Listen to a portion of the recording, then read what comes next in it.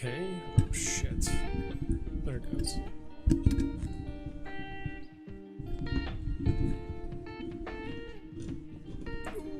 Ooh, there it goes.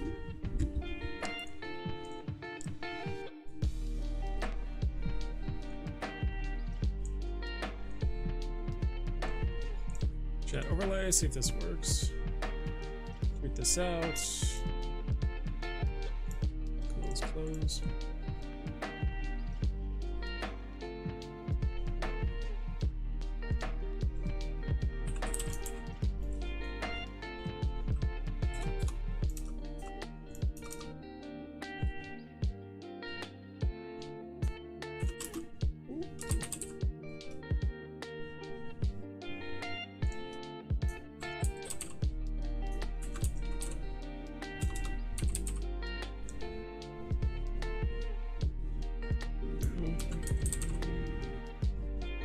Veve Fest NA vibes? What the hell? The drop was incredible today. I didn't even bother watching it, to be quite honest. I didn't even bother. Let's see. God, I got so many Twitters going on here. What's that?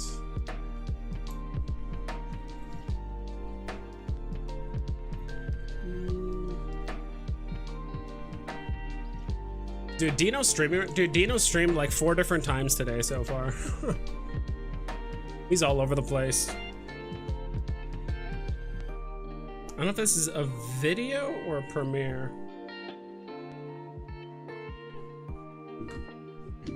Give me 1 sec.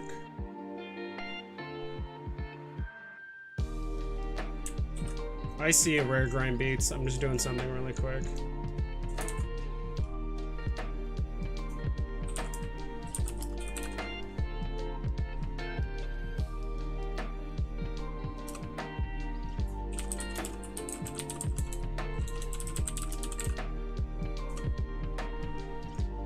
Tweet that out so everyone knows I'm online.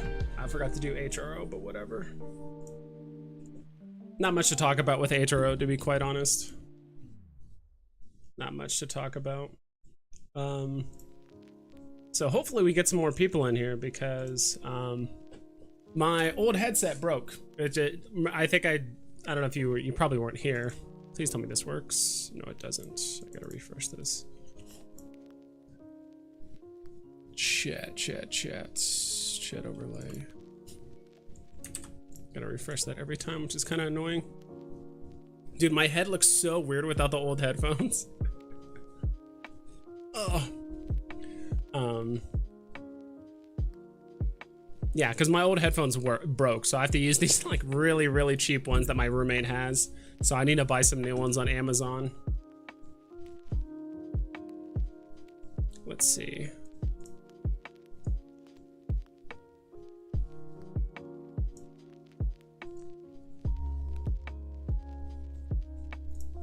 Yeah, I didn't really do much about today's drop at all whatsoever, to be quite honest. I think Dino's talking about the exact same thing, or it's a premiere video. Okay, regardless, whatever. So yeah, I actually bought for the Jurassic Park thing. Finally sold out. Thank Grogu. Yeah, I saw that. I didn't check till about noon, and I was like, man, this is still going. But when I looked at the rarities, there was like 50 of the commons left, 30 of the rares, and like 14 of the secret rares. So I was like, all right. So it took a while for it to sell out. Yeah, we're vibing right now.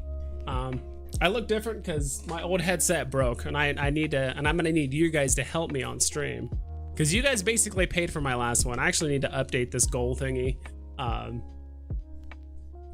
at the top because you guys already. Last few streams ago, I remember I got quite a few donations plus the $8 here. So I was like, basically chat funded me a new headset. So I was going to go on Amazon and you guys pick the headset that I pick, that I'm going to use, which I think is kind of fun. We'll go on Amazon and look that stuff up in a bit. But I wanted to show you guys something here really quick without like exposing too much information. See if I can get away with that.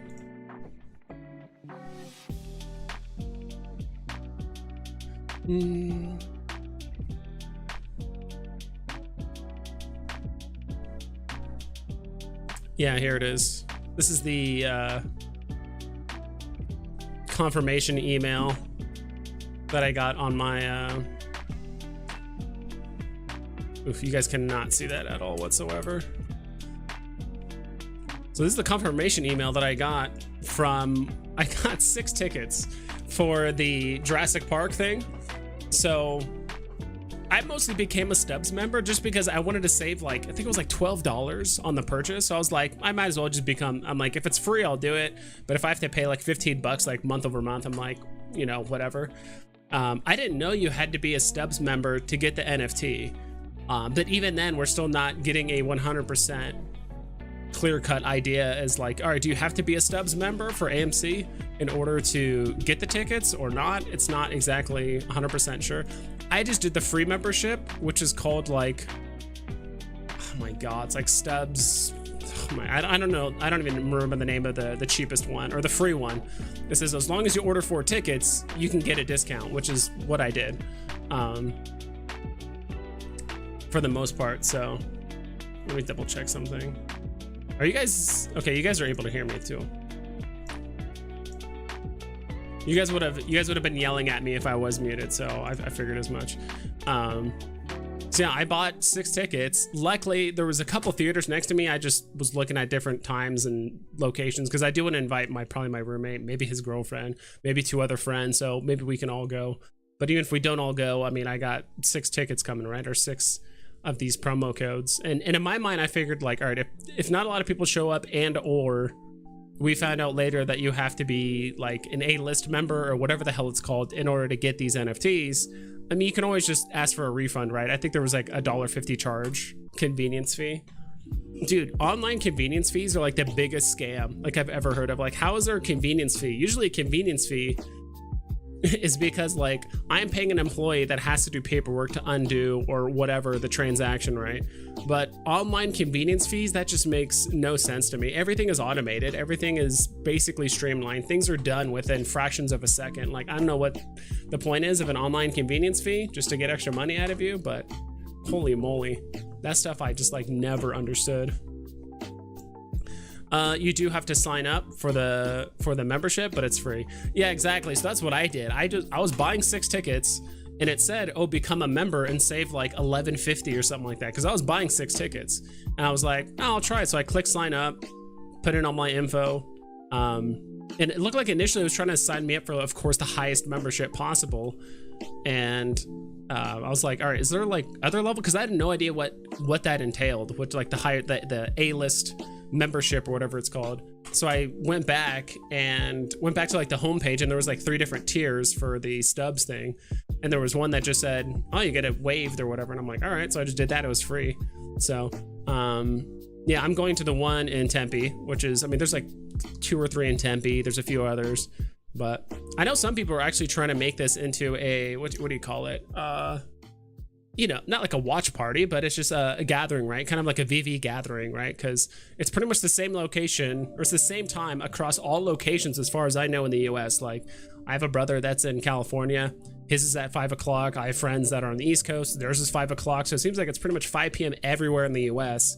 So if you are, I guess you could kind of turn this into a local meetup, right? With other people on Veve and talk about it. I don't, to be honest, I'm still on the fence whether I wouldn't even go and stay for the 5.5 hours if I'm gonna invite a bunch of other friends, all that other stuff. So not entirely sure.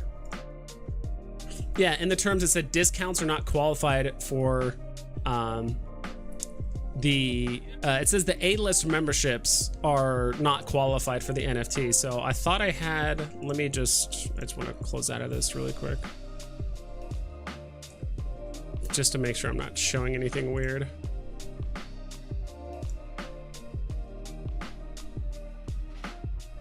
Yeah.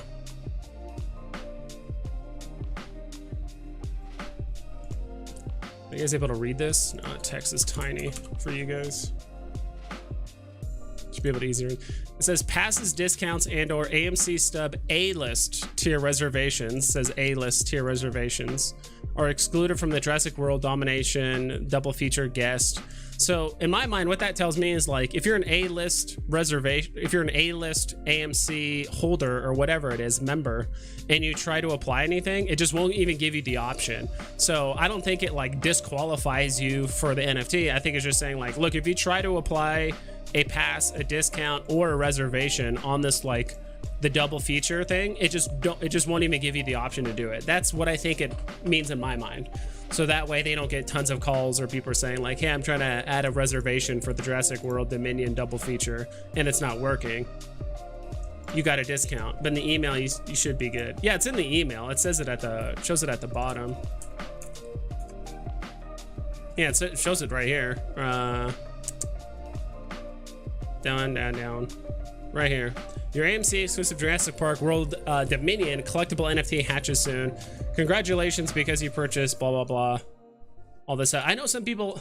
It's strange. Some people said they didn't get this when they ordered normally and didn't become a Stubbs member, and some people said they did get it even though they weren't a Stubbs member. So it's very difficult to understand. Like I really think some of these like marketing things like purposely make it confusing, to be quite honest.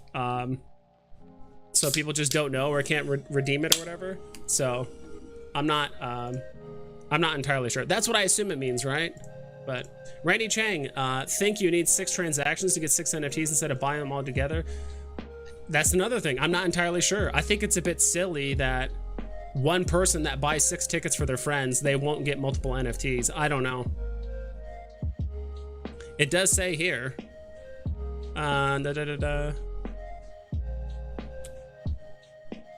Gosh, where is it? I think it was the next tab. Come on. Come on. There it is.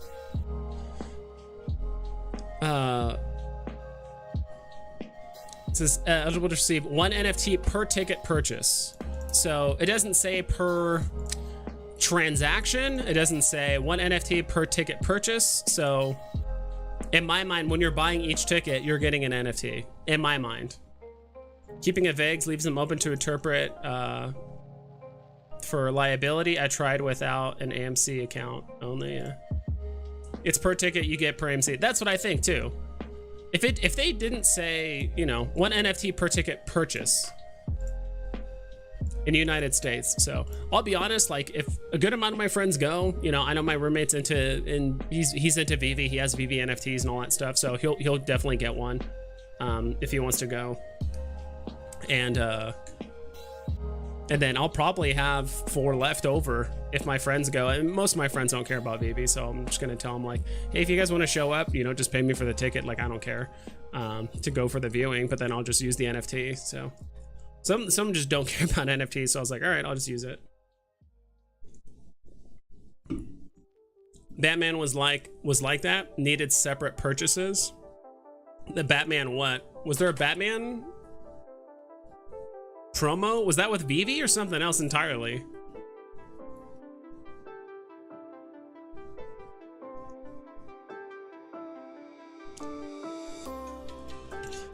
Yeah, that's my question too. You need to be a Stub member to get that bottom promo. Also, I did it with 2 different AMC accounts just to be sure, but one question is, can we redeem more than 1 promo code on 1 Veve account? That's my question too, is can I buy, you know, if I have 5 promo codes, can I redeem them all on 1 Veve account? Or am I relegated to just 1 per account? If it's 1 per account, that's fine. I do have another phone, which I'll redeem it on as well. So I get 2 and then I can trade it over to my other account eventually.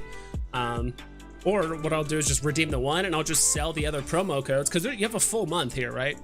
You can't sell the ticket. You don't even have the NFT before the movie viewing even happens. But when we get the info on 6/16, or when we get the email, probably with the list of all the QR codes or whatever the promo code is, I can redeem 1, and then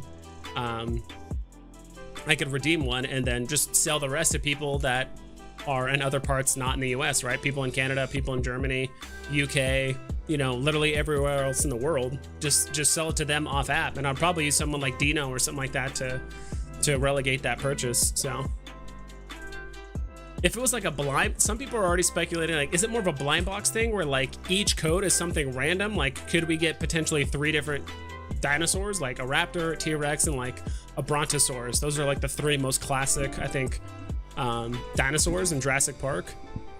And if we get those 3, is that like each code is something different? You just don't know what you get until you redeem the code. Not sure. I just don't think we won't know until that happens. So got tickets. I opened an account, got NFTs for each ticket. I got 2 emails with 2 NFT confirmations. Yeah. Let's go. David H just subscribed. Thank you so much for the sub, dude. Let's go back to here. The details were different than previous AMC NFT drops, but I heard even the previous details weren't 100% accurate. Pff, that's great. All my friends call me Butters due to NFTs. They don't care at all. Call you Butters? Why do they call you Butters? Is it because like you're gullible? Like South Park? I guess Butters is very gullible in like South Park. Palm. It was with Palm for the Batman? Okay. I would think so. So is me buying 6 tickets? Am I only gonna get 1 NFT or am I gonna get 6? That's all I care about. But AMC did the same for Spider-Man and Wax NFTs. Okay. Looks like I sold a bit early on my 2 eyes today, but made 50 gems from my gambles. So for 2, so can't complain. Tomorrow HRO cards should come for me in the UK. Really looking forward to it. Sold my 2 eyes, but made 50 gems. So were the rares like above box price for a while? Was that a thing, Michael Stevens? I didn't even look at the market. I didn't even look at the drop all the way from 8 to like 12. I didn't even look at it at all until I saw, honestly, until I saw my collectibles video ranting about, you know, the stuff that happened. I responded to his video in a message. I wanted to say more, but I didn't want to put a 5-paragraph response chat in his YouTube video. So the 2 eyes, I think you mean from the NFT drop today, right? On Veve. They said following Veve's terms and conditions, but where can I read that? It's somewhere, to be honest. Angelo, I have no idea. Let's see, where does it say that? Veve's terms and conditions, MC Stubbs. It's like down here, isn't it? Redeem my NFT. Veve redemption. Redemption will require registration with Veve and is subject to its terms and conditions. Maybe it just means like if you're locked out of your account or something like that, you just can't do it. I mean, terms and conditions says right here. Jesus Christ. Let's see if it says it here. Yeah, here it is. I'll link it to you.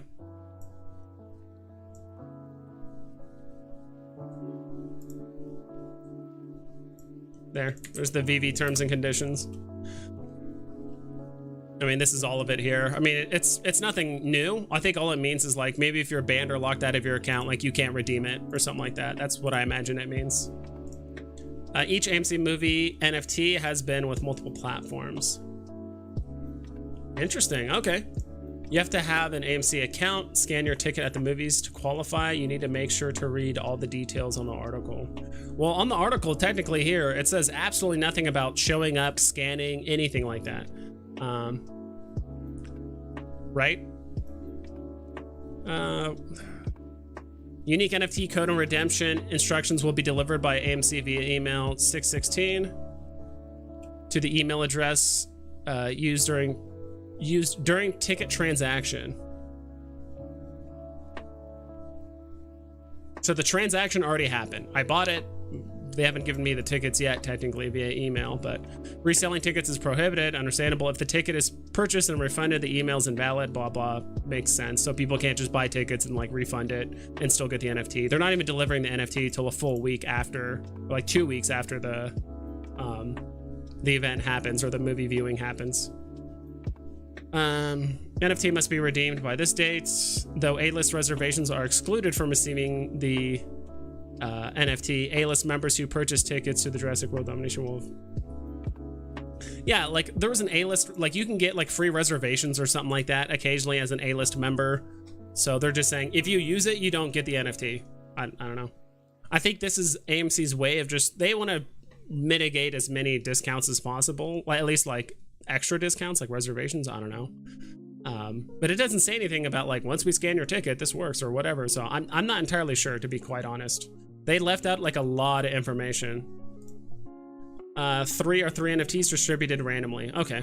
It says hatching, though, might be a raptor egg. So yeah, I mean, I think that's just a marketing term, like hatching, cool, whatever. Like, there's so many just like marketing terms where you just don't even know if it's true or not.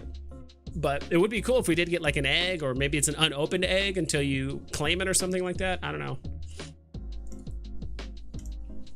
It's confirmed that there's 3 different NFTs being given out.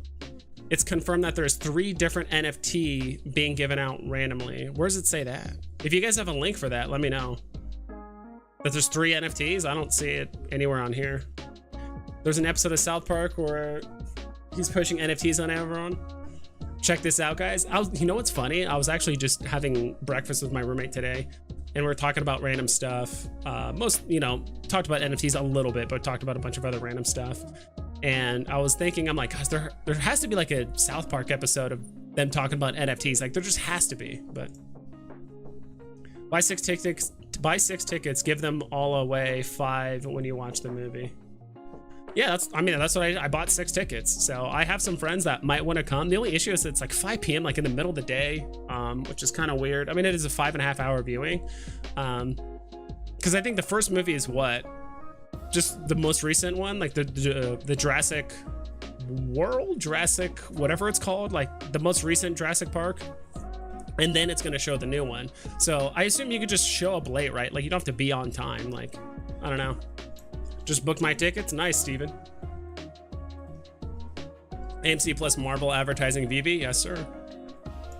No, I got an SR and a rare. Lost a smidge on the rare, but profit. And the SR gave me overall profit. Okay, gotcha. Let's go. From AMC, qualified guests, see frequent askers will receive 1 unique code per ticket. Cool. You're lucky you didn't get 2 uncommons. Yeah, I didn't even want to bother for the drop. $70, 70 gem price tag is a bit high. I know a lot of people think that's super high, and it is, don't get me wrong. But I really think Marvel and Veve lock in those prices for those NFTs like months in advance. So I know a lot of people were complaining about at Veve about, dude, like this price is way too high. Like, what the hell are you guys thinking? But at the end of the day, like, if Marvel's like, no, we want to sell this for 70 gems, because my response to my collectibles video, if you guys haven't watched his rant, you should watch it. It's a great, he makes a lot of awesome points. My only thing was, I think Veve's hands might have been tied a little bit, or they might have negotiated the pricing when it was like December, January, when like the market was really hot, and you could basically list any NFT for any price on the market back in December, January, February, and people just would have bought it up immediately. And all of like, it was pretty rare for things to go below box price during that time. So maybe the prices were negotiated then, and who knows if Veve can be like, hey, I know we negotiated this price 3.5 months ago, but like, can we change it? Because the market's not looking too hot right now. It's like unlikely. I don't know. So I do agree, like Veve should probably do better, but it's like at some point, like their hands are tied with some of these things. What do you think about the My Collectibles rant? I agree with most of his points, but I think some of it is, he's getting upset with people for basically selling for under floor price. I do agree. Like, honestly, people that are on the market right now are more impatient than the bots. Like, people are undercutting each other harder than the bots ever were, especially when it comes to especially when it comes to like the comics. The collectibles today are just nuts. Like, buying an uncommon for 15 gems, last I checked, was 15 gems, is just crazy.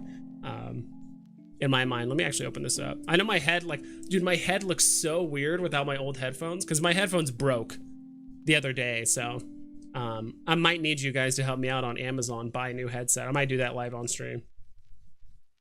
Your tickets must be scanned, but you can buy 6, give away 5, and all will be scanned. That's what I'm thinking too. It's like, I'll buy 6, I'll have it on my phone, or I can, well, that's the hard part. It's like, if they're all on my phone, just not sure how that would play out. I mean, I'm gonna have hopefully some friends show up and like fill up the seats, but if not, I could, like you said, just give 6 away, or just tell them like, hey, scan 5 if anyone that works at the theater wants to go sit in the seats for free. I don't know. I have no idea how I'm gonna navigate that. But if the tickets must be scanned, that's kind of interesting. I think My Collectibles is really depressed right now. I don't think he's depressed by any means. I think he's just upset. Like, he just wants to see the Veve app, just Veve succeed. Everyone's excited for the new Doctor Strange movie coming out, and like the collectible's a complete flop. I don't think like the collectible not doing well is gonna like make people not excited for the movie. Like, I'm still gonna watch it anyway. Like, I don't care. But people selling for like well below box price, especially with these new drops, it is what it is. It's just another just weird, strange trend that's happening. And I do think people have, because like short-term flipping has not been a thing for like 2.5, 3 months on Veve, people have no other option if they want to make profit other than just gambling. Although it's a terrible strategy, don't get me wrong. Like, to be honest, like the first 2 times I did it, I bought a bunch of comics. I sold a few like below floor and all that stuff. But after a while, I'm like, this is just a terrible strategy. So eventually I just went to just buying like 1 comic on each of my phones and then just hoping for the best. And that's it. It says purchase, doesn't say anything about scanning the ticket. That's my thought too. But again, if they don't say anything about it, or if they don't clarify between now and then, I'll probably still scan the ticket, because the last thing I want to happen is like it just doesn't work because I'm just lazy, or it's just like, I don't know. Dina Lang says you have to show up. I imagine so, right? I imagine you have to show up. Hope it's not just adding the promo code to the Veve app. Like you get the email later that has a promo code? Not entirely sure. My Collectibles is a G. I agree. You can't get this in the UK, right? Only US, which is why I'm getting extra promo codes, because there are people like you up in Canada and other parts of the world. Yatadog donated £5 euro through Super Chat. Thank you so much. I appreciate that, Yatadog. I think this is the first time you've watched. Not entirely sure, but thank you so much, dude. I really, really appreciate it. Thank you, thank you, thank you. I read all that as well. I forgot where. 3 random NFTs, I think, on the AMC NFT page. Okay. Let's see if we can ask questions. 3 designs of the AMC exclusive Jurassic World Dominion collectible NFT will be available and assigned at random. Interesting. Okay. First movie is the original 1993 one. Yes. Okay, so it's the original and then the first one. Gotcha. Okay, that's cool. I'm glad they're showing the original. I'm like, I don't want to watch that new shit. But that's cool. So I actually have it with 6 NFTs or 6, and I'm so glad I searched around, because one theater I was looking up was for like $20, another one said 18, and then I looked at this other theater, it was going for $12.50. So I was like, wow, I can literally buy, you know, 5-6 tickets for the same price as this other location for 4 tickets. So I was like, I'm just gonna buy more, or, you know, buy as many as I'm willing to, you know, pay for without it getting ridiculous. And then trying to invite some friends. Like I said, it's, you know, my roommate, he has a girlfriend. I have some other friends I can invite to as well. So sometimes you still don't get the code and you have to email AMC, which I did to get my Batman one. Cool. Yeah, as long as you can like get it eventually. Ideally you get it early, right? Also, if you have to, what's it called? Also, if you have to, God, what the hell was I gonna say? If you can't redeem more than 1 per account, yeah, I'm not entirely sure how that would work. I mean, ideally, I would like to redeem most of them on my account and then just trade them on the market. I'm convinced Veve had its time. It's great. It was a great idea, but other companies will build back better? Build back better on. What the hell does that mean?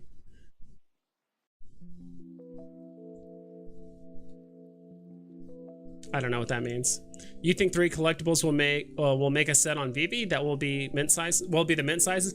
I don't know. Like, when you really think about it, and that was actually another number I randomly saw at the top here. I could have swore, I think it was this right here, double feature. There was somewhere I clicked and it showed some sort of number up here. Yeah, right here. Pure speculation. I'm sure this has nothing to do with it. Let me see. Okay. It's not showing any like sensitive info. It's really hard to see. I mean, you won't be able to see it, but up here in the URL, it says amctheaters.com, Jurassic World Dominion double feature, blah, blah. But it says 69,500 showtimes, Jurassic World. So is that how many showtimes there are? It says 69,000/500, or says double feature dash 69,500/showtime/Jurassic World. It shows that number. I'm sure it's just a random number, but if there is 69,500 mints, and that's assuming, right, every single person that goes to the theater is actually going to follow up with an NFT. A lot of people probably won't even know about the NFT. Some people won't claim it. Some people will just forget. Some people won't care. Again, that is just pure 110% speculation. If you guys go to this page where you can like find a location near you and buy tickets, you'll see that in the UR. It says 69,500. So no idea if there's going to be that many. When you really think about it, like most theaters in the US are going to be having this. I mean, that's a lot of mints, but it's also a promo exclusive. So not entirely sure. It's the first promo collectible on Veve. The first one we had was a comic, which was the spider buggy one, but this is the first promo collectible exclusive on Veve. In crypto, if you can't keep up with the momentum, you'll end up like fossils. Like the next Jurassic Park drop was cool while it lasted, will be years before market recovers. Yeah, we'll see. I mean, you're gonna have a cash out feature soon enough, Yo Crypto, if you want to cash out and come back later. Like that's totally a thing. Like if you feel like the market's never going to recover, or if it's going to take years for it to come back, you can definitely do that. That option will be there. Ultraverse Steamboat Willie at 1.3. That's crazy. I think you can get them all scanned and they will print out the tickets so they don't care if the seats are actually being filled. That's what I'm thinking. I'll just say like, hey, can I get the 6 tickets and like figure it out later? That's my thought, Angel. So it's Angel and Angelo, or is it Onhill? Is it Onhill or Angel? Angelo, I'm seeing the price as them having a plan/utility for. I'm seeing the price as them having a plan/utility for this Infinity Zone, compared to FA motion characters selling for a cheaper price. Yeah, that is a bit strange. That, or maybe they're just trying to recoup the cost, right? Because there's less rarities. They had to price it at 70 gems to like make the number equal. I have no idea. Who knows? Because this is the first time we've gotten like a Marvel like item, right? Or like a Marvel artifact, whatever you want to call it. So let's go.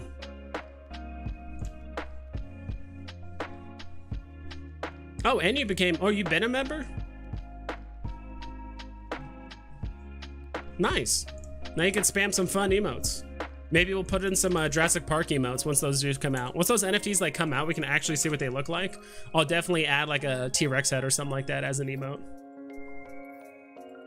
Watch your videos, just not call you live stream. Great stream as always. Thanks. Yeah, I've always just streamed relatively late at night. Sometimes I do it around this time, like in the middle of the day, which is like noon, 1 p.m. for me. I think I usually didn't do this time because usually like Rob stuff was streaming like right at like 1 p.m. Pacific time. Dino streams on and off like randomly throughout the day. It's kind of hard. You don't want to layer too much with other content creators, ideally, but if they just sent the codes to emails, that would suck.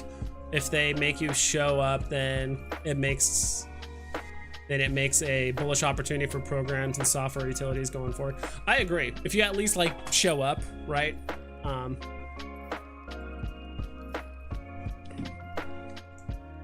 Did I miss WEN HRO digital pack info? No.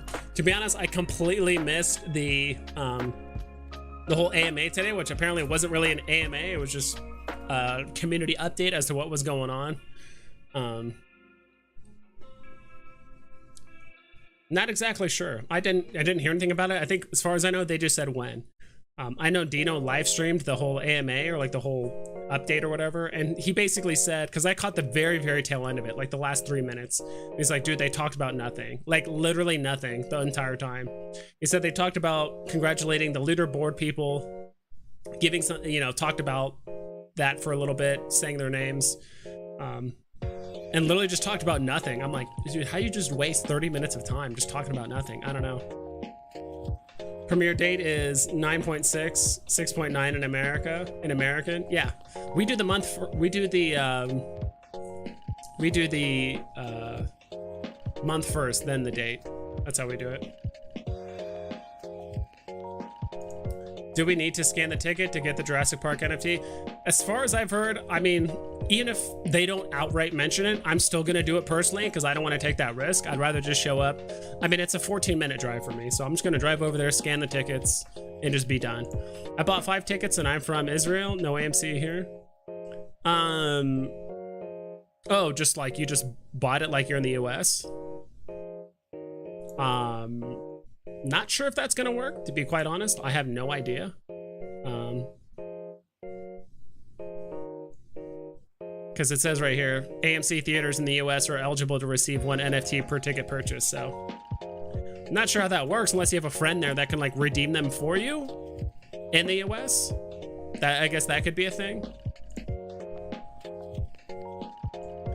Is the Doctor Strange drop still at $10? That isn't still at 10 bucks. I haven't even looked it up, to be quite honest, on my... I guess I could pull it up.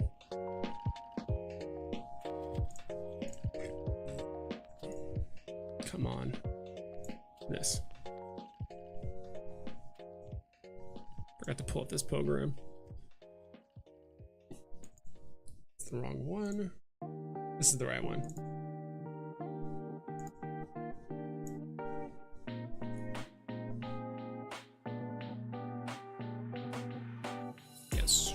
Yes. Yeah, how much is this? All right, so it's loading, and I also need to make this a bit smaller. Maybe not that small, but maybe that's big enough. That works.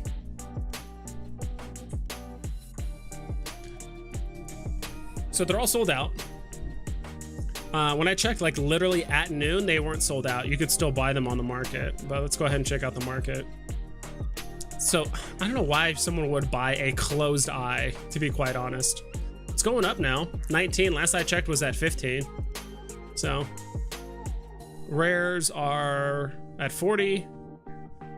And then the Seeker rares are at almost 200. So they're actually pushing up. Last I checked, they were at 170. Someone even said earlier they were at like 110. So honestly, if I was paying attention earlier, I might have bought one at 110. I mean, it's a secret rare. And you could, I mean, you could pretty much get the whole set for 150, right? At one point you probably could have gotten the whole set for like 180, 170, which isn't bad as a 3-part set. It's actually not bad.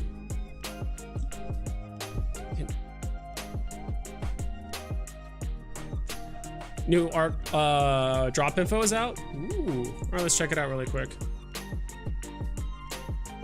Dude, that's the thing about Veve and HRO. Dude, there's just so many things happening all the time. I feel like every time I sit down to like do something, people are always like, have you seen about this NFT project, and this thing is selling for 5 ETH, and this Veve drop, and this update, and this theory or this speculation or this HRO thing? I'm like, holy moly. It can get pretty fast paced sometimes. All right.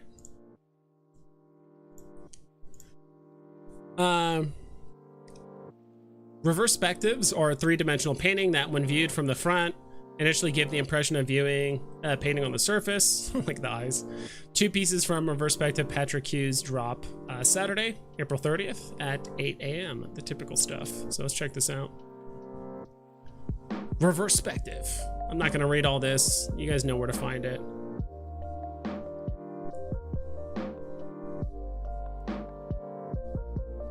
So the interesting thing is like, are these technically animated? Because they're not static, right? Because you actually have to move, and like, it has to maybe render the fact that it is changing if you're changing your perspective. I have no idea. Dilution is made possible by painting on the very... Okay, that just kind of describes it in real life. So this is the first painting. It looks like it's on a beach. Rainbow sun, diamond apple, moon. Lifesavers. buoys, whatever the hell you want to call them. Wow, these are pretty low mints. 1,590. April 30th, first edition. I wonder what this number, 1590. I don't know if that's special at all. And then here's another one. This is the one that we saw initially with like the Medium article cover. Not sure where this is at. If you guys know where this is at, it probably says it right here. What the hell am I saying? Venice. I figured it was Venice just because the flooded city part, but I don't know. Didn't want to assume. Also says contemplating Venice right there in the title. I forgot to look up the title of this one. Create expectations. Okay. This one has same thing. So this one's ultra rare. This one is ultra rare as well. So it's 2 ultra rare. Yeah, in total there's what, 3,180 total? That's not a lot at all whatsoever.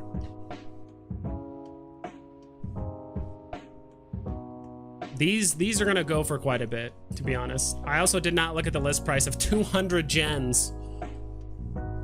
200 gems for both of these. Holy moly. This might cause a little gem squeeze. Not much, but just enough so people have over 200 gems. Yeah, I did not look at that. 200 gems each. Wow. What do you guys think? I'm gonna catch up with chat.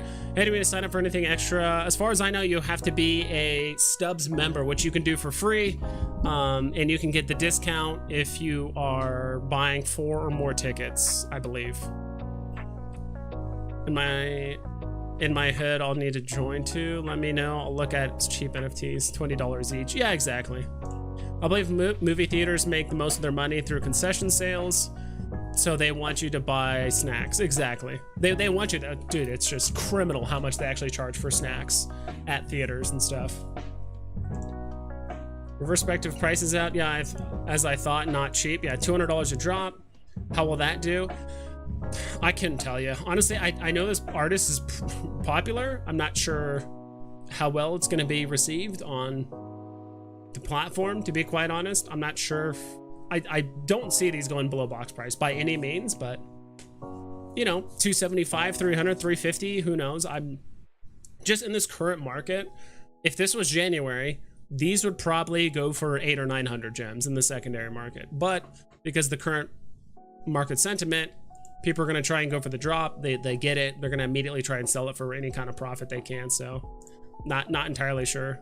So again, if I had to just throw a price out there, probably, let's just say 300, 350, 24 hours after the drop, assuming we get no kind of crazy drop announcement like Darth Vader or some kind of, or Doctor Strange 2 or some crazy shit like that in the middle of this drop. My brother lives in MD, just in case. Okay, cool. Nice. Medium article out. Oof. Okay, that's a jump. For me to see guest services, hi, you don't have to be a member. However, you don't get the confirmation congratulating you unless you are a member. Either way, you should get your NFT with a qualifying order. Awesome, dude. Thank you so much, Joe, for kind of clarifying that. That makes sense. I think it caught a lot of people off guard when they pre-ordered and they didn't get a notification like that, and they're like, okay, cool. And then it wasn't until someone else like me that became a member saw the notification like, wait, did I do something wrong? So it's great. I am Groot says, I am Groot. I see you, Groot. $200 for Saturday's drop. My poor brother have to scan 4 mega packs of HRO cards for me because he lives in the US. Yeah. So what, you just took pictures of all the QR stuff and just sent it to him, like in a, you know, picture or whatever? That's nuts. Jordan, you better pay your brother back somehow. Especially if he's also going to be possibly going to the theater to scan the tickets in there for you. It's vibe time. Rip 200 gems. Dino, are you going for the drop? What do you think is the price prediction for the drop, in your opinion?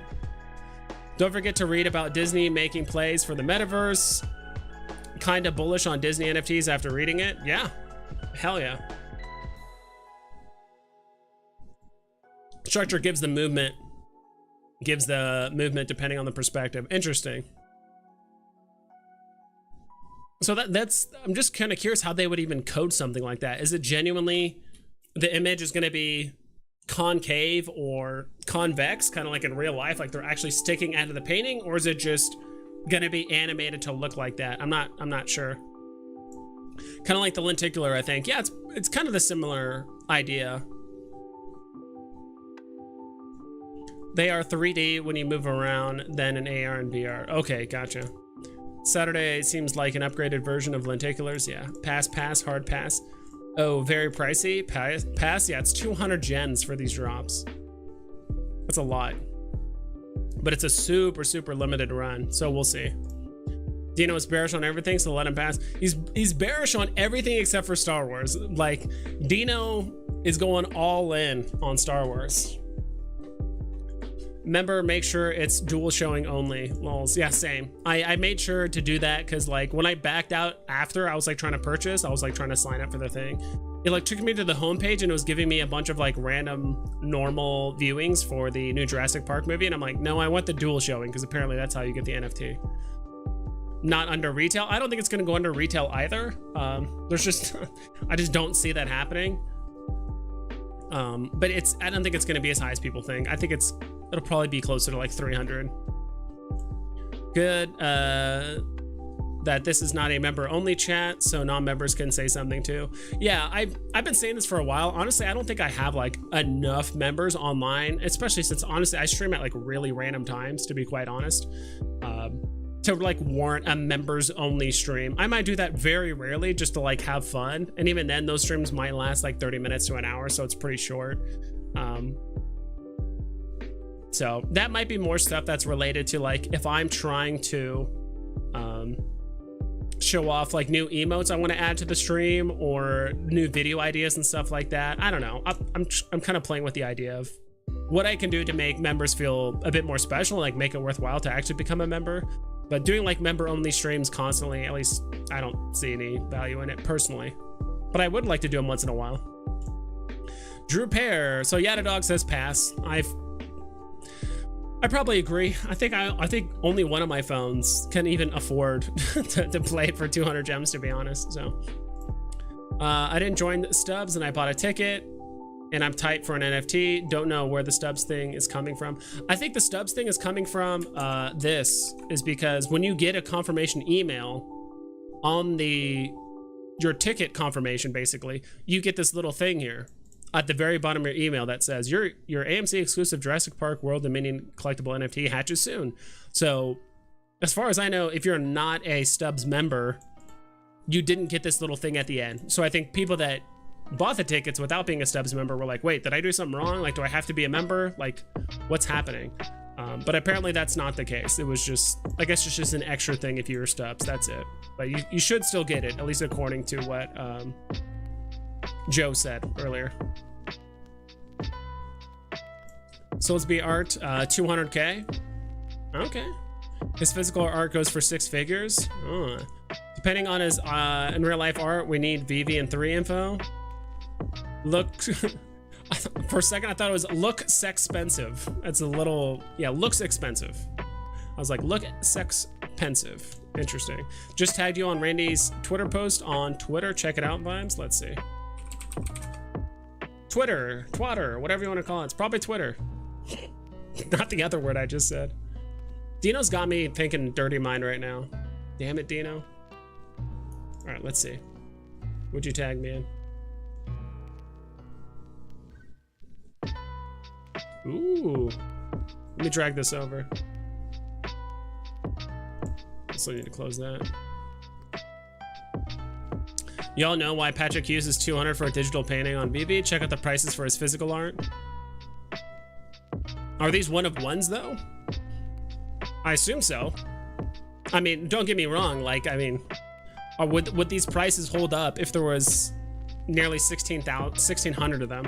That's my other question. Like, don't get me wrong. I'm not saying, I'm sure the NFTs are going to do fantastic, but I assume most of these are one-on-ones, right? So yeah, I do think Patrick Hughes's art is going to hold more water, rarity-wise, as well as just popularity-wise, right? Compared to some of the other independent artists, but I'm gonna like this. Thanks, Jerry. I appreciate it.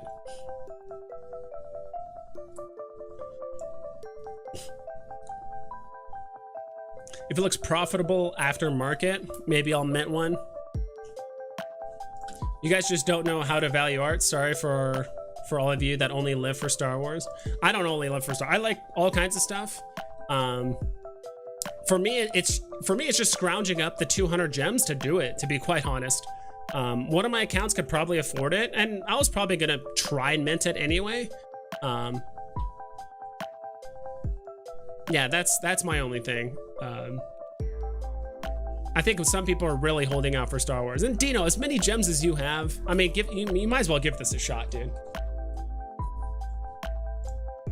Sup, Vibes? Well, MC is mad as, yeah, he's definitely upset with what's going on. I definitely see his side. I agree with most of his points, but you know, the whole like pulling the slot machine and going for a collectible and or a comic, hoping for the secret rare version, it's just a weird market cycle that's happening right now, right? So it is what it is. People are gonna keep undercutting each other. People are undercutting each other more now than bots ever did, quite honest. So if anything, if you're a buyer, again, it's a great time to be a buyer in this market. People are just being very wasteful with their gems. To be honest, I did that technique where I'm just buying a bunch of comics, just hoping to get the secret rare. And at first, yeah, I'll be honest, I was, the first 2 times I did it, I just sold my commons. I kept 1 common, but I would just sell the other like 2 or 3, and I'm like, whatever, this is stupid, and make some money back, basically minimize the damage.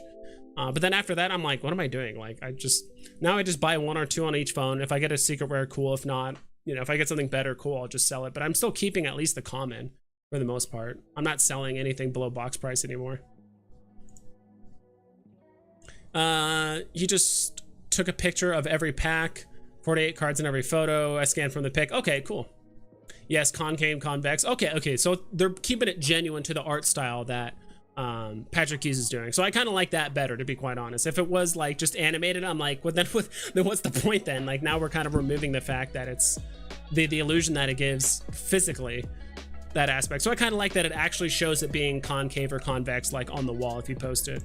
Bots worked the SRs today, but in the aftermarket, wanted to buy at 100, but the bots act reserve the bottom, lost out, now worth 200. Yeah, dude, that whole reservation thing, I hate. I think it's a terrible idea.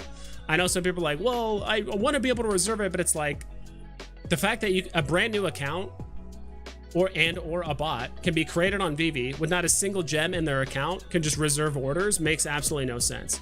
Maybe once eventually Master Collector program comes in, it's like, all right, if you're a Master Collector, let's say there's 5 tiers. If you're a Master Collector tier 3 or 4, you can now reserve orders. So now we don't have literally brand new accounts or botted accounts locking up entire walls of NFTs, forcing the price to go lower so they can just buy, right? I don't know.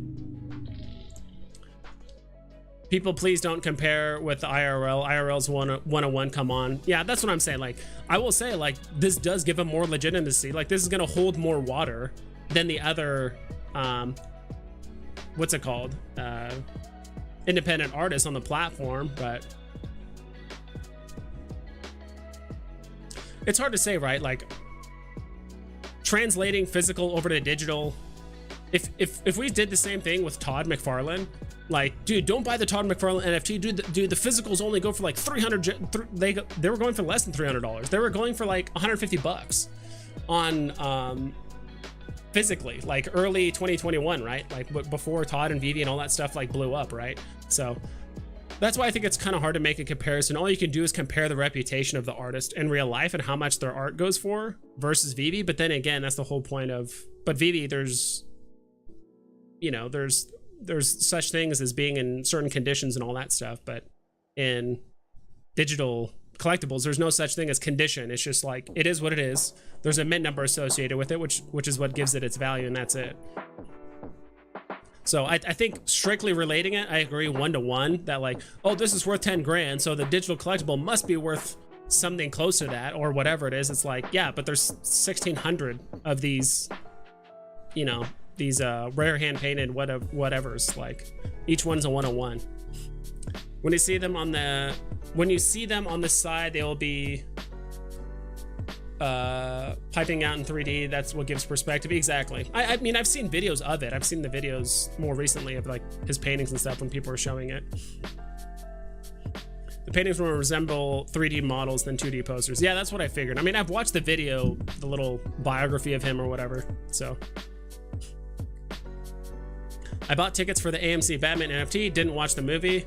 I went and scanned my ticket the next day after the showing and still received my NFT. They only have to scan your ticket. Okay, cool. Well, I'm still gonna go and get my ticket scanned like roughly around the time when the movie starts, so might as well. We need context though, and all we got is IRL, but yes, if it's 101 only, then it's a hard comparison. Exactly, it's, you know, we're not saying like this guy is shit or anything like that, but honestly, if I was to invest in art, I'm more likely to do a Patrick Hughes than a Frank Kozik or something like that. You know, I'm sure I don't want to make that comparison going forward. I was gonna say something, but I don't even want to bother. I am Groot, a little late to be bearish. Yeah, exactly. I mean, to be honest, I was telling people for the last month and a half, almost 2 months at this point, like I'm not buying much. Like I'm not buying nearly as aggressively as I was before. Like the market's still retracing. Like I don't know, but I get what you mean, Groot. So you do need to scan in. Good to know. Yeah, you might as well, Dino. Like however many tickets you got, show up to the theater, scan them. You probably don't even need to go in. You just scan it and leave. Like whatever you want to do. And if you want to be a good Samaritan, maybe scan it, give the tickets to someone else. Like I don't know how that would work. I like the art, but I think, as Veve says themselves, very hard to go for every drop these days. Yeah.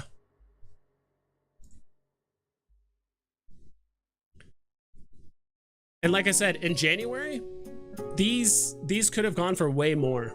These could probably go for maybe 1,000, maybe 900, 800, whatever. So I should probably like actually look at the Medium article. If this was January, February, yeah, these could probably go for a ton, but just the general market sentiment, there's just not a lot of people putting like money into the app right now. So we'll see. The more people that are bearish, the closer we're to finding a price bottom. I think so too, Groot. And I think that's going to happen around MTL. Like when MTL hits, things are going to drop a bit more just because people now have the option to cash out, or they're just going to panic, sell out, whatever it is. But I think at that point, it's going to be pretty damn close to the floor, or it is going to be the floor. People, the whales that want to cash in, they're already going to have the web app set up where you can now easily put in money via through the web portal, right? And honestly, if I'm a whale, like, okay, sure, if I'm putting in $200,000, like, okay, yeah, I could probably get $300,000. Hold on. Sorry, I thought I heard something. I could probably get $300,000 or gens, let's say, through, you know, offline, off-app means, but it's like, I'm not even gonna risk that. Like, I'd rather just put in the 200K through the web portal and then just buy what I want. Especially since maybe through the web app or through the website, you don't have to put in 600 gems at a time, do it over and over and over and over. Because now we're bypassing the whole Apple security bullshit thing. Now you can probably just either deposit as much as you want, or now you can put it in bigger chunks, who knows. Have to scan. I have AMC, Batman, and Spider-Man. Had to scan. Okay, cool. I am Groot. Nice. However, the Batman NFT was through Palms, and it said it had to be scanned. I haven't read up on this one yet. Yeah, if it's through AMC, like I would assume AMC wants to be able to track how many people are actually coming in through scans, and that's also good information probably for Palm and or Veve or any other NFT project that wants to do it themselves. Hey, do we want to keep putting this promotional material because, you know, we gave out, you know, let's say 10,000 NFTs, but we only had 6,000 people scan in. Like, I think they want to know how many people actually showed up physically to the thing. I haven't seen the scan thing set. Same here. I'm just not even gonna take the risk because I don't trust these marketing companies with all their like weird double speak or avoidance talk or whatever. Like what was it? Just earlier we said that person had to contact customer service at AMC and said, hey, if I'm not a Stubbs member and I make a reservation order for this thing. Did I have it pulled up? No. Yeah. hey, if I'm not a Stubbs member and I make a reservation for this double feature film, am I still getting an NFT? And they're like, oh yeah, yes. But it doesn't say on my confirmation email. Like, there's just a lot of information that's just being omitted. You know, it's there, but it's just omitted. So there's just no way. Patrick Hughes collabs with Banksy. Cool. Yeah, if we get Banksy on board, that's a big deal. For sure. Dino thumbs up, fam egg. I dig it. 200 gems at, is that how much gems are being sold at right now? A 0.42 rate? That's crazy. Less than $100? Yeah. Party in LA, June 4th. June 4th. June 4th. What's June 4th?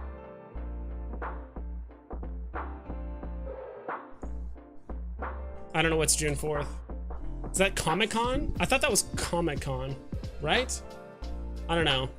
I'm gonna try my best to go to the DCon one in November. I think the issue with this release is that it's meant for more art heads, and I personally don't feel like they have joined the app yet. Also, not a one of one, so I doubt it hits those big figures. Exactly, that's my thought too. Like, I'm not even gonna pretend I understand the full scope of how important or how popular. Good God, I have so many tabs open. How important or whatever is of Patrick Hughes. I haven't done, 15 hours of research into Patrick Hughes and all of his research and how groundbreaking his art is. Like, I don't know, to be quite honest, but his art is valued quite high. But then again, we are getting 1,600 of these. So I think comparing it to one of one art is a bit different. And like you said, the art heads, the people that are gonna buy it, it's like, hey, I don't care for it, but someone out there that does care for it will buy it. So if the market starts getting really rough, those people are going to be tested on how convicted they are of holding an art piece that they themselves might not care for, but they just know someone else might buy it, right? I'm not entirely sure, but I really agree with that, Roger Dodger. Dividends. I wish reserve order was around when the wall went for 1,500 and 5.4K. I would have added gems, but didn't click. Because no gems. Yeah, I mean, that's the risk, to be honest. I personally feel like if you were planning on preloading gems anyway, like, you might as well do it. Like, if you're like, all right, if I can grab an NFT, let's say for 50 gems, I'll put in 50 gems. It's like, just put in the 50 gems first and then buy it. Like, I get what you mean. I don't know. I feel like it does more harm than good, to be quite honest. I really feel like of the people that are locking up the NFTs and like preventing people from buying them, and I'm just throwing just a random ass number out there. I'd be surprised if maybe 10% actually use it for that feature.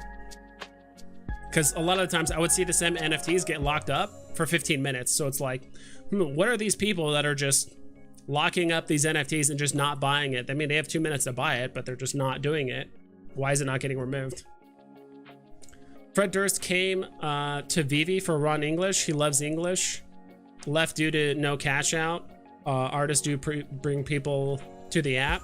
Yeah, I agree with. I mean, every drop we get brings a certain amount of people to the app, right? Either a new artist, Jurassic Park, Marvel probably tweeting out the fact that we had that I Have Hagamoto drop, even though in our eyes, as long-term Veve users are like, dude, this thing took 4 hours to sell out. That is terrible. But to a new member, they're just like, whoa, dude, this thing sold out in less than a day. Like, that's crazy. Like, to them, it could be different. So yeah, I mean, I do think the art pieces are gonna do very well. What I'm more excited about is that whole Artist Alley thing, like the genuine one of ones on the app, through the web portal, not web portal, but like the website is gonna be a big deal. That's my take. I really think the actual like one of ones on the app are gonna do well. Vibes, how's your day, brother? It's going pretty good. Earlier I had breakfast with my roommate, which is pretty fun. And then we talked about a whole bunch of different stuff. We talked about Elon and Twitter. We talked about NFTs a bit. We talked about a whole bunch of different stuff. So yeah, right now we're talking about quite a few different things. Mostly the Jurassic Park drop, mostly the new drop, the artist drop this Saturday.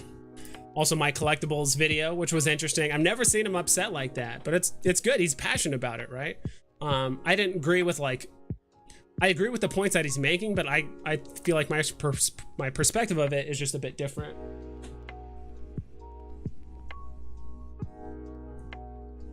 Equal failure of control type of drop for 200 gems. Maybe the high price is to pay the artist for selling his art. Yeah, that's exactly it. Like the high price is so the artist actually gets paid and it's worth it for them to get paid. You know, and of course all the secondary transactions, like they get a bit of money from that too, but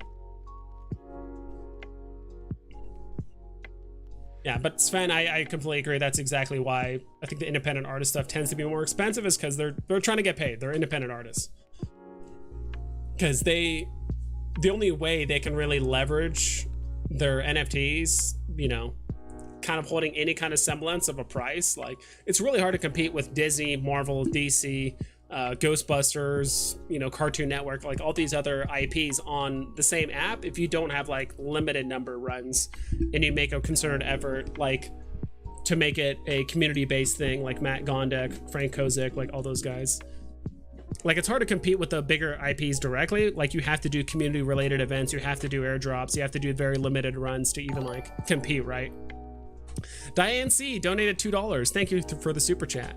Did you say anything? Just $2? Thank you so much. I appreciate it. I thought you were going to give me a nice little message, but that's fine. Thank you so much. That actually means a lot. Thank you, thank you, thank you. And I do need a new headset. We might jump on Amazon here in a little bit, and I have to buy whatever headset you guys want.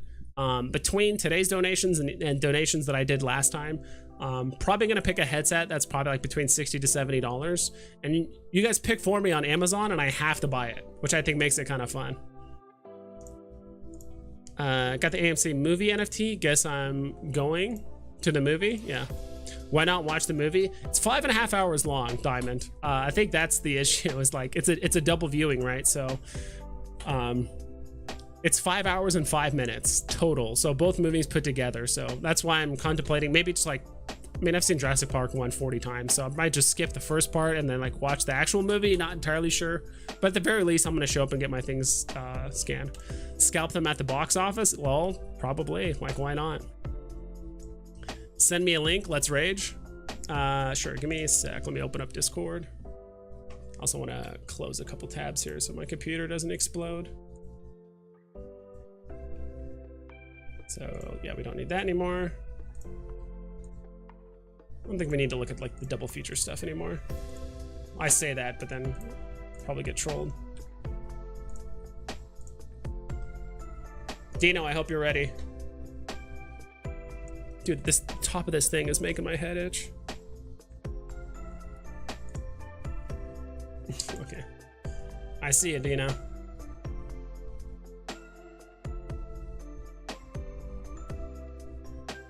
So I like my Discord was closed, so I didn't see anything you were saying. All right, let's do this. We're gonna try and get Dino on here.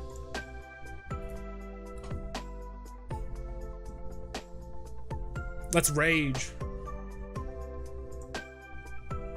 Booked my AMC tickets already. Got in the email that an NFT is hatching. Nice. Yeah, so did I. Yada dog, another £5. Dude, is it pounds or euro? I'm terrible at this. What's up, bro? What's up, dude? Can you hear me? Oh shoot, I didn't grab headphones. Can you hear me or no? I can hear you, but I didn't grab headphones. I don't want to cause an echo on your stream. Okay. Yeah, I mean, you have some time if you want to go grab headphones. Okay, cool. Nice.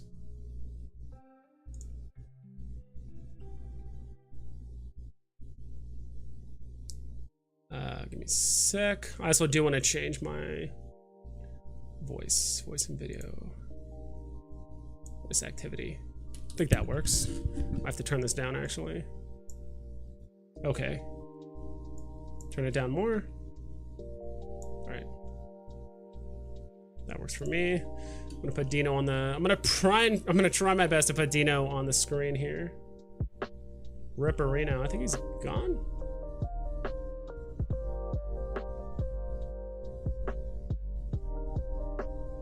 All right, back to chat really quick. No link to Dino. He will ban all the non-subscribers. Yeah. Purchased 2 tickets for Jurassic Park. Didn't see the NFT message at the bottom of the confirmation email. Just received this from email support. Thanks for reaching out. If you purchase a ticket to the Jurassic World Dominion double feature, You will be eligible for this NFT. Eligible recipients will receive an email. Okay, cool. Awesome. And Park East Music. Dude, thank you so much for the $5 super chat. Dude, you guys are really awesome. We're actually we're actually getting closer to getting more expensive headphones. Like I said. I mean, like I said, if you guys have recommendations for headphones, if you guys want me to get cat ears, like whatever it is, I have to do it because it's your guys' money, not mine, to buy headphones. So we're taking some money from the last donation thing because there was one day you guys were super generous, so I want to like roll that money over into this other thing. But Alex, thanks for letting me know. You and someone else also said the same thing, that like if you just buy the tickets, you're fine, even if you didn't get the confirmation. What do we need to know who Banksy is before we have his art? If Veve knows who he is, I'm even more bullish. Yeah. Won't be FA or FE Banksy on the blockchain though. I know how crazy people are about first. Yeah, I would say more or less. I mean, you can even argue FA about a certain art piece, right? Like if certain Banksy's art pieces are on one platform, but not on, or on one platform, but let's say Veve has the first appearance of a certain art piece that he has that no one else has yet, that could be a big deal. So it depends. AMC support confirmed. You have to scan the tickets in the theater to be eligible for the NFT like the others. Thank you, Pixel Trader. That's a huge deal. They're probably just getting inundated with just questions like that. Like, do I have to be there? Do I have to scan it? How many can you get multiples through tickets? Like, I would love to know if you guys are still in contact with support or whatever, if like one account that buys multiple tickets, like will that email get like I bought 6 tickets, will I get 6 tickets or will I get 6 NFTs? Like, how does that work? I assume it works that way, but I'm not 100% sure. These will for sure be a few thousand. I don't know, to be honest. To be quite honest, I'm not sure if these are going to go for a few thousand, only because I don't think we have enough, like we said earlier, art heads on the platform. And honestly, unless the whales go all out, like there's just not that many people on the platform that have north of like 1,000-2,000 gems. They're gonna buy this in the secondary market, right? Like I just genuinely think there's just not enough gems in the market for people to want to buy these in the secondary for 1,000 plus. Dino, you disappeared. You were awesome. Damn, 5.5 hours. What did I buy? Yeah, dude, it's a double viewing. It says 5 hours and 5 minutes, and I'm assuming there's a break in between. They might give people a 10-15 minute break. I have no idea. What is your take on the 200 gem price drop on Saturday? High, but I think it's fine. Dino, hello? I don't know, he was there, then not there anymore.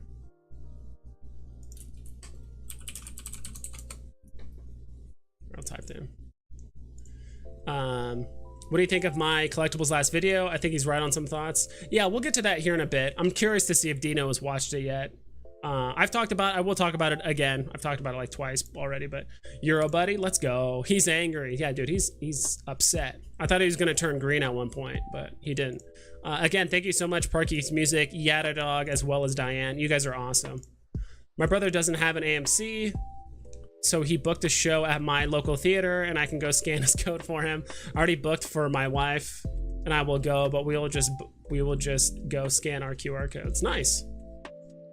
We love MC so passionate. I agree. He's awesome. I agree with most of his points, but I do think some of the stuff that he said, and like with Veve, I think some of it's like, I think Veve's hands are just tied in some ways when it comes to like negotiating pricing, negotiating the actual mint numbers. They could probably like heavily encourage them to do certain things.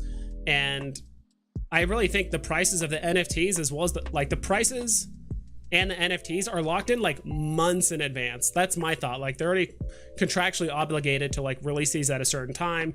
I'm sure the pricing as well as like the mint numbers are all locked in, because who knows, like maybe they negotiated the mint numbers as well as the price in like January, and like, dude, everything is pumping, the market's doing great.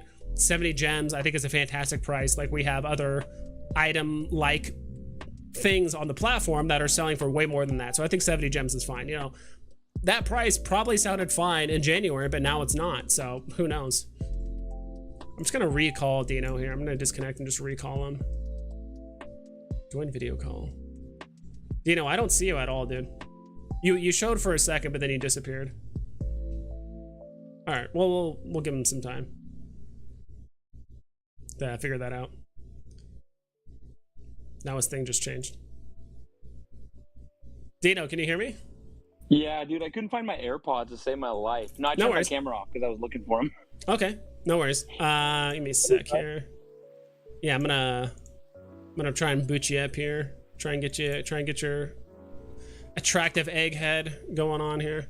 But yeah, dude, what do you think about the drop that's happening on Saturday? Or was there something in particular you wanted to talk about, or not really? No, dude. I was just honestly, dude. I was literally just chilling at home, and the wife's busy, and I'm like, I was filming videos, but I can't film videos like if I'm watching my kid too. And I was like, so she's watching TV, chilling with me. I'm like, I'll just chat with Vi. I was literally just watching you. I'm like, I'll just go chat with him. Nice. Let me. I'm just trying to edit so you don't look. I don't know why it looks like that for you. I'm gonna have to make a new thing. I'm just ugly. No, I'm just kidding. Yeah, dude. This is the only pain in the ass of using OBS instead of like StreamYards or any of those other platforms. I have to. It's just so much more difficult to get all this like stuff set up. Yeah, exactly. So, but dude, no, I got your message for next month. You wanted to do something, me and you. I'm totally down to do that. No, dude, June 4th, dude. Yeah, June 4th, dude. They're doing. Did you catch that in the AMA? It's like they're doing a random party down in LA. Where? Who? What? Yeah, that's what I was texting you about. They literally said June 4th, and they said we're doing this. Is it Veve or HRO, or like what is this? Just double checking. No, it's Veve. So they said they're doing it at. I wrote it down. It was really random. Like, so they said. Because they're doing all the drops for the decons, right? They're like, okay, we're doing both decons, and then they said at the 3D Retro Vinyl Store kickoff party on June 4th, they said they're going to be there.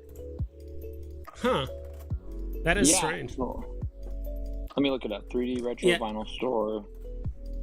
I had no idea about this. I'm just gonna catch up in chat while you're doing that. Dino getting his nails done, painted, so everyone record the stream when he does. And let's make some memes. Cost us $50 to make him do it. Really? If it took last night. So it took $50 for them to get you to paint your nails, huh? I've literally never painted my nails in my entire life. Like, it's just not like how I dress. You know what I mean? It's just not how I dress, right? And like, not your style. People can do whatever they want. Yeah, it's just not my style. Like, Randy Chavez pulls it off, but it's not my style. So it's like they were like, my wife came in my stream last night and was trolling, and she thought it was so funny. She's like, "Hey, will you guys get Dino to paint his?" She just started saying random stuff, and they're all like, "Oh, Dino's wife approved it. We're paying for this." And they go, "Dino, how much?" And I said, "All right, $50, whatever." And then sure enough, like 10 minutes later, all the super chats came in. And I was like, I'm like, okay, I guess I'm painting my nails. So. Dude, these Veve people are relentless. They love to pay for suffering, but also for memes too. So I can appreciate that. I can appreciate a good paying for a good meme and for a good time. So I'm right now. Like right now, like me personally, like my headset broke. Like that's why I'm wearing these like stupid little ear thingies or whatever. So I'm gonna a couple streams ago, people were super nice and gave me a good amount of money, and now people are donating now. So it's like I think it'd be fun if I go on Amazon and I have to buy whatever headset they want me. So if it has cat ears or if it's like a silly looking headset, I have to. Awesome. I'm like, it's their money, not mine. Like I have to wear it each stream, which I think would be hilarious. So. Yeah, that's a long-term troll, bro. Right? I know that's a long. That's a long-term one, so we'll see. Get your nails done like Dino? Probably not. I don't even think I don't have any nail stuff to even buy or use right now, so. Luckily my wife had it, so it just kind of I can't even find it online. Anyways, literally just randomly we can pull it up in the AMA. When they were talking about the decons, they were like, oh yeah, and June 4th we're going to be doing our own little private thing. Like basically meaning like Veve only kind of. They're not partnering, with other, like at a Comic-Con. Yeah. And they're doing a party in LA on June 4th. That's sick. So I'm like, okay, LA is not. I go to LA all the time. I'm like, I'm going for sure. And dude, who knows? There might be some promo thing that they give out. Like, why not? Like, they could definitely do something. Yeah. Hinted at it. I think they kind of did. Ooh. So do you have to go to a convention or anything like that alongside it, or is it you just show up for this party and that's it? I don't know. I think the convention is the party. I think it's what it is. Yeah, that'd be interesting. Or that'd be really cool. I mean, it would be cool to see a lot of that. I already know in November, there's going to be a lot of Veve people at that Decon convention in Anaheim. November is going to be fun. I haven't been to Anaheim since I went to BlizzCon, the Blizzard convention like 2016, 2017, something like that. Yeah. It's been a super long time. So I had a ton of fun when I went, for the most part. So, but yeah, people did say the tickets have to be scanned in order for you to get it. Oh, that was confirmed? Yeah, they confirmed it with customer keep service asking or me. customer whatever. So, People keep asking me the same thing. I mean, I guess couldn't you just show up, scan the tickets, and just leave? And like, you don't have to be there. 100%. They're not gonna. Yeah, 100%. Anyone that doesn't want to. I mean, I don't know why you would do that. Like, I want to watch the movie, but Same. I get it. Maybe if you don't want to watch the first movie again, you know, maybe that's what they don't want to do. Yeah, because the whole thing is going to be 5 hours and 5 minutes. And I assume there's going to be a break in the middle where they'll probably let people for 5, 10, 15 minutes go get popcorn, you know, go to the bathroom, whatever. So it's going to be like a 5.5 hour thing. It's definitely not going to be a short-term thing. So let's see. I'm going to add that to my video. I did a video on it, so I'm just going to add that as a comment. Yeah, good call. Aspen the Dawn says, I made that mistake last Batman, ordered on different accounts and or cards. I bought 6 Batman and got 1 NFT. Oof, because you didn't scan them all? Aspen, or? So, yeah, the same person told me that too, that you only get 1 NFT per purchase the last time. But this time, it does say, and I tried to ask Per him ticket. if he, yeah, it does say per ticket clearly in terms of service. So I was about to cancel my transaction, Same. and then I decided that I would, but I decided not to because I read the terms and it said that. So hopefully we're good. I mean, it could, you know, it seems like, but they also said last time, to give you hope too, to think about, last time they said you had to go and scan in person, and this time he said he read it, and this time he didn't see it. So it seems like they're changing the terms each time, like maybe adapting to make it fit better, you know? Or they're just forgetting to put information on there, or just omitting it. Maybe not purposely, but it's like, who knows? Probably accidental. Yeah. But I'm just gonna show up, get him scanned. I'll probably watch maybe as long as I can or something like that. I'll try and get my roommate. He's on Veve. Maybe his girlfriend. I have a couple friends that want to go to.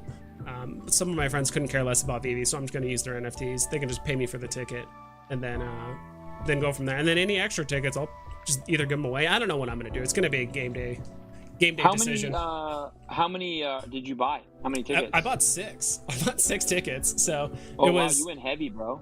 Yeah, well, I was checking some of the theaters around me. There was one theater that was selling them for like 18, another one that sold them for I think 20. Then I found one theater that's like a little bit further away by like 4 minutes, and it kind of worked out because it's a little bit closer to like where all my friends would be coming from driving wise, and that was $12.50 a ticket. So I was like, oh yeah, I'll just buy 6 tickets here. You know, it cost me like $80. For the $5, really?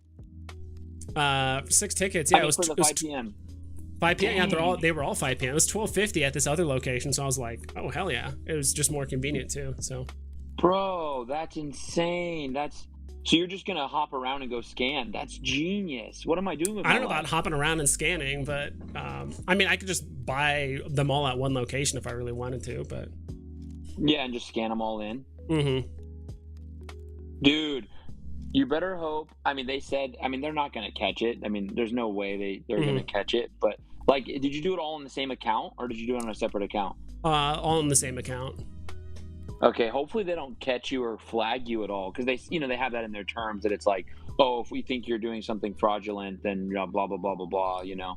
Well, I mean, but whatever. You paid them, so it's like... Yeah, it's like I paid them. I'm just kind of curious, because what I'm assuming is going to happen is, like, they're going to send you an email with a QR code or the redemption code, because I'm not sure if it's going to be a QR code or just a string of numbers and letters that you just put in the little redeem code thing, and then whatever happens. My only question is, can one Veve account redeem multiple codes, right? It's like, hey, I bought 4 for my friends. My other 3 friends don't care. They like Jurassic Park, but they don't care about NFTs. They don't care about Veve. They don't care about any of that stuff. I just acquired their other 3 codes, or better yet, if people really value being the original owner of an NFT, you could just sell that QR code or the promo code. I mean, you have a full month to do it off app to other people in the UK, Canada. Like, because it's US exclusive only. So there's a lot of people that might pay a small premium to get it. And I heard there's 3 different NFTs too, like randomized, that you get. I heard that as well. Oh, really? Where did you hear that? That's awesome. Someone said that was in the like NFT page. It was like on one of the one of the AMC pages. If someone can link it in chat, that would be awesome. So Dino can copy and paste it in his comment. But I heard there's 3 different NFTs, and it's randomized which one you get. So.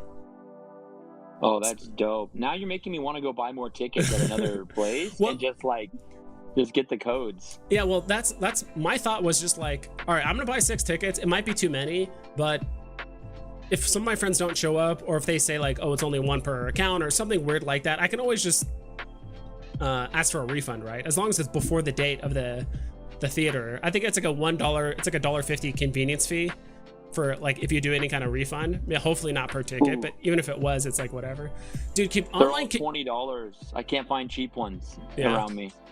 Dude, the online convenience fees are just such a ripoff. What's the convenience of having an automated system calculate their transaction within a second? Like, what is the convenience? I don't get it. Dude, it's a heck of a ripoff because you know who it's convenient for? It's convenient for them because they know we're coming. So they're charging us for their convenience. I know, exactly. It's inconvenient for you. We're going to charge you. Like, wait, that makes no sense. It's more of an inconvenience for me to take out my credit card and pay for it than your automated system to calculate it within like a quarter of a second. Bro, wait, what theater did you find that was $12? Can I buy 4 tickets there and then just send you them? My gosh. Maybe. They're all $20 here. Yeah, just give all my tickets away. It's like, I'll carry a picture with you and be like, you can thank this man. Go subscribe to him. Thank this man. He paid for your ticket today.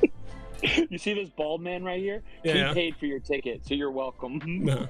And I don't think anything happens on Veve's side except for the promotion code. Like, I don't think Veve even knows I would buy 6 or 10 or 20. Like, all they care is like how many are being redeemed per account or how many did you redeem or whatever it is, right? So I don't really think they care. Everything's on AMC's side until the redemption happens of that promo code. Then who cares? So bro, low key gonna buy like 4 or 5 tickets at your theater and send you that, and you can just scan them for me. Or if you don't want to, it's okay. But literally just scan them and then give them away. I don't even care. Because it's like double the price here in Cali. $20 a ticket. Yeah. I would also have to... Well, I would just give you the redemption codes, right? I was like, wait, what if I get the NFT? And then I'm like, wait, I guess I could just give you the code. No, that would be the way to do it. You would just give me the codes. Yeah. If you had to scan them, that would be a pain in the ass because you can't even transfer.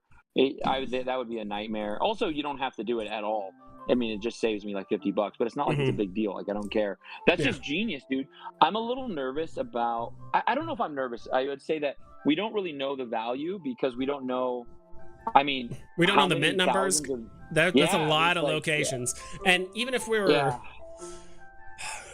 because I mean, there's going to be a good amount of people that aren't going to redeem the NFTs, don't even know what they are. They think it's a scam, whatever it is. People might just want to go because, so it's, I did see like in the URL where you could like pick a location, there was a number that said like 69,500. I'm like, wait, is that how many tickets possible for like all the locations? I doubt it, but maybe it's just a random number. There's 600 theaters in the US. So if all of them, all the AMCs, 600 AMCs did it, and it seems like they're all doing just one show. That's what it looks like to me. What do you think? Like one showing of the? Yeah, it seems like they're just doing the one double feature, the 5 p.m. Like that's all I'm seeing. Yeah, it's the same time everywhere in the U.S. Like I have a friend in my brother lives in Cali, Bay Area, just like you, and his is 5 p.m. I have a friend on the East Coast, his is 5 p.m. So it's 5 p.m. everywhere in the U.S.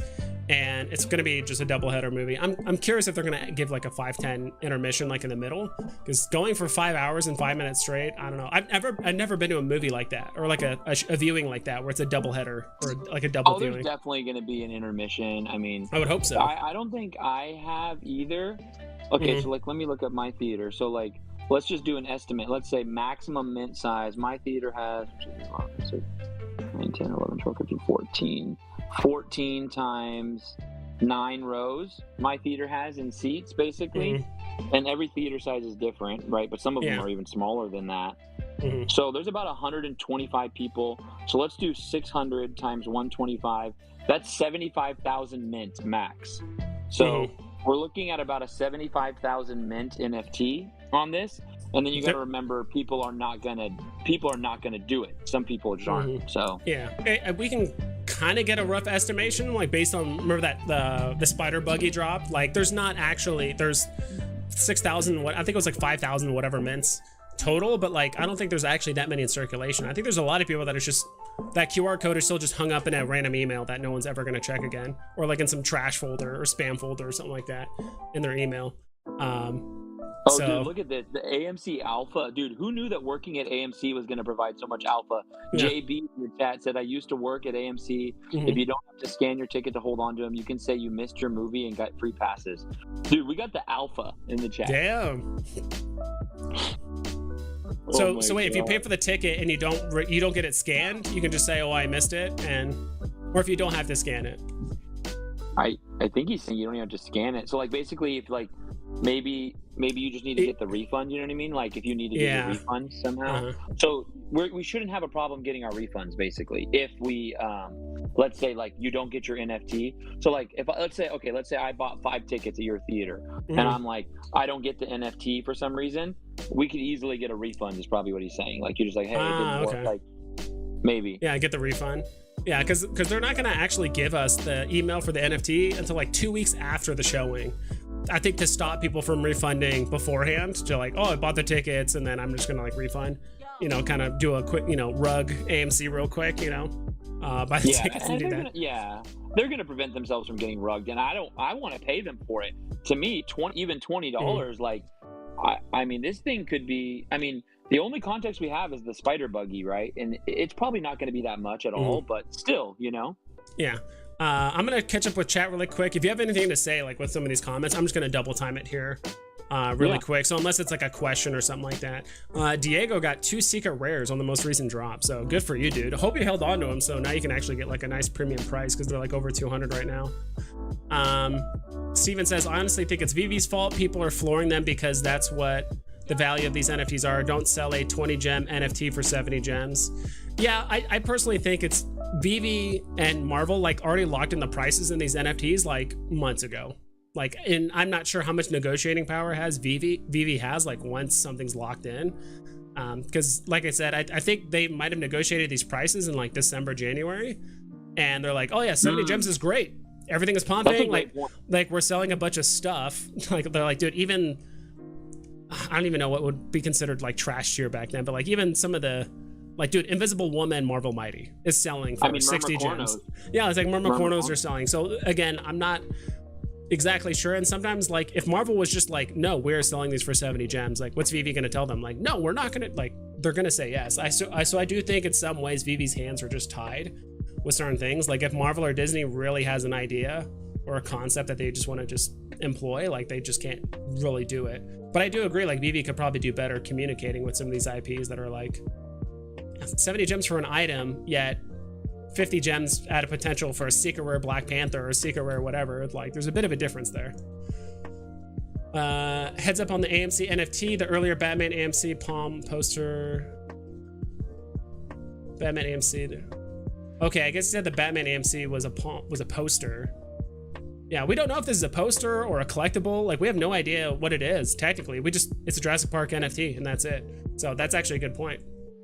Drivable T-Rex. Confirmed. we can confirm. 3 months is like 2 years on Veve. That is very true, dude. Does it feel like time travel's so slow?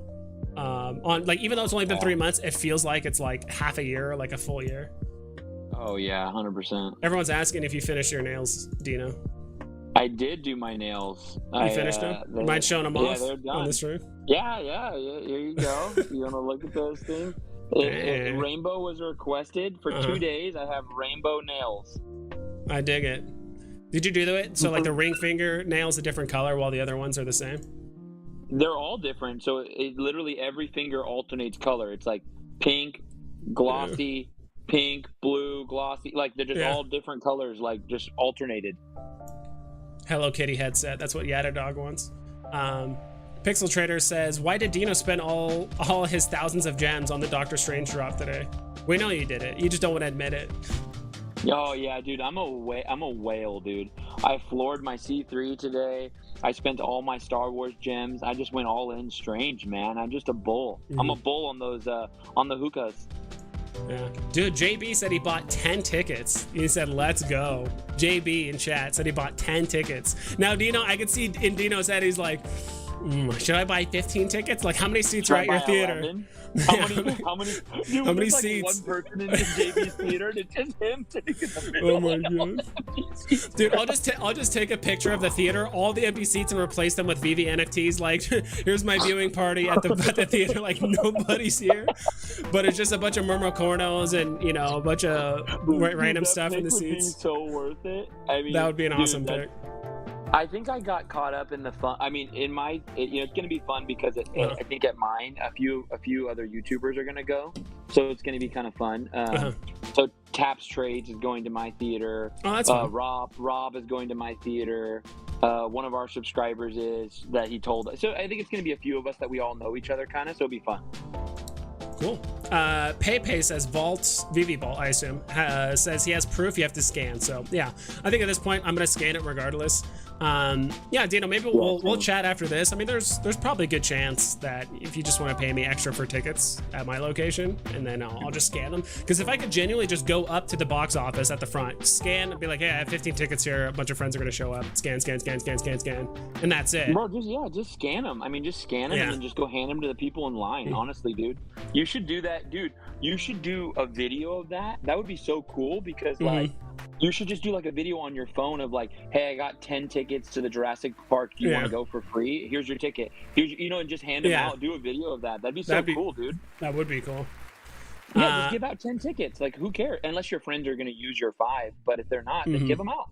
Yeah, it's like, look at the Veve community giving back to people locally. Look at this. Sharing the fun. Keeping the NFT, but sharing the experience of the movie. Keeping the NFT. I'm giving the NFT, but You're like, don't worry, I'll send him a Steamboat Willie or something. I'm just playing.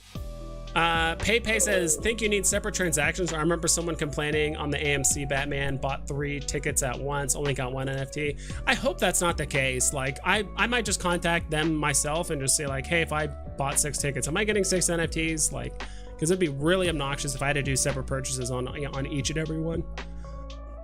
Am I coming to UK DCon? I am not. Dino might, right? Yeah, I think I thought you had family out there, right? I don't know if my wife wants to go or not. I got to basically confirm with her, because if she wants to go, it will be like a longer trip. We'll go see family. We'll go. If she doesn't want to go, I'm gonna do like what you're doing for your headphones, and I'm gonna try to crowdfund it. If I'm being like, I think just do it for fun, dude. Go for very long. Like if I go by myself, like I'm gonna go for like, there's a lot of travel, right? It's like 24 hours of travel. My wife's pregnant too, so that's just not gonna be fun for her. Yeah. So what I'm gonna do is I'll probably crowdfund it if I can, enough of it, because it'll be like a 12 hours, 16 hours of flying. I'll fly there. I'll go to the event for a few days. Maybe I'll spend like 1 more day there, and then I'll come home. You know what I mean? It's gonna be a quick trip. So I think I want to go if I can crowdfund enough of it. My kid's hanging out with us. If I can't, then I'm totally just gonna. Then I'll just go to DCon Anaheim. Yeah, that'll be fun. No, Joe's giving us all the alpha here. Joe Ruba Alcaba, I have no idea, but he said in the AMC frequently asked questions FAQ, said 3 designs of the AMC exclusive Jurassic World Dominion collectible NFT will be available and assigned at random. So 3 designs. So who knows what it is? Could it be 3 different dinosaurs? Could it be 3 posters that just has different looks on them? Who knows what it is? But I think the fact that this is the first promo collectible, because remember we had the spider buggy, that's a comic. This is actually the first promo collectible, which that gives it some merit. It's not gonna like, because it's not gonna be like 1,000 gems like right off the bat. It depends on what it is, but drivable T-Rex, 1,000 gems minimum. Drivable T-Rex, good. If you join AMC Premier Stubs, which is about $10 a year, you get convenience fees waived. Yeah, I just signed up for the free one because I saw that I could save some money if you buy more than 4 tickets, which I was, so I just did that. I used to work if you buy 4 tickets, you don't have to pay it? Yeah, well, there's like 3 tiers. So there's like A-list, I forgot what the middle one is, and the cheapest one I forgot the name of, but it was just free. I just gave them my email and that's it. And as long as you buy 4 tickets, that whatever fee, the convenience fee, like fuck off, convenience fee is just waived. So I'm like, okay, so that's what I did. We have to buy at least 4 for the free. I'm sure if you buy for the higher tiers, any tickets are waived. But yeah, JB said he used to work at AMC. If you don't have to scan your tickets, hold on to them, you can say you missed your movie and get a free passes. Okay, so that's what he means. If you don't have to scan them, you can just not show up. But I have a feeling you have to scan them. Even then, I honestly don't go to the movies that often. I'm trying to remember the last time I went to a movie. Same. I think I've gone to two. I actually have to jump off. I totally forgot, but it was fun chatting. I wish I could have stayed longer. I just realized I have another meeting I got to jump in. No worries. Thanks for stopping by, dude. Heck yeah, dude. Thank you for sharing the alpha chat. You guys are awesome for sharing all that stuff on AMC. Yeah, hit me up and we can talk about tickets and all that stuff too. Yeah, I'll hit you up after your stream. Just shoot me a text. Cool. See you later. Okay, bye. Say bye, Alice. Bye, Alice. Nice, dude. Dude, we got Dino in here. Everyone hanging out. Let's go. Hang this up. Close that.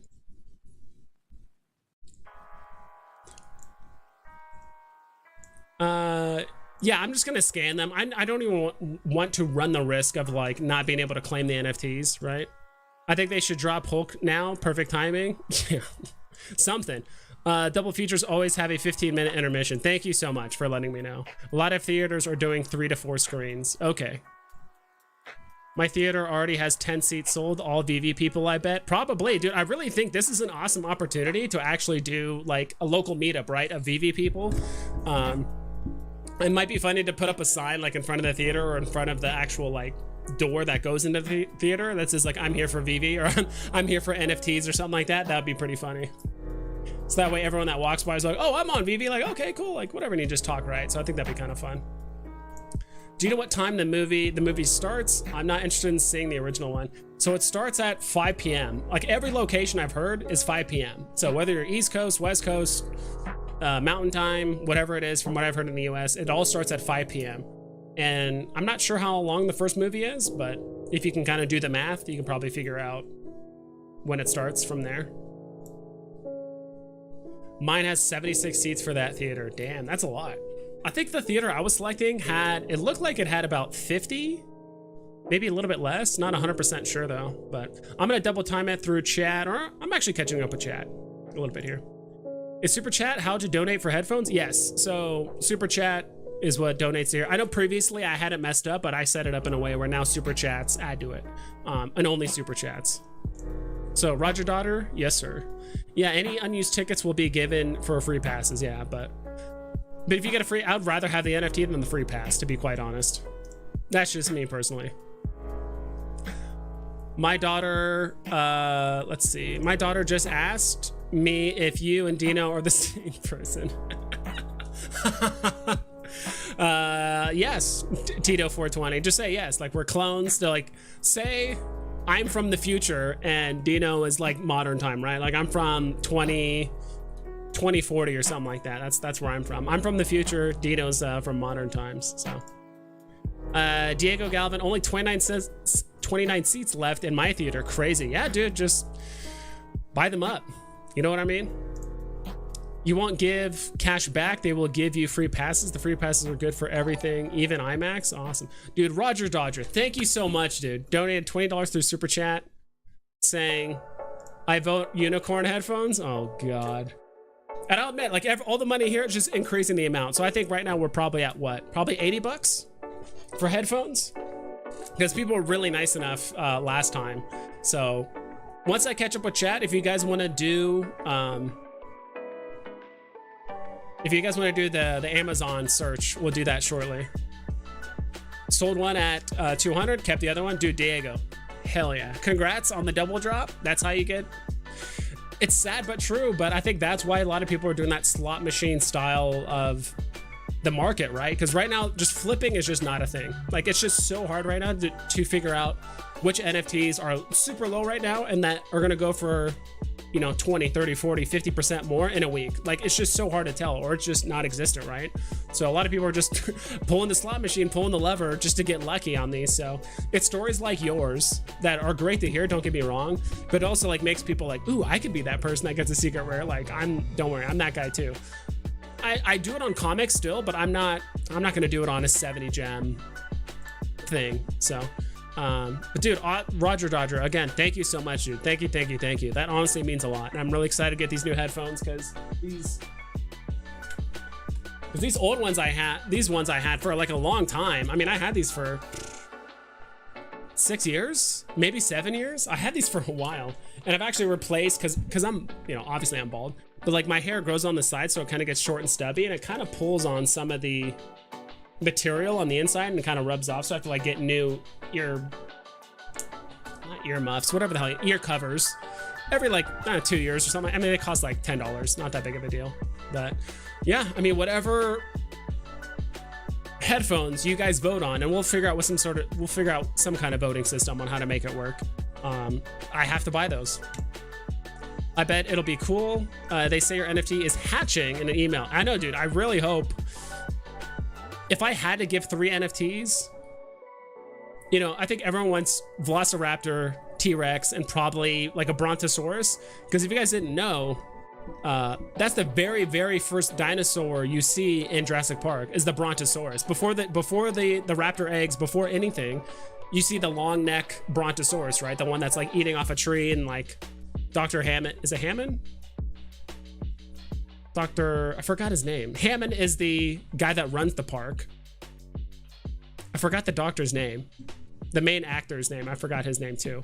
But that's the first dinosaur you see in the entire Jurassic Park series. So I think it would be cool if that was like one of the NFTs. Like, that would be cool. JKL XRP with AMC Spider-Man was on Wax. Moonfall was on Autograph. Batman on Palm. Jurassic Park on Veve. That's awesome, dude. Nice. Must man die tickets scanning? Yes. Tickets must be scanned, as far as I know. You can put drop heads in the seats around you. Ooh, good call. I don't have that many drop heads. I forgot to make a, I forgot to make a OpenSea account the other day. I'll be honest, I forgot to do that. They didn't say they are sending 1 per email. Did they say they are sending 1 per email? It just says you're getting 1 NFT per ticket. That's all it says on the thing. I'm gonna confirm with them today after the stream. I'm just gonna send them an email asking, customer service or whatever, be like, hey, I bought 6 tickets on this 1 email or this 1 transaction. Am I getting 6 NFTs? Like, how does this work? I'm buying them with my friends and blah, blah, like, like it matters, but that's what I'm trying to figure out. As far as it says on the thing, it doesn't say 1 per transaction. It doesn't say 1 per email. It says 1 per ticket sold or 1 per ticket purchase. So, Gavin, y'all are making me want to buy more tickets since there's very little left. Yeah, it's one viewing each theater. All 3 previous AMC movie NFTs I claimed got 1 per order, no matter how many tickets I ordered. That's good to know. I mean, I'm gonna double check with them. If that's the case, I guess I'm gonna have to refund my order and then just buy all the tickets individually, which is gonna be a pain, but if that's how they determine it. Juju, this Jurassic Park thing reminds me of the Yu-Gi-Oh movie back in the day and seeing it just 5x just to get all the cards. Yeah, dude, I can definitely see that. Again, Roger Dodger, thank you so much. Vibes, if you're trying to meet up, tell me which one to go to. We can meet up. I don't know if I want to actually watch the whole 5-hour thing. Yeah, I'm going to be going to the one, God, I need to double check which one it was. It was in Mesa, and I might have some friends with me too, so probably hang out. Let's see. Which one did I go to? Because I ordered these because they were only $12.50, so it's already cheaper. I want to hear a Veve Vibes rant. LOL, JK. Yeah, I saw your rant, my collectibles, and it was really interesting. If you want to hop on, we can talk. Dina was just on earlier, so if you want to hop on, let me know. At least it's going to be on Discord, unfortunately, so you can't see my face, and you're gonna have to watch through the stream and just listen. But if you want to hop on, let me know. Just say it in chat. I know you want to talk. I agree with like almost all your points. I just think in some case, I do think Veve should do better. My main thing is like, I do think in some ways like Veve's hands are tied with some of these like negotiating things. Because my thought was, and I think you probably saw my comment on your video where like, I think some of these prices and NFTs were probably negotiated in a contract like months and months and months and months ago. So maybe this, the contract was negotiated in January when like everything was just pumping, the market was going crazy, and they're like, yeah, 70 gems for this like, MCU artifact. Like, yeah, that'll do fine. But like in this current market, it's going to do terrible. So it's hard for them to predict, how well things are going to be priced months from now, right? I know that's my only thing, but I agree. Like Veve does need to do better, or at least negotiate a bit better when it comes. They're doing an amazing job with the licensing, but like maybe how the drops are being played out, as well as like the mint numbers and stuff. And they're still trying to figure it out. Let's go unicorn headphones. Yeah. I bet it will be one per account. Oh, I really hope that's not the case, dude. I only got one NFT for purchasing 2 Spider-Man tickets. I purchased them as one order though. Yes, MC, let him in. We need to talk. Yeah, if you want to chat, dude. Let me open my Discord. Yeah, let's go, MC. If you want to hop on, dude. I know I keep guest starring on your platform, and if you want to hop on mine. What? You're an AZ? I'm going to the AMC Superstition East 12. I saw that one. I don't know, maybe we can figure out a meetup, because if I'm gonna refund my tickets, I'm down to go to somewhere else. But where the hell am I? That's the wrong one. Move this over. Dude, this thing is actually like hurting the top of my head. Probably because I'm bald. It's like resting right on my skin. I don't have any hair to like make cushion there. That's one thing we need. If we're gonna do a unicorn or cat ear headphones, I need cushion there. I am going to the Center Point 11 in Tempe. AMC Center Point. That was my plan.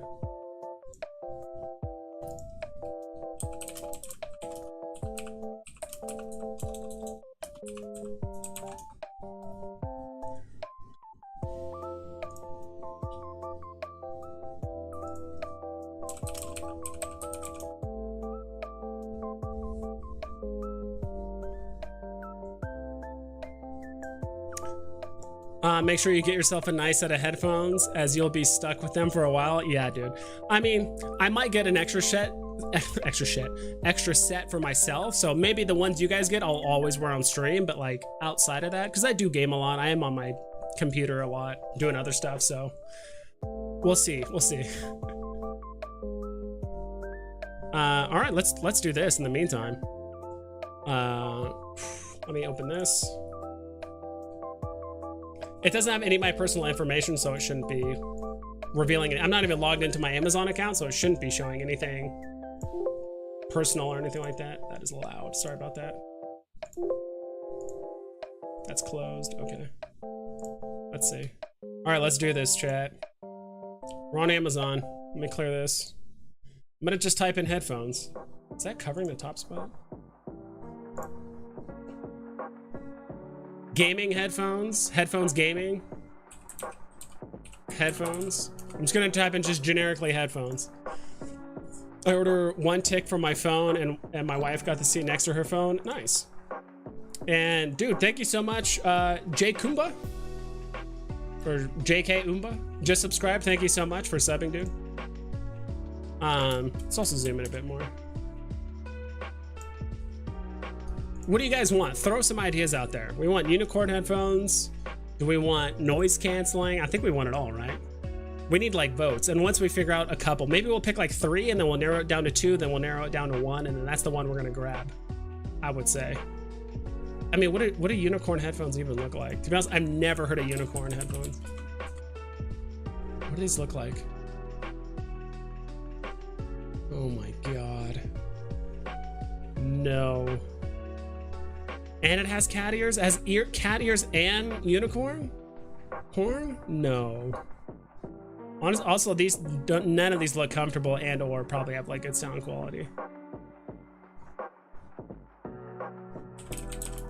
Gaming headphones? What do those look like? Definitely not the unicorn ones. No thanks.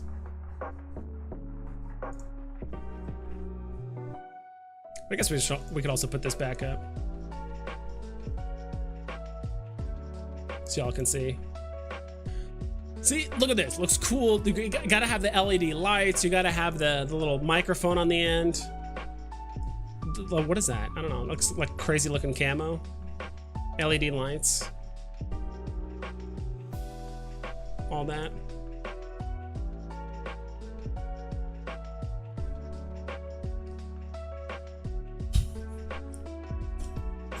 No, please no.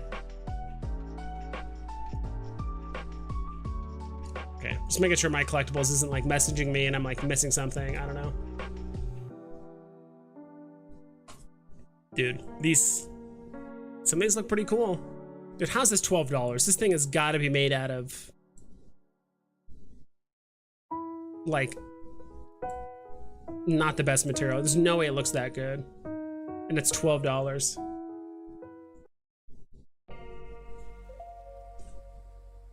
We're looking at just generic cat ear ones. Cat ear. No. Okay, some of these don't look too bad. These just look silly. Pikachu headphones or whatever is comfy. Type Batman headphones. Oh, Chooch. Oh, thank you for the $10. I didn't know that was a dono. I'm sure it's gonna appear on the screen here soon. But dude, thank you so much for the $10, dude. Type Batman headphones. I love my Sony PlayStation 3D Pulse headphones. I think compatible with PC. Yeah, dude, Choo-Choo, thank you so much. That's awesome. Hey, if you want some legit advice for headphones, check out the Sennheiser 58X Jubilees. Use the same drivers as they're much more expensive pairs though. Okay. I'm using your QR code, haha, for the movie, huh? It costs $81. I'm using your QR code.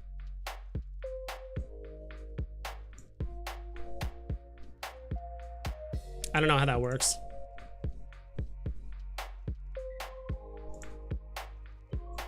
No, it's not that. This is just for one person or multiple? It's just for multiple, I think. I don't know. I spent way too much time on audio equipment. Yeah.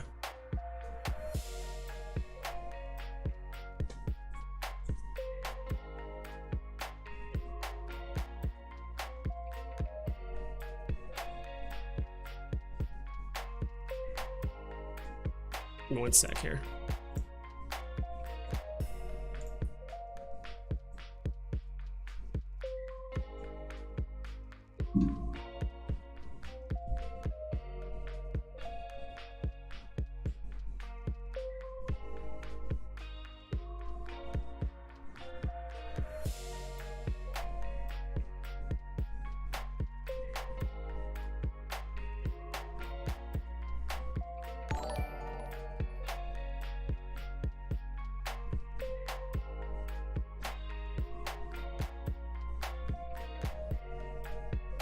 The hell, what does it keep?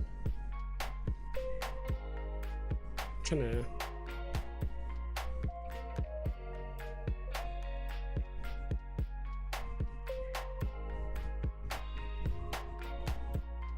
The hell? I don't know. Whatever. Alrighty then. Those are them unicorn pills. Shall start. What the hell? Those black ones and teal ones? Hey, we hit it. Let's go. Dude, we did hit it. Let's go, dude. All right, we're at the money now. The polls. I'm like, the pills. Like, what? What are we talking about here? All right. Let's do this. This is. Can I do more than one pull at once? This is the real question. Can I customize this? It only says yes, no, huh? Because the poll only gives a yes or no question.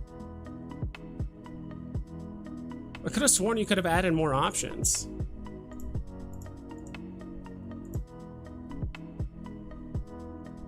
I thought polls you could add more than one thing. It was just yes or no, that's it. Has anyone checked on my collectibles to see if he's okay? I'm sure he's fine. Like, he's probably just busy with something else. He just said it wants to hear my rant, so.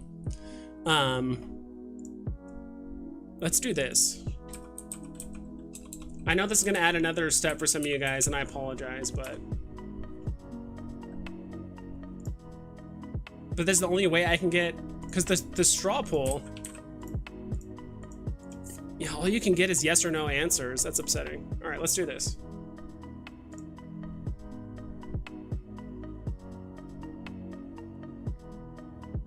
Is it really this complex now to do it?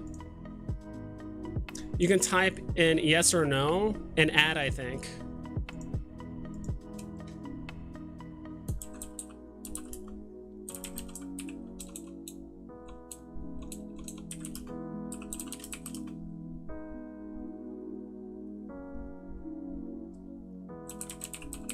try this. I don't see an option to add. Let me try something really quick. Because I think it's... how do I pop it back? Let's do this. Okay, that's because it's being covered. God, that's obnoxious. All right, all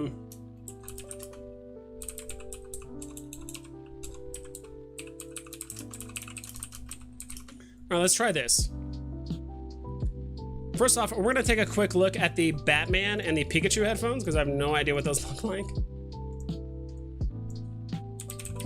Batman headphones. Okay.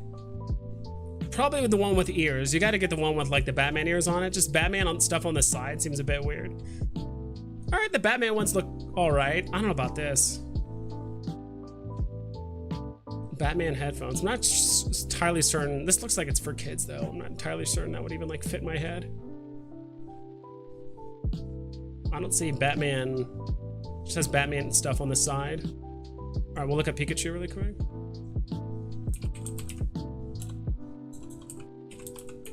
That's how you spell it, right?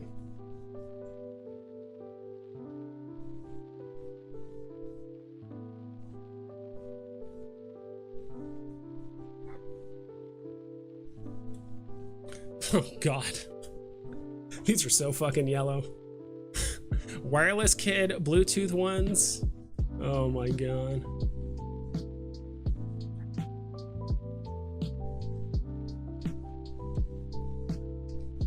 You can pretty much get any headphones, right? You can do like Spider-Man, you can do probably anything, right? Spider-Man headphones? Yeah, it probably just looks like Spider-Man on the side.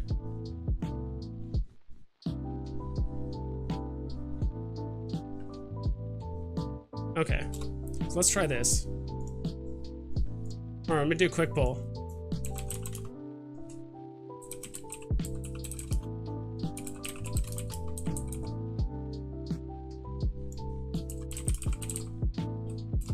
Sorry if you guys can hear all that like mechanical clicking. Give me a sec.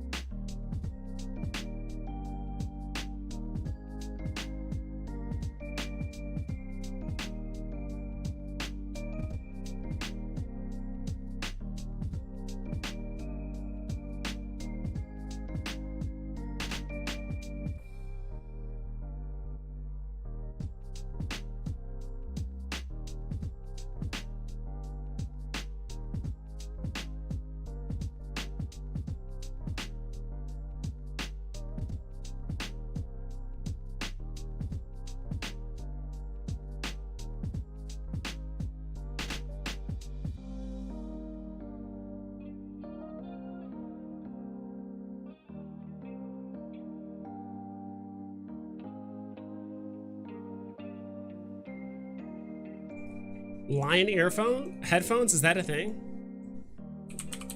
All right, we'll wrap this up pretty quickly. I feel like this is dragging on. Lion, oh God.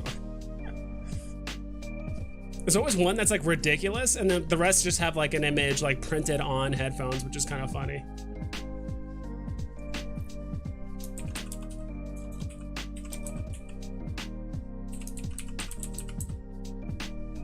I can only do 4 options.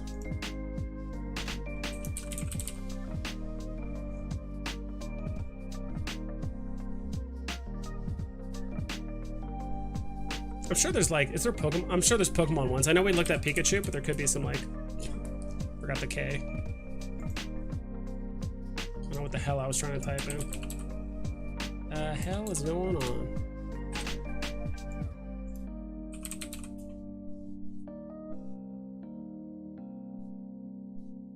It's just Pikachu. It's all it is. Everything is Pikachu. There's some Pokeball ones. All right, let's do this. What kind of headphones for I should get? We'll narrow down the top 2. So we have 4 options. We're gonna just narrow down the top 2. So I'm asking you guys, just vote whichever one Bang Olofsson? Who the hell is that?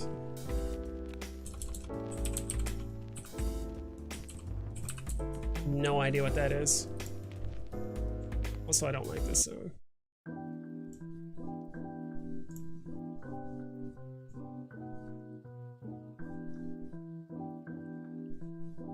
Sony 3D Pulse. Let's look those up.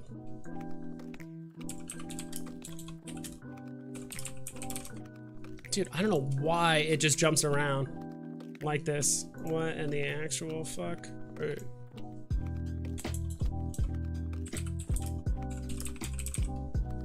What? Sony 3D Pulse. PS5? Not what these are. So, all right, there's a poll out right now. It should be showing up at the very bottom of your chat. You guys get to vote. So normal headphones, Batman / superhero. We can dictate which kind of superhero later. Unicorn or cat ears. I mean, they kind of look one and the same, to be honest. And then there's Pikachu / Pokemon. So this is just for fun, by the way, guys. 7 votes. We got 1 for Pikachu. Cat ear. Diane says cat ear. And this is just what I'm wearing on stream, right? Like I might buy an extra pair, to be quite honest, just for myself personally to wear like off stream, just for fun. But I think this is something just fun to kind of wear on stream. Prince Leia hairbun. We should crowdfund a Quest 2 for you too. Quest 2. What the hell's that? Oh, is that an Oculus thing? I have no idea what that is, to be quite honest. I've never used these. These look like fun, don't get me wrong.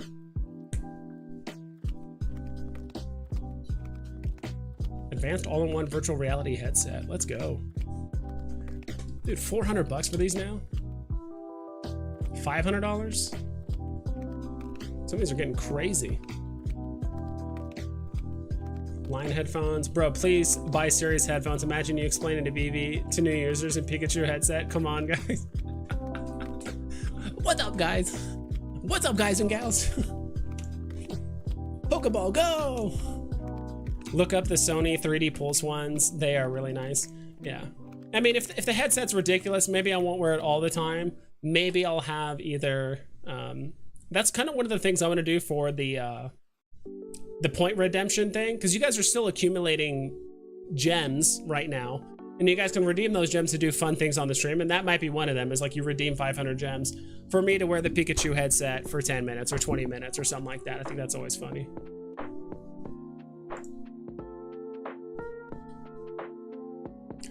Audio, dude, I'm getting so many recommendations. Audio Technica.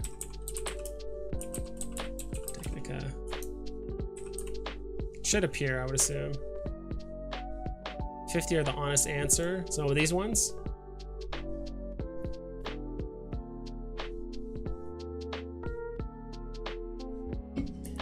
Well,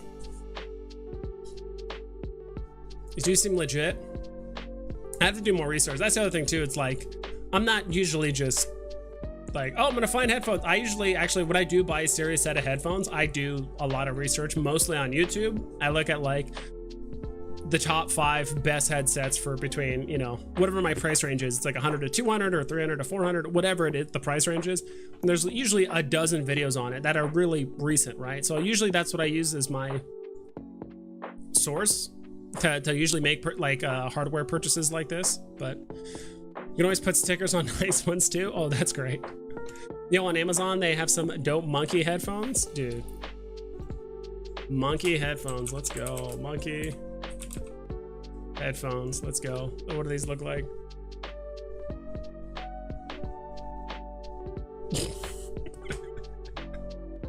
Are these the dope monkey headphones you're talking about? Retrack? Dude, these retrack ones, there's a lot of animals. Oh my God. Cat ears. It just immediately goes to cat ears.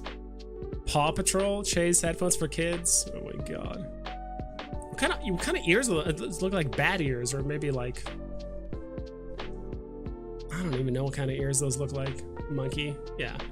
I mean, they have the monkey ones at the top. There's, like I said, the ones at the top always look the most ridiculous. Then you scroll down, then eventually it just goes to like stickers on the headphones itself. High quality, German, better than Bose. Dude, say no more. You said German? Say no more. VR. He's not wrong. Yeah. Chill Series headphones are nice. Definitely looking into Bang. Definitely look into Bang headphones. Yeah. What was the one that I had earlier? Honestly, I don't even think I looked those up. I think it's the ones I looked at earlier. No, it's before that. Bang something. I think this is the Bang ones. Quest 2. No, one more before that. The hell was it? Sony 3D Pulse. I could have sworn I typed in a Bang one, didn't I? Bang something? Bang Olufsen. This one. What the hell? I think it was just nothing. I tried to look and I just couldn't find. I don't even know if that was a thing. I don't know. I was probably just getting trolled. Bones, what's up, dude? Thank you so much for the $10. I appreciate that. Bang Olufsen lambskin ear covers. Okay. Dude, holy poop cakes. This Jurassic Park through Veve. Okay. Is through Veve okay if I'll drive 30 minutes to NEMC, then 30 plus minutes back? FA Jurassic Park and Veve game changer? Yeah, that too. FA Jurassic Park. That's a big thing too. Yeah, I'll check that out, like the ear covers and stuff. I'll have to definitely check that out. Lambskin ear covers. Actually, I think I need to close this first to be able to like copy and paste that, which is again kind of obnoxious, but.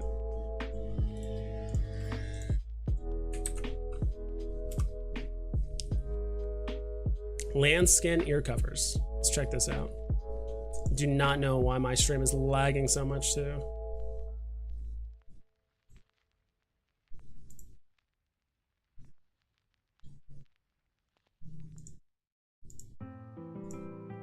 All right.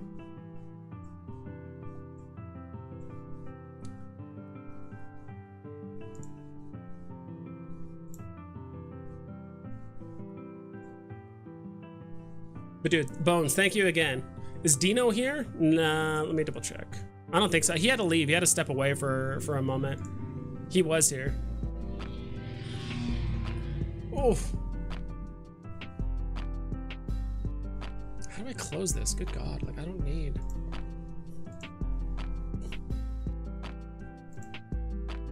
There we go. Zeno here needs to show off those nails. He was here earlier. If you go to the stream earlier, it'll show it. Whoa, whoa, whoa, whoa. Do I have to redo this? Wow, that is obnoxious if I have to do that every time. Chat overlay.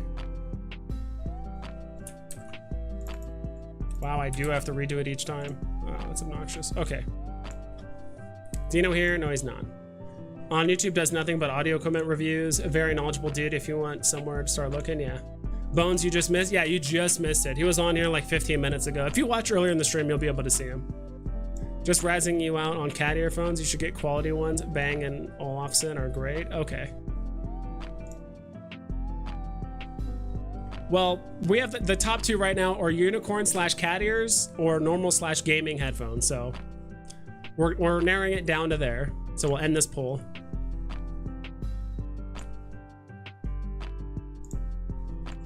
We'll ask it one more time.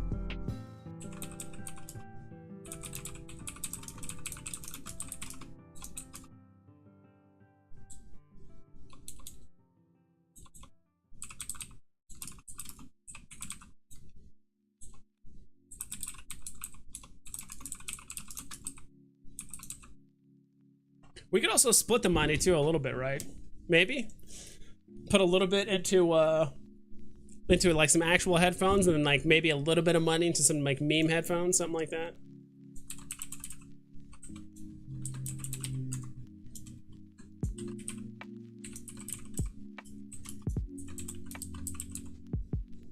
I don't know why I spaced this out.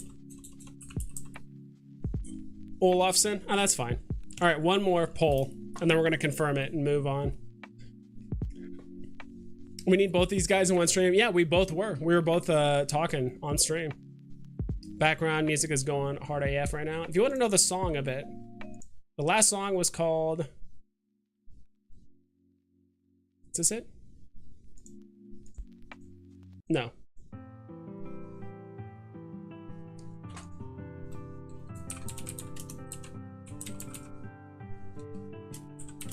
By Harris Heller. That's the name of the song. This song. I'll even play it again for you. Diseases for Dinner. How about that? No worries. And odds are, guys, if I do get like meme headphones, I'll probably take one of your guys' recommendations and buy like an actual one. I think that the meme ones are just kind of for on stream, but if you guys really want me to get a good headset, I appreciate that too as well. This is just kind of for fun.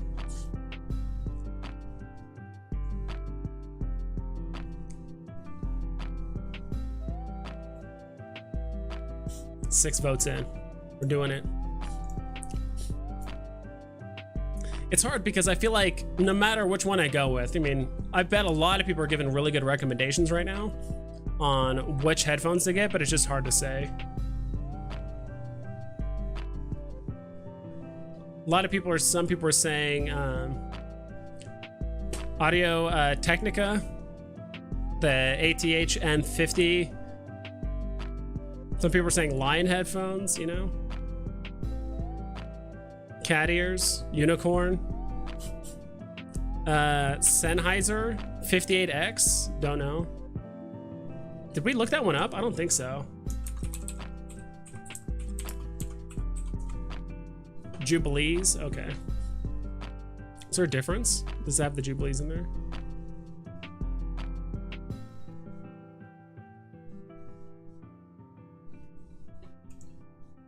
Maybe there's a difference. Might not make a difference, but just want to be sure.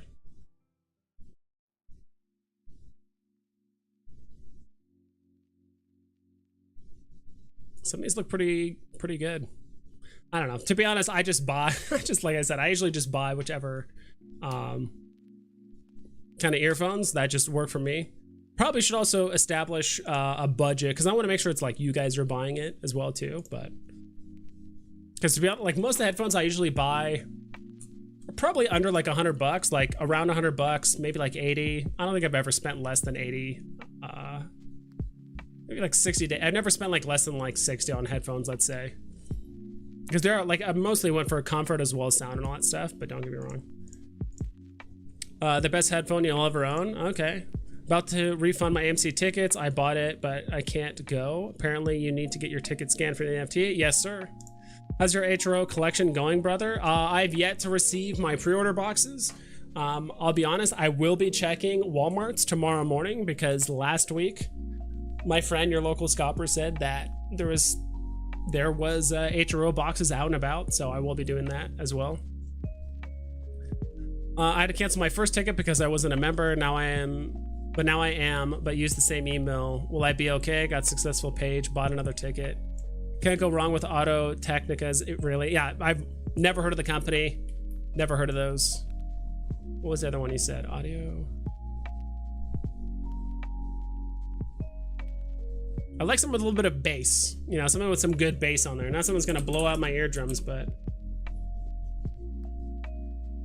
I think this is the one I looked at earlier. But you guys are buying them from me. I mean, it's your guys' money, not mine. So I'm fully in support of what you guys are saying. So is this it right here? The M50? What's the difference between this and this?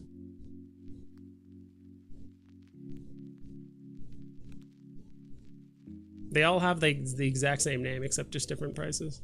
This one seems wrong, but also has more reviews. I don't know what's going on here. Should be about 190, yeah. Vibes, did I tell you out of those packs I pulled a legendary A1? What? I'm sure I did. I can't stop thinking about it. Oh no, you did. I don't think you told me it was a legendary. Did you? I thought you said it was something lower. Dude, if you got a legendary A1, that is crazy. We should probably, yeah, Joe brings up a good point. I should probably remove some of those options. I do want it wired, not wireless. Come on. Dude, that's awesome. Dude, I would asking for, dude, that's a premium of a premium in my opinion. That's at least me personally. A1, oh yeah, okay, I do remember you telling me that. A1 Dark Side, dude, that is nuts. That is really, really good. Congrats again for it. New, of course.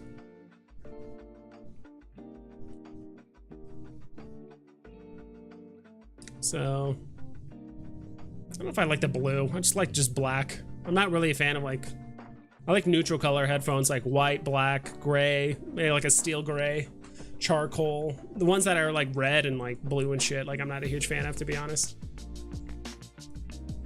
Holy yes, the hookahs are sold out. Hookahs. Hookahs. I do need to watch Veve Vault's video.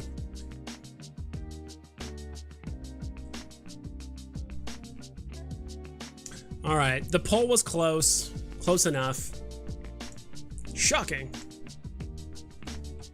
Everyone says I should get, oh, the drop.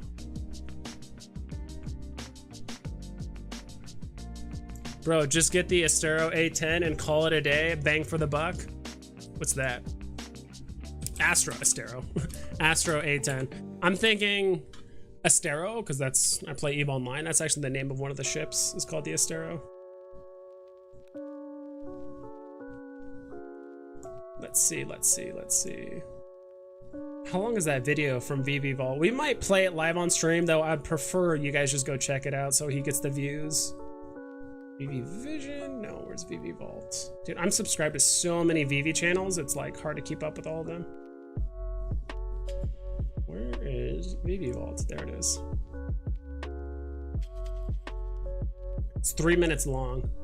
All right, we'll watch it really quick, but I'm also gonna link it in the channel. So please, like, I want you guys to support him as well, you know, as myself. We're all going at our own speed. Good God. Let me pause that.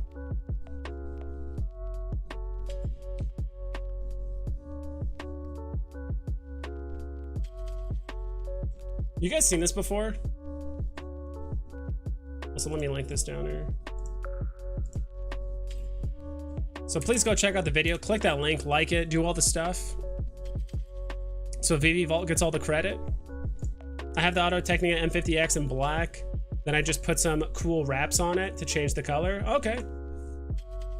Hookah are the Doctor Strange things. Really? Is that what it's called? Yeah, they sold out like at like noon, or I guess technically almost 3 hours ago. But please go check out his video, like it. I will be playing it right now just so we know.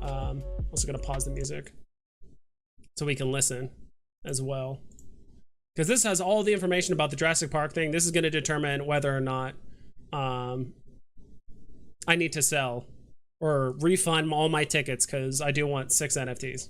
We'll see. And fellow NFT collectors, this is just a quick update to the video I put out this morning about how to get your Jurassic Park Veve NFT by going to a double-header movie showing of Jurassic Park on June 9th. Now, there's been some confusion because a lot of people were seeing this message in their email after signing up for their tickets, whereas a lot of other people were not getting that message in their email. So a lot of people started to get worried that they had purchased tickets, but they weren't going to be able to receive the promo code for their Veve NFT. I'll put a link in the description to my original video from today showing you guys how to sign up for those tickets. But I did gather some information from people in the community who are researching whether or not you needed to sign up for the AMC account in order to get your NFTs. And here's what I found out. Alright, so the first response received was from Jay-Z Wink, who got a response from AMC through his email. It says, guests who purchased tickets for the Jurassic Park double feature on Thursday, June 9th, 2022 and scanned their tickets in the theater are eligible to receive a code to redeem a limited edition Jurassic World Dominion NFT via Veve.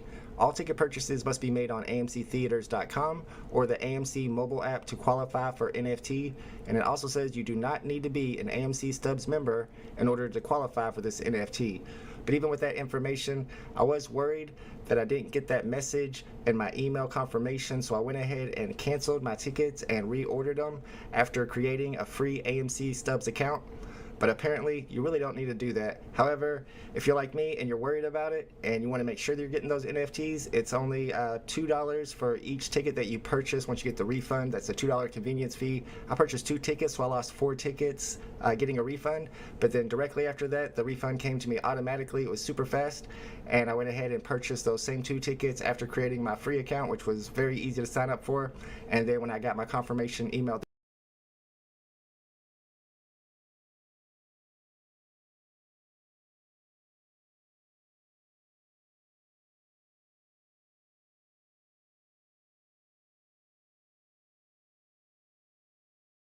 this time, I did get that message letting me know that I got those NFTs. You can also see from this response by AMC that you do have to scan your tickets on the day of the double feature in order to get your NFT, so they will need to be scanned.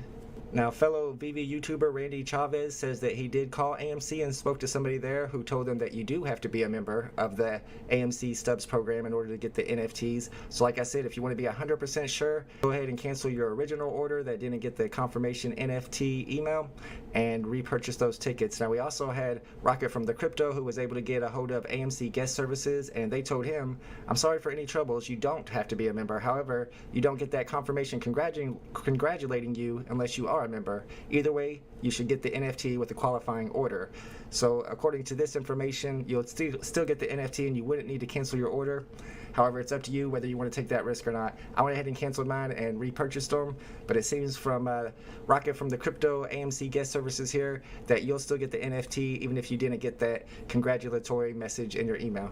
Alright guys, that's all the information I've gathered for you, so make your own decision on whether you want to cancel your original order and repurchase them or not. And also keep in mind that when you get your ticket, it's only one QR code even if you purchase multiple seats for the showing. So I don't know that you would get multiple NFTs. Is that ticket just the QR code? Maybe to be sure, if you want to get multiple NFTs, you make those purchases for multiple seats separately with separate accounts so that you get as many NFTs as possible. Alright guys, thanks for watching, and I will see them or not.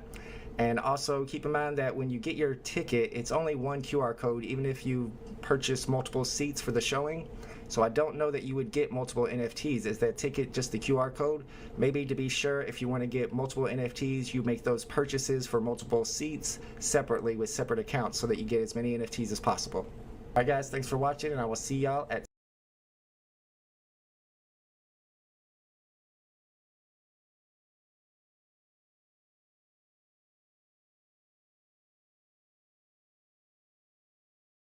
tomorrow's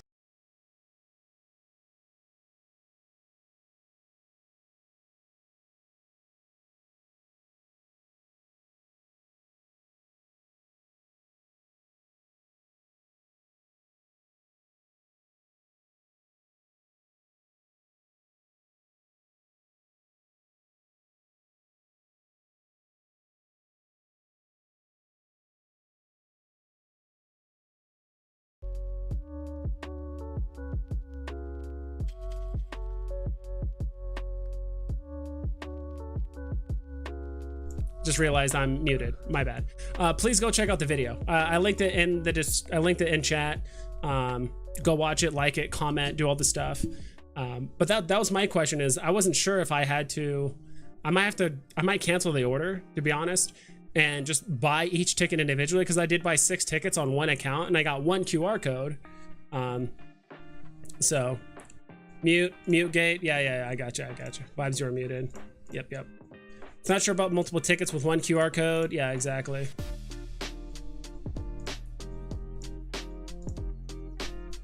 Hi, thanks, cool. Let's go, Vault. Yeah, what's up, dude?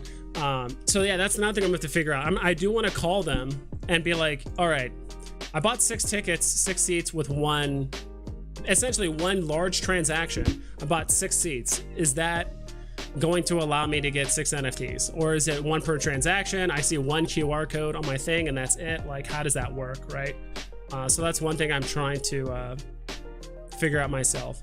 And what does that QR code in the thing actually mean? Is that your way of like redeeming it, or because like in the confirmation email they say like a QR code? Is that how you like redeem it, or if you scan it, is that just your way of getting access to the tickets? I don't know.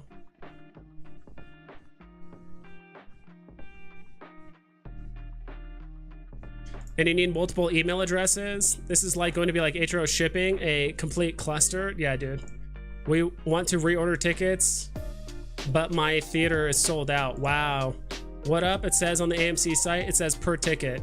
Yeah, but it says per ticket, but then again, a lot of information is just, I guess they scan the QR code at the theater. Gotcha. I did 2x accounts with 2 emails. Yeah. It will not give you 6 Batman movie. Bought 6, only got 1 NFT after contacting AMC. That's what I'm afraid of, is it's because the only consistent thing is AMC, right? Because they did it through Palm, they did it through the other platforms, because everything that is ticket related is through AMC and how they give out the NFT, right? So, and it's like, if do they scan the QR code and realize you bought 6 tickets, or is it they scan the QR code and like, all right, 1 per QR code, you know, whatever it is. Even though, and I agree with you, VVGTV, I agree with you, but sometimes with these marketing things, they're not exactly clear, or it's like, cool, like you're guaranteed one per ticket or 1 A ticket or whatever it is. Be safe, do it separately. AMC didn't say per ticket, did they? Yeah. But Aspen, I'm curious, did it say on that thing with the Batman, did it say per ticket, or was it just like per transaction or per viewing or just something weird like that? Did it have different verbiage on that compared to the other one?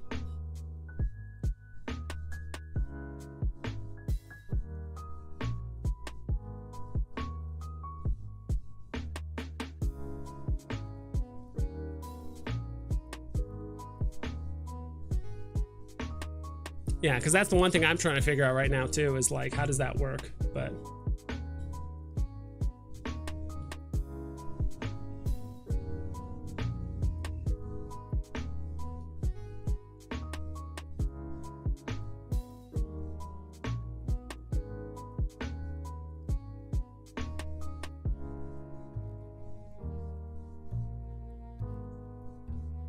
so that's kind of what I'm thinking. Sorry, I was just checking something else really quick in the meantime. While we're trying to figure that out, that's what I'm trying to figure out. So after the stream, I don't want to do a live on stream. So after the stream, I'll contact them and just be like, yo, I bought 6 tickets on 1 transaction. Am I going to get 6 tickets or 6 NFTs, or I'm going to have to buy these individually? They also said scanning was a must, but I missed the movie and still got it. Batman movie has the same per ticket verbiage. Trust me, you only get 1 unless you do 6 different buys. I wish I could post a screenshot. It specifically says in the FAQ, it's 1 per ticket. Would be good to clarify, but isn't vague at all on the site. I agree. Let me actually pull this back up then.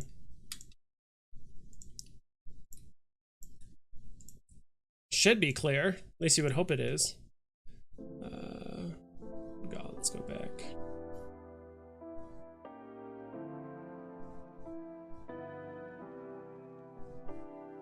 Is this right? Think this is it? No.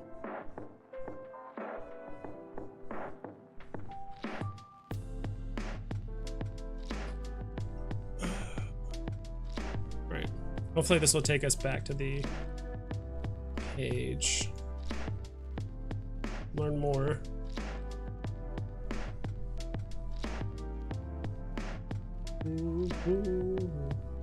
Let's smash that like button, folks. Yeah. Damn, dude, it's so hard to get back to that. Like, honestly, like the only way I feel like I can get to that information page is if I go to Veve Vault's original video, then click on the link in the description. It's actually kind of hard to navigate. This Jurassic World like double feature thing. I think I found it.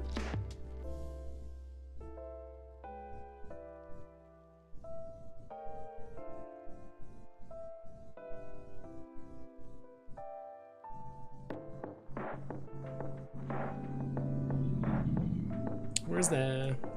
Yeah, like here's the page for it, but it doesn't talk about the NFT. Is this it? Okay, I think I found it. Yeah, here. It's like everyone's like trying to figure out like what the hell this thing is trying to say. Also, I should probably move my head. Move my head in the bottom right. Passive discounts, blah, blah, blah. So it says right here, eligible to receive 1 NFT per ticket purchase. Yeah. Per ticket purchase. So, and that's the other thing, is a purchase with multiple tickets is that one purchase, because technically whether you buy 1 or 1,000 tickets, that's still technically a ticket purchase, per ticket purchase. So that verbiage is a bit weird. Limited quantity of tickets available, blah, blah, blah, blah.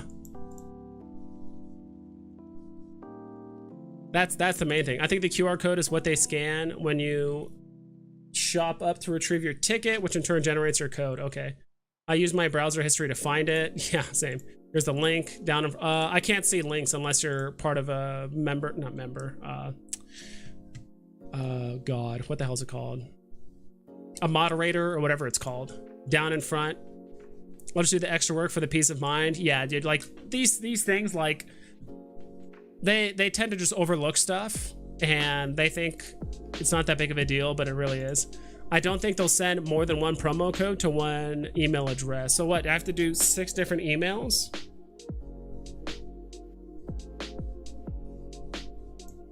You only get one QR code if you're buying. Yeah, that's what I figured. And I thought the QR code would tell them that I can get multiple, I could potentially get multiple things in one code. So yeah, maybe I have to buy them individually. I'll send you my combo with AMC. They say 1 per ticket in FAQ, but finding out I only got 1. I contacted them and they basically said 1 per order. Okay, that's good to know. I'm gonna just double check just for peace of mind. So I'm gonna have to go in and buy 6 individually. Mass temporary Gmail creation. Yeah, pretty much. That's gonna be obnoxious, but it is what it is. It's so dumb. But you know, that's another thing that's gonna artificially lower the amount of NFTs, right? Is people are gonna be buying in bulk and not realizing that they're A, gonna get 1 NFT, or 2, people might just not care. They're just like, this NFT thing is BS, it's a scam. They wanna watch the double feature, but they just don't care about the NFT. Most people might not even bother downloading Veve, whatever it is. Who knows, right? Looks like it's 1 per purchase. Yeah, so that's what I mean. Like, per ticket purchase, that's correct.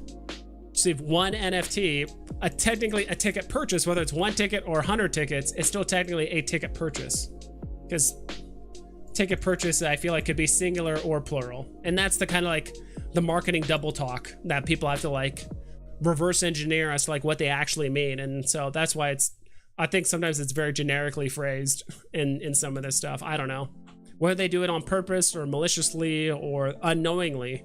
Either way, or any of those ways. Then that's one thing that honestly my dad always taught me. It's like, whenever stuff like this, it's like, if this goes wrong, who gets screwed over? Is it me or AMC? It's me. I get screwed over for not going through paying the extra money or kind of doing the extra due diligence of like calling them and figuring it out, right? So I ordered 4 individual ticket from my fam, got hosed, only making 1 purchase with Batman. Gotcha. Growler, that's great to hear. And honestly, that sucks, dude. It sucks to hear that, but at least this time around, we'll know. We're all gonna profit. We're all gonna do well on Veve. You know, buying the, you know, each ticket individually, it sucks. Other people had to learn the lesson the hard way. Because honestly, that's what I would have done. I'm sure people would have told me or done their due diligence as well. But in the meantime, it sucks. It says 1 per ticket under the double feature area. That's what we're looking at right now. But that's what I mean. Receive 1 NFT per ticket purchase. So a ticket purchase could technically mean 1 ticket or multiple tickets, right?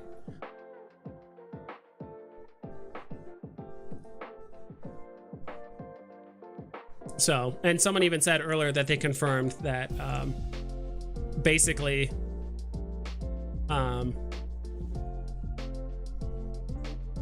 yeah, if you can send me that convo via Twitter, if you have shoot it to me over on Twitter. Also, if you just do !point Twitter, you'll find my Twitter there.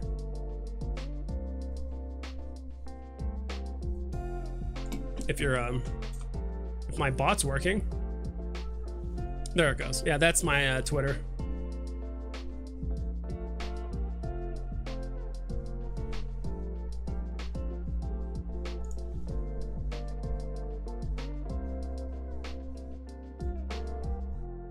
Ooh, this is a good question. I want to hear your guys' answer to this. This is a really good question.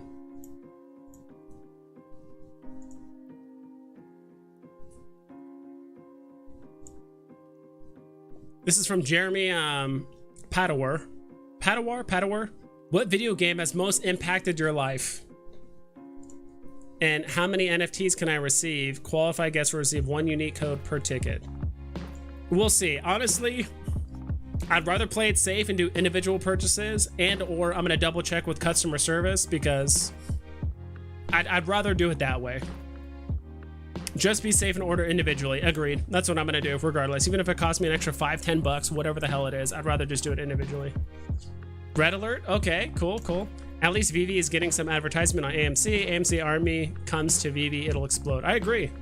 Especially since we already have some other movie classics, right? Ghostbusters. Could have sworn we had like another one on the app. Get Back to the Future. Like just ones that were just like really popular movies, right? Final Fantasy VII. Let's go. What video game has most impacted your life? Like really impacted your life, right? Not just like I enjoyed playing. I mean, impacted also negatively too. I guess you could put like, oh, World of Warcraft. Like I spent literally, you know, 8,000 hours on WoW, whatever it is. EVE Online, spent hours sitting in stations waiting for pause kills. I'm gonna show you guys something that's kind of embarrassing. Maybe Bones can confirm with this. And this is me mostly AFKing. Sometimes I run in the background and not realize it. Can I show this? Let's see.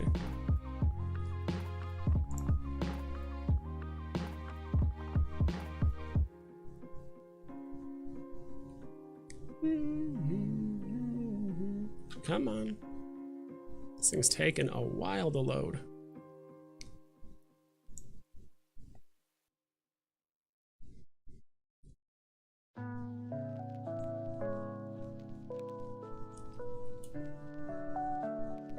Holy moly. There it goes. Here we go. This is on Steam, but let's see. You guys also get a quick glimpse into some of the games I own. This isn't even all the games I own, but here. Is it this display capture? Yeah. EVE Online. 7,032 hours. Most of it,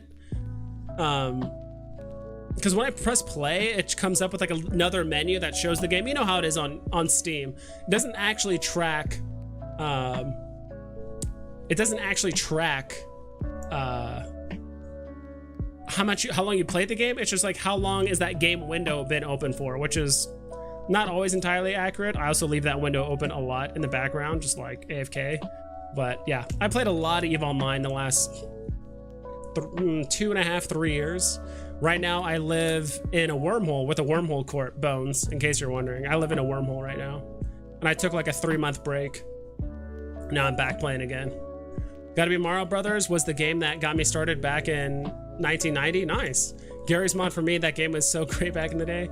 I'm a pod racer. Amazing story and lore to Final Fantasy VII. Modern Warfare 2 lost my sense of reality for about 2 years.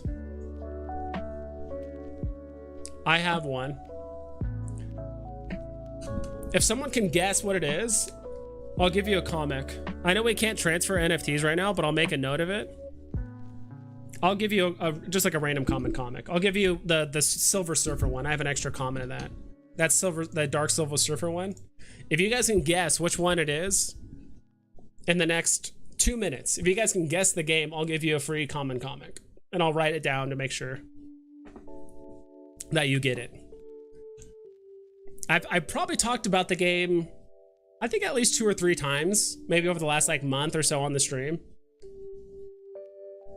Diego Galvin. Mario Brothers was also the first game I had my son play, so it holds a special place in my heart. Oh, that's nice. Team Fortress 2, close, not Team Fortress 2, and it's not EVE Online, so I'm saving you guys some guesses there. I know I talked about Team Fortress 2 a lot in that Twitter Spaces, but it's not a game that's like changed my life or done anything crazy, right? Final Fantasy, War of the Vision, Final Fantasy 11 was my addiction during college. Okay. Metal Gear Solid is a good guess too. I did play that a lot. I think you probably heard me talk about Metal Gear Solid. Maybe I haven't talked about it as much. Maybe once I tell you guys what it is, I'll put it in the tweet. Or maybe I'll do this.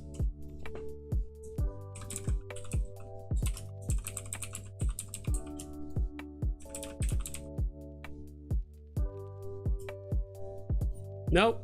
Not Doom, not Quake. You guys are close. What was your first video game you remember? What was your first video game you remember? It was either Link's Awakening on Game Boy, or like the old like gray brick Game Boy, or it was Sonic the Hedgehog on Sega. One of those two.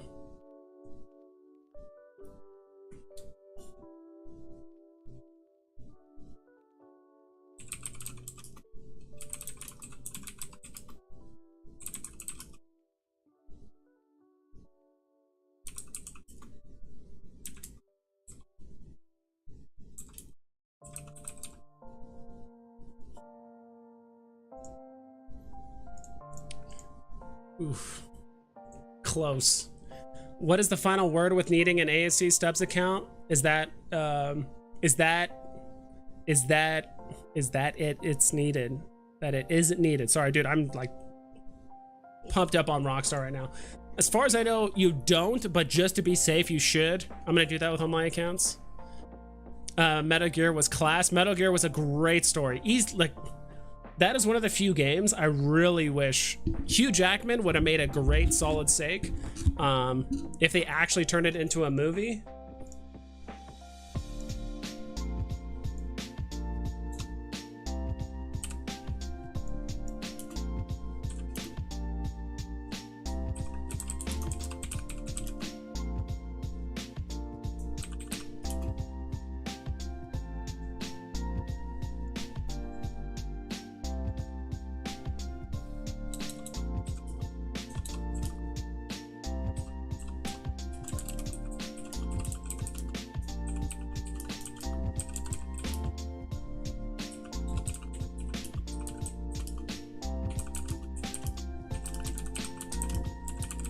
I'm gonna type it out. Your local scalper is super close. Even though we're 2 minutes past the time, Hamoon, you got it. Hamoon got it. Elder Scrolls 3 Morrowind. Amazing world, great music, and the first RPG I ever played that took me to another world. Great game. Morrowind is a game that just honestly blew my mind. I remember playing it on Xbox at my friend's house, and I was just like, dude, what is this game? It's truly just like an alien world, and the music was amazing. Everything was awesome about it, and yeah. Hamoon, I won't forget you. Just remind me when we can do transfers again, and I'll sign you up, or I'll put a note on my phone to give you a common comic. I played Eve, but got onboarded by OG, so I stopped because I was given millions right off the bat and gave me no motivation to play because I didn't need to earn anything. I guess that's a issue. Dude, and Joe M, Roller Coaster Tycoon. I did play a lot of Roller Coaster Tycoon back in the day. Skyrim, yeah, so all you guys were close. Elder, you know, local scalper was on track. Pekui, Paraquy was close. Morrowind, actually, you know what? Your local scalper technically got it first. I didn't read it. He said a Morrowind, or however you spell it. I'll give you guys both a common comic since you guys basically said it at the same time. I actually have a stack of common comics I'm trying to just get rid of that I've been just gambling on, so I'll give you guys a common comic. Space Invaders, Atari 2600, woke up Christmas morning, hooked it up, played until my thumb started cramping.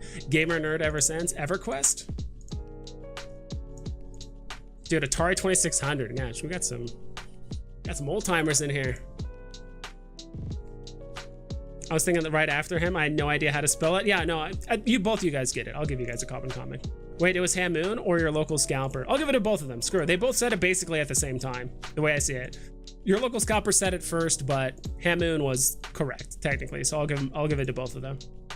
Commodore 64 was next. GG either way. I know the comment times can be different for everyone. So yeah, Elder Scrolls 3 was just an amazing game. Like this. Everyone knows.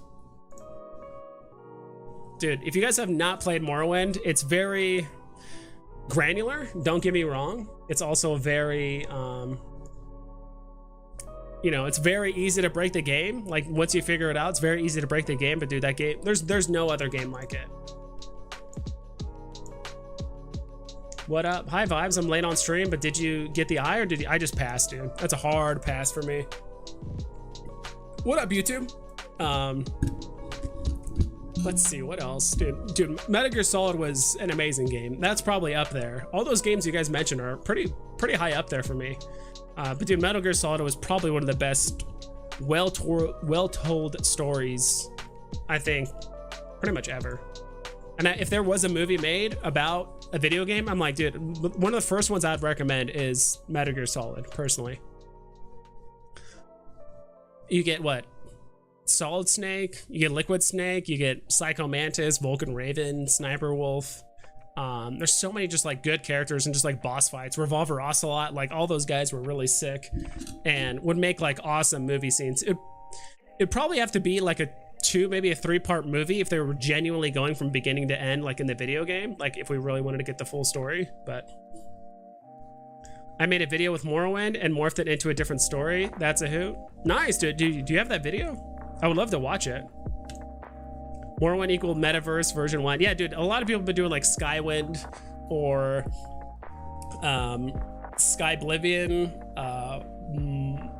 I thought there was one called like Obliviwind or something like that. Or like I'm trying to make Morrowind mods. I know there's even people that mod in Morrowind to be like multiplayer, so you guys can like play together and people are kind of like healers or different things like that. So it's pretty cool. Do you remember having to change the controller to fight Psycho Mantis? Yeah, dude. I remember that. You technically didn't have to, but it made the fight infinitely easier if you changed the controls. And if you guys didn't know, like TVs back then, I call them fatback TVs because, you know, the TVs are 3 feet wide back then. You know, now everything is flat screen and stuff like that. But back then on those old TVs, it would say video, right? When you would change the, I forgot what you would call it. You know, you can switch between like the TV and then like audio 1, audio 2, or like video 1, video 2. It was so interesting because like occasionally Psycho Mantis would like turn your screen black, like the video. I remember the first time he did that. I thought my TV shut off. I'm like, dude, what's going on? I was freaking out, and I noticed in the top right, instead of saying video, it said Hideo, like Hideo Kojima. And I was like, what the hell is going on? So he would actually turn your screen black, like your TV shut off, and then he would like hit you or something like that. But he would also like dodge your attacks too. So like you had to switch the controller to player 2 so he wouldn't read your mind, which was crazy to think about. Dude, that game was like so meta in the sense of like it broke the fourth wall a lot. So that was a great game. I'll look in the archives. Okay. Yeah, it was great memories. Even just like little Easter eggs, like there's so many things that you can kind of do to like make it easier, or like little Easter eggs and stuff. I remember there was one Easter egg that like you're chasing that one girl named Meryl, I think. And if you like reach the bathroom by a certain time, the cutscene would like have her without pants on. I don't know, just little things like that. Like if you like you're chasing her and if you get there before like 2 minutes or something like that, you can like see her like pantsless or something, which, you know, back then wasn't really showing much. Like everything, the pixelation was just god awful in the PlayStation. Another one was like if you had Sniper Wolf's like handkerchief, like the dogs would not attack you or something like that. Like there was a portion with like wolves, which was kind of cool. There was just so many just like little things that were just like, dude, that just crazy. And for PS1 that early for gaming was crazy. My favorite RTS was StarCraft and Command & Conquer. Yeah, both were great. Didn't play too much StarCraft like 1. I played quite a bit of StarCraft 2, but I did play Command & Conquer Red Alert on PC, as well as Command & Conquer Retaliation on PlayStation, which was like an adaptation from, I think, like 2 or 3 expansions from the PC, and they just like put it on PlayStation, which was a lot of fun. Remember there was like Tesla tanks and all those kind of like unique vehicles that were, I think, PlayStation exclusive. So dude, that's awesome times. Awesome times. Speaking of, where are we? Good God, dude, I have so many tabs open. All right, what's the general consensus? We're gonna do one more vote. I know we're going back to the Amazon thing. Command and Conquer Tiberian Wars. Yeah, I didn't play that one too much. I think I played that a little bit. You know, another great RTS game that a lot of people sleep on? Battle for Middle Earth 2. Great game. That's probably one of the first games with like, well, 2 games. 3 games, actually. I will be surprised if any of you guys have heard Emperor Battle for Dune, which was a Westwood Studios game, which was an adaptation of Dune, where you could play as the Harkonnen, the Atreides, or Ordos. Ordos was just some random made-up faction that they made, so it's like a three faction thing. As well as Battle for Middle Earth 2. I know I would say a good amount of people have heard of that. Not really. Another one is Legend of Legaia. If you guys have heard of any of those games, you guys are legit. And you guys are friends of mine. Let me look up those games really quick. I know I keep getting sidetracked. I apologize, but dude, we're just nerding out right now and I love it.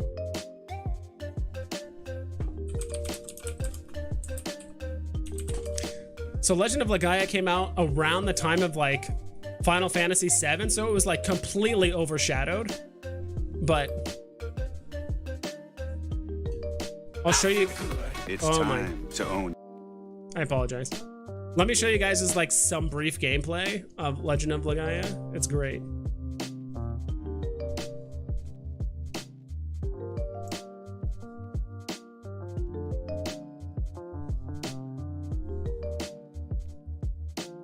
Dude, this game was legit. I'm just gonna show you just a random fight here.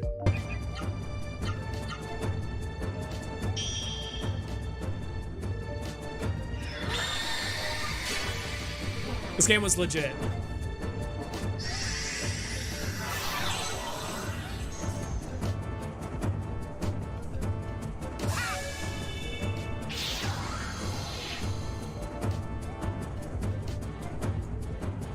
Sorry if the music's loud. This looks just like Final Fantasy. Fight. I apologize if it's loud.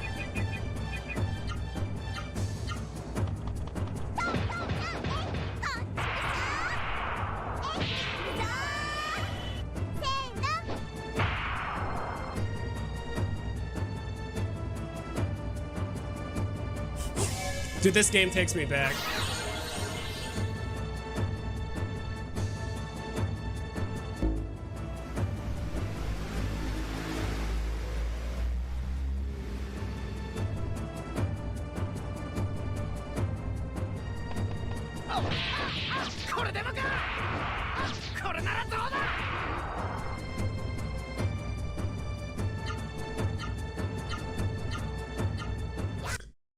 So one of my favorite parts about this game is like let this part.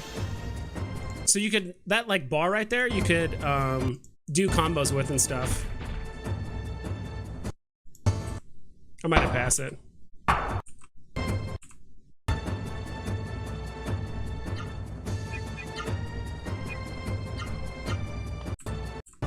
Go back.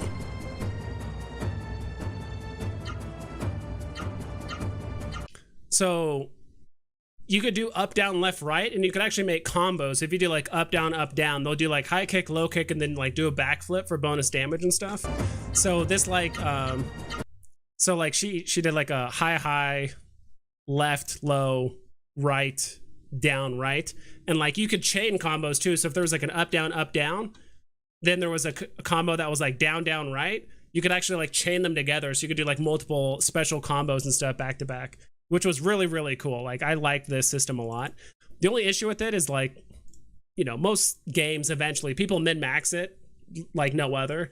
And people eventually found out, like, what are the best combos? And you just spam those over and over and over and over again, like, no matter what. So, but it was still a ton of fun. Like, it was called, I'll type it in. With the music back on. Sorry if that was, like, super loud, but that did.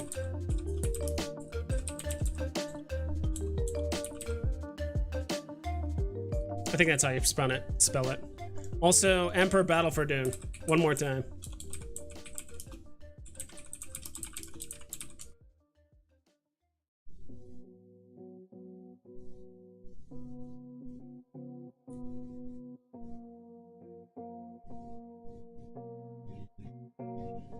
I don't want soundtrack.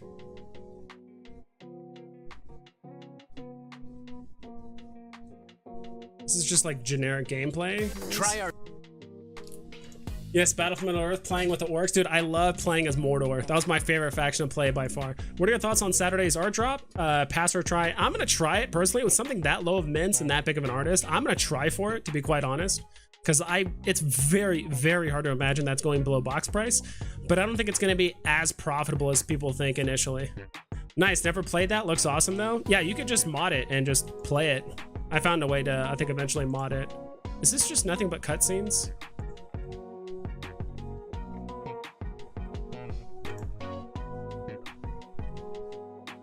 Okay, that's not what I want. Star Trek Armada 1 and 2 were the best. Never played Star Trek Armada. I'm a huge Star Trek fan, but I've never played it. It's a cool faction. I really like the Harkonnen units on Emperor Battle for Dune. Play some Turok for N64. Okay.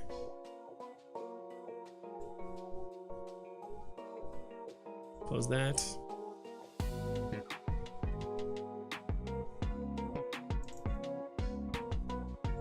Oh, this is one of my favorite. Hold on, let me pause this. This is one of my favorite. The Harkonnen had a lot of like anti-infantry units, so this guy had like. Additional forces are arriving, Commander. Construction started. This is basically Westwood, so the same people that make Command and Conquer made this game too. The Harkonnen had a lot of anti-infantry units, so they had like a flamethrower tank. My favorite scout unit has like just a giant buzz saw, which was a ton of fun. Reinforcements have arrived. Lost. Harkonnen were like slow but high damage units. Construction started. Atreides were pretty balanced, and the Ordos units were like fast. Not a lot of damage, not a lot of defense. Under attack. Carry on under attack. So you have to build up basically on these like cliff sides, because if you had too many units on the sand, like worm would come eat you. You had to be careful. Training. Building ready to place. Training. Dude, those missile units were so strong. So instead of like the V2 rockets you would get in like Command and Conquer, those were kind of like the equivalent, except they would shoot like a volley of missiles. Training. Unit lost. Building ready to This was a fun game. Cancelled. Construction started. Enough of that. That was fun. The one thing I did like about that game is in the campaign you could recruit sub factions to join you, so you could have like the Fremen or the oh my gosh, the Sardaukar join you. You could have like sub factions join you, and you can like use their units and stuff. 64 GoldenEye, let's not forget old school Tomb Raider. Yeah, strangely enough, like me and my brothers, we played Tomb Raider 2 before 1. I think it's just because that was just the game we just bought. We didn't even know Tomb Raider 1 was the thing, I guess. And we were young and dumb. That game was a lot of fun. Tomb Raider was a ton of fun. All right, let's actually go back to, so I wanted to show you guys both those games. Like Legend of Legaia was a ton of fun. And then if you like Command and Conquer, like the old school ones, like Red Alert or anything like that, this is like a more updated version for the time, right? You could actually like group units. You could actually give attack orders where they attack anything on the way. You could queue up units, like all that stuff you like really couldn't do with the old school Command and Conquer. You could do with Emperor Battle for Dune. It's a great campaign, and you actually have a lot of replayability because you can side with different sub factions as you're going throughout. My favorite one is the oh my god, there was a unit that could duplicate, make projections of your units and duplicate them, which was like crazy. I think it was called like a projector or something like that, but it could basically make projections of your units and make duplicates of them. So they would still do damage, but the second they take any damage or get touched, like they would just disappear. I don't know. All right. You guys are gonna help me buy headphones, and then I'm probably gonna call it a stream and then call it, because I've been on for a while. But it's been a lot of fun. I'll probably end up canceling my order, buying more tickets individually, and then going from there. So but old school Tomb Raider was awesome. It seems like a lot of people were on board with the Audio Tech headphones, I believe. The Audio Technica. Audio Technica headphones. Seems like a lot of people were just on board with these. Ooh. Maybe I should put headphones on at the end instead of just...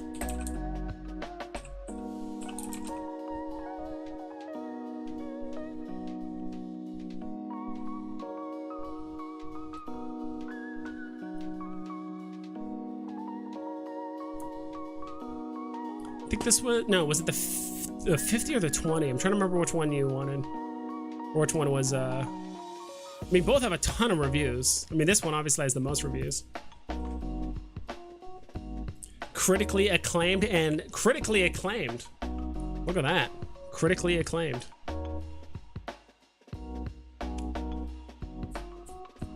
And I do have the Amazon Prime, like, credit card or whatever, so I'm gonna get like 5% cash back on this. Like, I don't really care.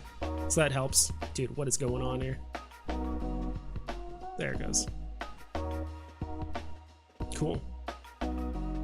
Seems like a lot of people are on board with the Audio Technica headphones for the most part. Wired, wireless. 3rd gen.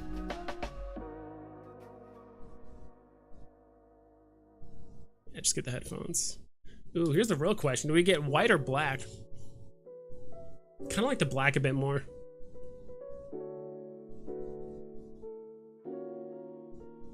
Also don't know why my thing is like beyond laggy right now. Probably because I have a bunch of stuff going. Oh, it's because I have 2 Jeremy Padawar things going on. Vibes, do you play Pokemon cards? I do not. Nice headphones, right? A lot of people are trying to convince me to buy unicorn headphones or whatever headphones.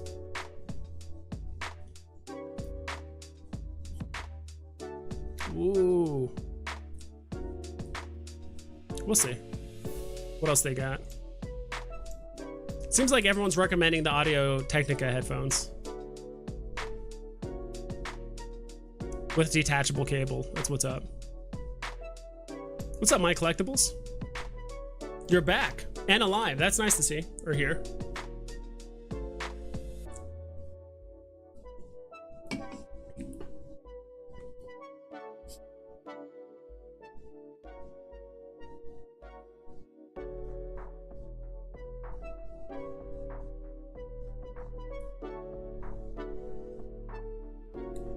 Skip that, sorry.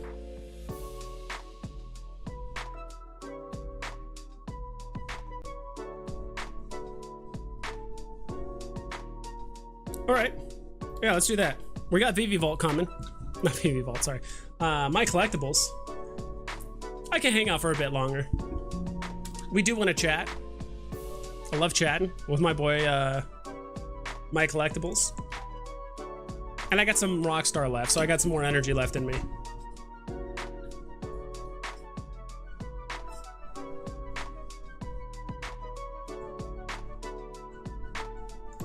Let this keep, let's get this going. Just look, the Batman drop specifically said 1 NFT per transaction, not per ticket. Okay, I'm done, great content. Yeah, I get what you mean, VVGTV. I don't know. I honestly just don't trust AMC to be grammatically correct with like how they're gonna do giveaways or promo codes or any of that stuff. Like, I just don't trust them. Like, I agree with you. Like, I bought 6, and plus, to be honest, I also showed my QR code, which is probably not smart on stream, so I probably just need to cancel it and reorder anyway. So we'll do that. Give me some.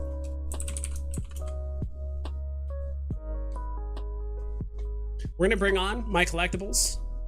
Talk a bit about gaming as well as some other stuff, I'm sure. Ask him if he was ready. We'll go from there. Hopefully. Yeah, let's just call him. See if he's ready. We'll find out if he's ready. We'll just call him. We'll make him be ready. And if not, that's fine. Ooh. Ooh.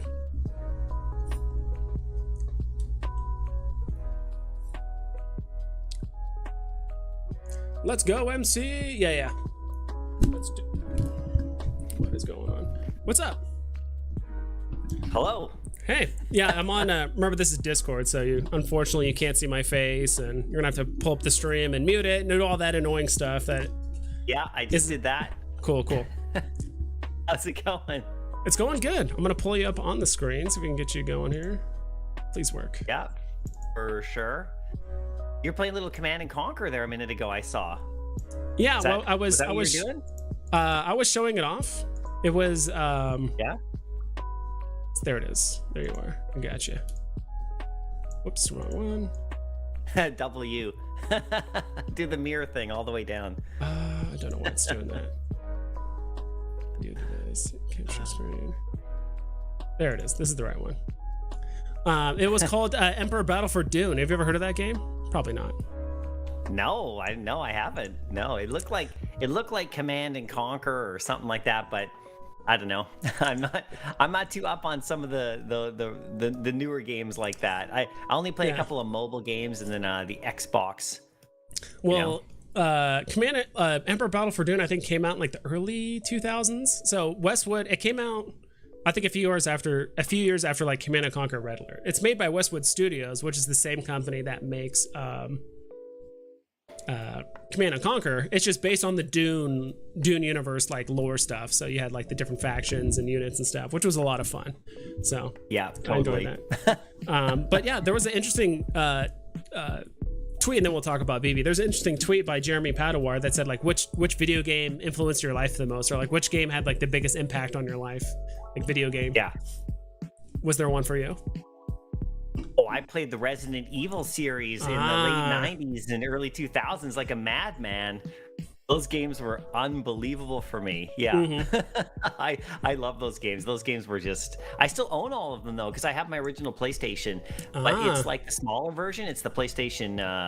like PlayStation 1, but it's like the compact one. Yeah. And I still have the all three of Resident Evils, and I have Resident Evil 4 as well. But I actually had that on the GameCube because if you remember, at the time I was really into those games, and then like Resident Evil announced that they were going to be only on a GameCube for number 4, which was like still a great game. You can still play that game, right? And I was like, oh wow, GameCube, okay. So I went out and bought one, and then like a few months later, it was on every platform. Bait and switch. Because that's what they do, right? But they released it there, I believe. And so anyway, but yeah, so I had the GameCube for a long time. I played other games too, and I actually sold it like a couple years ago because I had stored it away with its original box, and I got good money for it because gaming collecting, right, is big, like console collecting and game collecting. So I sold it and stuff. So that was pretty cool. But yeah, Resident Evil were big games, and then I played the shooter game Unreal Tournament, and that was like 20 years ago now. Like, so that's early 2000s, and that was like one of the first bigger online shooters, and like arena play. And that was super fun. I did that for a while, and then another game that I played a lot was The Sims, the original Sims, the first one, with the little people. And it's that game. I still have my laptop, my Apple laptop from way back when. It still works, and it has to run on OS 10. And so or like an earlier operating system, which is still on that, and I could still play that game because I still have the discs, and I still have my account on there. And so every now and again, I'll fire it up and just go back into the little world I created, because you can't play that The Sims 1 like anywhere. It's really annoying for me. Like I don't know why I can't like just play it now, like on my main Mac or something or whatever. But I can't. I don't know. Maybe somebody in the chat knows. I can't find a version of it that is playable now, because I like the original game, the original. So, yeah, and then there's been tons of other video games. Battlefront, with my poster behind me, right? Battlefront's a great game. It's been amazing, and Grand Theft Auto, I play a lot still. Number 5, right? So. Grand Theft Auto 5 is. I remember playing a lot of Grand Theft Auto 3 back in the day with like my cousin. The whole 80s thing, that was awesome. I still remember watching my brother play Resident Evil 2 and just being scared out of my mind, and just because that game was just when you play it for the first time, well, first off, not the best controls. You know, you're running around, you have to hold the button to aim, and then you're slowly turning, and this creature's like about to eat your face off, quite literally. And you're just like, oh my god, like shoot. And dude, the ones that climbed on the ceilings, the one with like the claws, and they had the huge tongue, that one always scared the crap out of me. The lickers. Yeah, the liquor, those ones always scared me. So it's like, that game was always scary. But I've watched, if you ever get bored, anyone, you yourself or people in chat, just watch a speedrun of your favorite game. Like, that's always fun to watch people that are professionals, or like that's all they do is just speedrun that game. And like sometimes you'll you know, watching glitched and unglitched speedruns are fun. You know, sometimes they do something weird with a door, then they like appear 12 hours into the storyline. You're like, how did they get there? Just some silly glitch, right? But the speed runs where it's glitchless, and you actually just see them just typically avoid all the bad guys. They just pick this up, run over here, do that, and then do this, and then it's like, what is going on? So it's always fun watching. Well, the new Resident Evil #2 that was re-released on the Xbox and all the platforms recently is really astounding. And I was literally this is funny you mention that, because literally just yesterday I was watching for about 20 minutes somebody doing an undamaged run, not a speed run, but just undamaged on like the hardest mode ever. And it's pretty cool. They narrate their way. They say, okay, this is what I did here, and this is why, and this, you have to step over here because the monster goes there, and then you know, and it's just such a beautiful game. I don't own the newer one, right? Like the re-release that came out, and but it's astounding. Give me 1 second. I'm just gonna open up the vent up there. I'll be back in like 5 seconds. Oh yeah, sure, no problem. We see the Captain Carter new Doctor Strange trailer. Yes, I know that's coming out. It's coming out in a day. Where are his vibes going? He's opening up a vent or something. It's just me, everybody. You ready for rant #2? No, I'm just kidding. Oh my god. How is everybody doing today anyway? How are you guys doing? Why would Veve even offer the closed Doctor Strange eye? I don't know. Yeah, exactly. Pretty cool collectible. Yeah. Well, I was going to cover two different things here. Well, first off, did you see that? Yeah, I am back. I know it's delayed. The view, when I watch the screen, it's like a few seconds behind our actual conversation. It says, do you see my collectibles rant video? I did. I liked it. I think he brought up a lot of good points. There's nothing I like disagree with, but I do think there's some things that like Veve might have their hands tied with just certain things, right? Like that's the only thing. Yeah. That's the only thing that I think is. You know, it's like I do think we should expect more of Veve. Like they could probably do a better job negotiating or just like informing their licensors of like maybe, in my opinion, like I totally agree with what that one person said, right? Why would Veve even offer a closed eye Doctor Strange? Like who would do that? I don't know. It's like offering a, what's it called? Like a Wolverine glove that it just, there's the claws aren't out. Like, oh, buy this gauntlet that the claw doesn't come out. Like you just want to buy the hand, right? It's like, why? That's the most interesting part, is like the claws are out, you know, whatever it is. Or it's I trying to think of like another comparison that just doesn't make sense. Like, I don't know. Yeah, like I don't really have a problem with the collectible, right? I think it's cool. I mean, I wanted to go for it. I just, you know, it's been brewing for me, you know, and I did my video, and I don't normally do that. You know me, right? I don't normally do that kind of stuff. I love Veve. Like I still do. I mean, it doesn't change how I think about Veve at all. It's just like that particular one today was just a kick in the pants. You know, I wanted to go for that one. I want to go for a drop like that and have fun and get one on the drop, but you just can't touch it. You know, unless you're gambling. And I think that's just wrong. And if it was cheaper, though, if it was like 40, that's why I gave them a hard time about the price. And, you know, like, it's not really my right to do that. Like, Veve can do whatever they want. And, you know, like, I kind of like, you know, I was really debating whether even not to post that video, because I'm not putting a video up like that for views or something like that. That's not how. That's not my style, right? Yeah. You know, just to shock videos like some people like do. You know, videos where they do crazy like comments on the cover. Oh my God! You know, like I'm not really into that kind of thing. I just kind of like to have fun with the app, but like I was just like no, not today. I mean, they priced that one to me way too high, and I love Veve, right? I mean, and like you said. Could have been a Marvel thing, who knows what the contract is, right? But I mean, like, that drop is doomed to fail. It's like, you know, everyone, even I was watching a couple of videos before of like leading up to it, talking about it.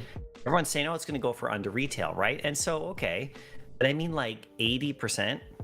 Like, I mean, like, that's a lot. Like, you know, the comic books are fine. They're half price, whatever. But it's like 3 gems to 6 gems to whatever. It's not a big whoop, but you're talking 70 gems and you went for that. See, somebody new came to the app and they went for that drop because they saw it on marvel.com and then they went for it and they got it.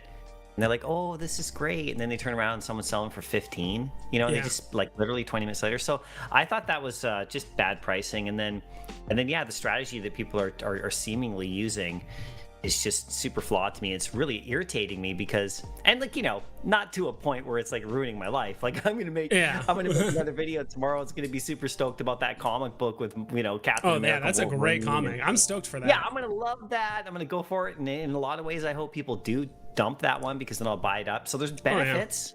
But I mean, like, you know, this whole thing about going in there, just going for the secret rare and just tanking the rest of it and just killing some of these people who are new to the app. It's just, you know, it's just brutal. It's just got to stop. But it's, you know, it's not like it's going to stop. But if they priced it maybe at like 40 gems and someone was then selling it for 20, then I probably wouldn't have made that video because it's not such a huge, unbelievable discrepancy. And I wasn't planning on making the video either, but when I didn't think it would go for, like, if people selling it for 10 or 11, right? Yeah. I mean, that's crazy. just it. And like, it just makes you like, well, what are you doing? So that was the whole point of the video, is just throw it out there, share my thoughts. And I just honestly thought people were just going to massacre me over it. And I was like, you know, I'm just going to put it up there. I might take it down in a bit after, you know, people have had a chance to watch it. So it's not just sitting there forever. Like, you know, I just wanted to speak my piece and then kind of, and then, you know, see what people think. And then I don't know if I'll leave it up there for all time, you know, just for it to sit there. Because, you know, I don't want people to join the app 2 months from now and none of that's mattering and think it was something I made yesterday, right? So, you know, it's just a really specific time moment, like today for me.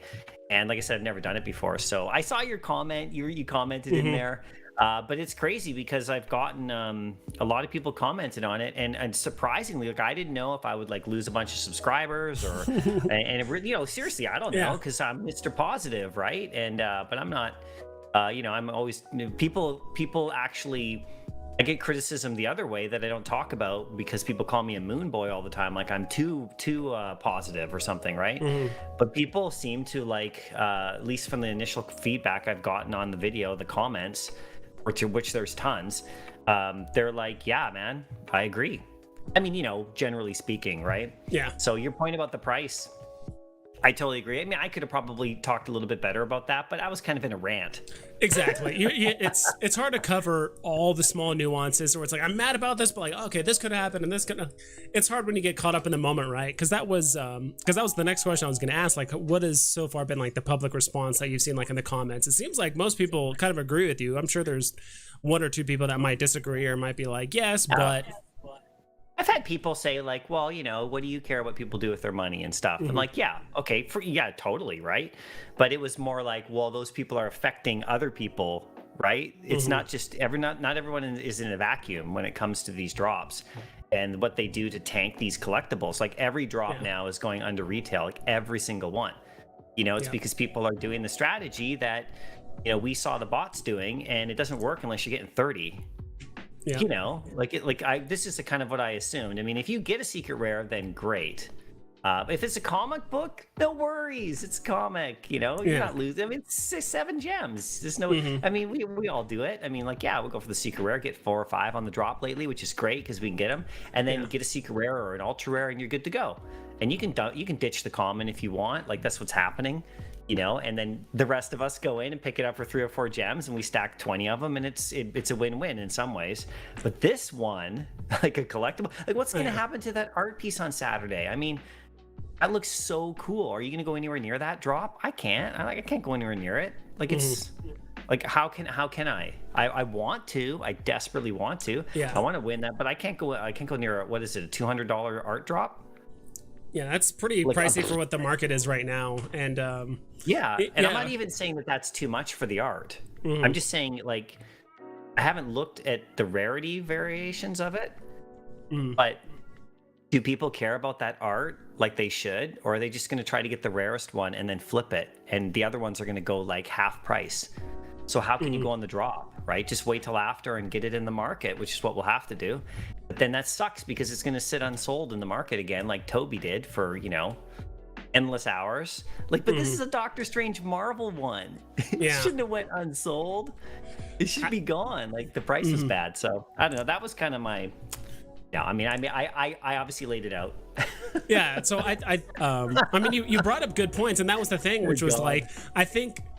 Strangely enough, that was the very last sentence I put in that comment on your video, when I'm like, I think the undercutting's actually gotten more aggressive without the bots than with the bots. Like, I think the bots would only undercut to a certain point, right? Like, even with the comics, like, I don't think I've ever seen the comics go below maybe like 5 gems. Maybe it'll touch like between 4 and 5. Like, people are undercutting all the way to like 3.5 gems on a common comic. I'm just like, holy moly. And at least the bots would like wait for the floor to go up, and then they list all their stuff, and then they, then that happens. But people just undercut, like incessant undercutting, which is crazy. So it's almost like people have gotten more bloodthirsty when it comes to undercutting without bots and with bots. Like, we know in the history of Veve, there's been stuff that's gone for under retail. I mean, obviously, but pre-bot explosion, that we all didn't know what was going on and why we couldn't get any drops, and then it became apparent that this is what was happening. Now they've really done a great job, Veve, in solving that issue a lot, because we're all getting the drops now. And it's not because they suck either, it's because we're just getting them, right? Like, they don't have this flood of bot accounts, apparently, it looks like. But they started, like, we didn't know, but they started this whole thing, right, with dumping the lower rarity. I mean, sorry, the commons and stuff like that for cheaper, and but they were getting like 20, like, I don't know, they're getting like 20, 25. You see these people. Remember, we started to see all these like phones with like 25 phones on a table or whatever. Yeah. And then we'd see all these accounts, and they're all like getting tons, and they're getting a higher, and they would sell those to us at like full price. Like big time, like, for money, like for a higher level, and we would buy them because we couldn't get our hands on them.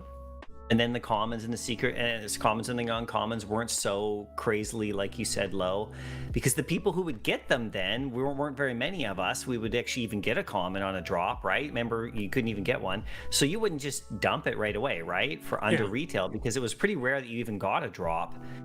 But since they've gotten rid of the bots now, it's like you said, it's crazy because they've taken on the same strategy that these accounts were using, these crazy people with all these accounts, it looks like to me, and they're going after that one big secret rare for a payday.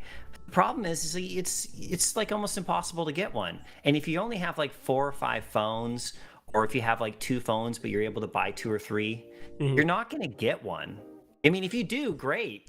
Yeah, statistically, you're not going to get the other stuff is getting completely destroyed, like the commons, and it's just and a collectible like this, where it was on Marvel and it looked like like we saw it was on the website, and people were talking, oh, this is cool, right? And get some people in here, big movie.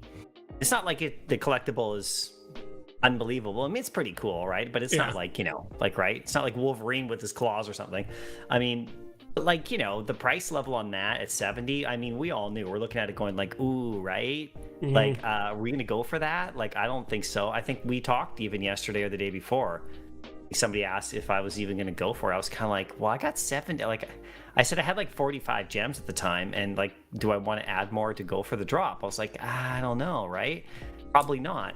Yeah. And so anyone who did get it, though, just gambling, I open up the app and it's sitting at 11 gems. I'm like, that's like 50 something gems thrown away like in 20 minutes. And, it's not good. Like, it's just not good. So there's a lot of stuff that, this will all clear itself up eventually, right? When MTL comes out. But right at this moment, I just wanted to, it's almost like I want to find out who's doing that. Like, what are you doing? Like, what is your strategy there? Losing 50 gems. I don't know about you, but I can't lose 50 gems. Yeah, I think it's like I mentioned in your comment. I think it's like people. There's like the whole flipping thing hasn't been a thing for like 3 months. Like buying a collectible and assuming that it's going to go up in value, you know, in the short term within a month or so. It's just like non-existent. Everything's just been down. It's been ice cold, like you said, like in your video. Everything's been ice cold for a while. So people are like, how can I make profit? Which is just winning drops at this point, right? Now that the bots are gone, I can actually win drops, pull that slot machine, and hope for the best. But just statistically, it just doesn't make sense. Like at the end of the day. So is it a terrible strategy? Yes. I got lucky that one time. That's the first time I've gotten a secret rare comic after buying, I don't know, 50, 60 comics like that, you know, over the course of the last, you know, 10 or so drops that I've used that kind of like same technique. Yeah, I got one eventually. I got a secret rare comic, but I got a lot of commons in the meantime. And I'll be honest, the first couple times I did sell, I got like what 5 or 6 comments and I sold all but like 1 or 2. But ever since then, I'm just like, why am I selling below box? I'd rather just hold it, you know, unless I desperately need an extra 30 gems to buy this thing. I'm like, okay, I'm just gonna hold on to the comics. Like I really don't care to like sell below box price. The comics are fine. Like people want to sell those for under retail. You're not losing anything, right? You're losing like 3 gems. Like whatever. Yeah. For me, this is my thought. Like I'm like, I'll go for the comics, do the whole thing, and if I get a common or an uncommon, I was lucky to get an uncommon 3-digit. I sold it for literally floor price, like for retail for 7.5, and the floor was like you know, this is on the New Mutants, and the floor was, you know, like 4 on the uncommon or something. And so I sold it for 7.5 because it was a 3-digit, and you know, I got my money back, and that's all good. Like I know the strategy, but the thing is like with these bigger ones, it's like the strategy is fine. Like if anyone, like I don't have any issue with the strategy itself, but the selling of your item at such an incredible discount below floor is just bad business. Like, you know, if everybody did the same strategy, but then just like, you know, put the collectible in the market because you didn't want the uncommon, you just sold it for retail. I mean, you know, if the people would still buy it, who, you know, so like my problem is like, why go so far under retail? You know, it just doesn't make any sense. And I got people throw this at me all the time, and I know you hear it too. You know, oh well, they're getting gems for cheap, so it's okay. But you're still giving the same gems away. It doesn't matter how much you pay for it. If you pay 50 cents, like I haven't bought gems off the app in a long time. I've only done it twice, and so it's not something I do very often, right? But I tried it out because everybody else was a couple months ago. So I was like, well, I might as well try it out. And I, you know, some trusted people, and it's like, oh, it worked out well. But I've only done it a couple times, and I haven't bought any gems in a long time. And so I'm like, you know, if you're gonna buy gems at 25 cents on the dollar or 40 cents on the dollar or whatever it is, 60 cents, it's still the same gem you're giving away for nothing. So you're not gaining. I mean, there might be some mathematical equation, but that's if you're getting 25 items and then you're able to get like you know, it's the bot strategy that's been uncovered.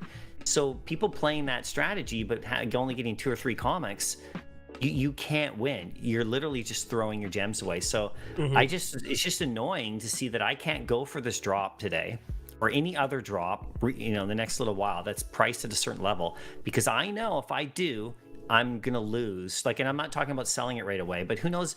My problem, I should just mention this in the video, is that I think that some of these are just permanently damaged. Like this, you know, this Doctor Strange, you know, necklace or whatever, you know, necklace, you know. Yeah. I mean, will it ever reach retail for the common? Can it recover? Yeah, probably not. I mean, maybe 2 years. I don't know. But like when you damage at that level and you stick it at 15. Like immediately, you're kind of setting a tone where it's just done. And like it's just bad for everybody. It's bad for the person who got it in the drop, who is trying to sell it to liquefy it. I know why they're doing that, totally fine, but like that low, it just pissed me off today, like a more than normal. And I don't think it's out of frustration of like part of it is like, okay, like you're kind of like not ruining the reputation of the NFT, but it's also like, I think you're just like letting people know like the strategy you're doing, you realize it's just like not gonna work in the long term, and then you're probably just gonna upset yourself that it's not working, and you're like, wow, at the beginning of the month I had 400 gems, and at the end of the month I have 2 NFTs and 120 gems. Like, what is going, you know, and those 2 NFTs I have aren't worth much because you're just losing money every time. That's why I stopped selling my comics on the secondary market, because I'm like, I'm just like losing gems like every time, to be honest. I'd rather just wait a month when FTL comes out. Who knows? There could be a big swing in the market, something happens. I'd rather just hold on to it and just sell it later, me personally.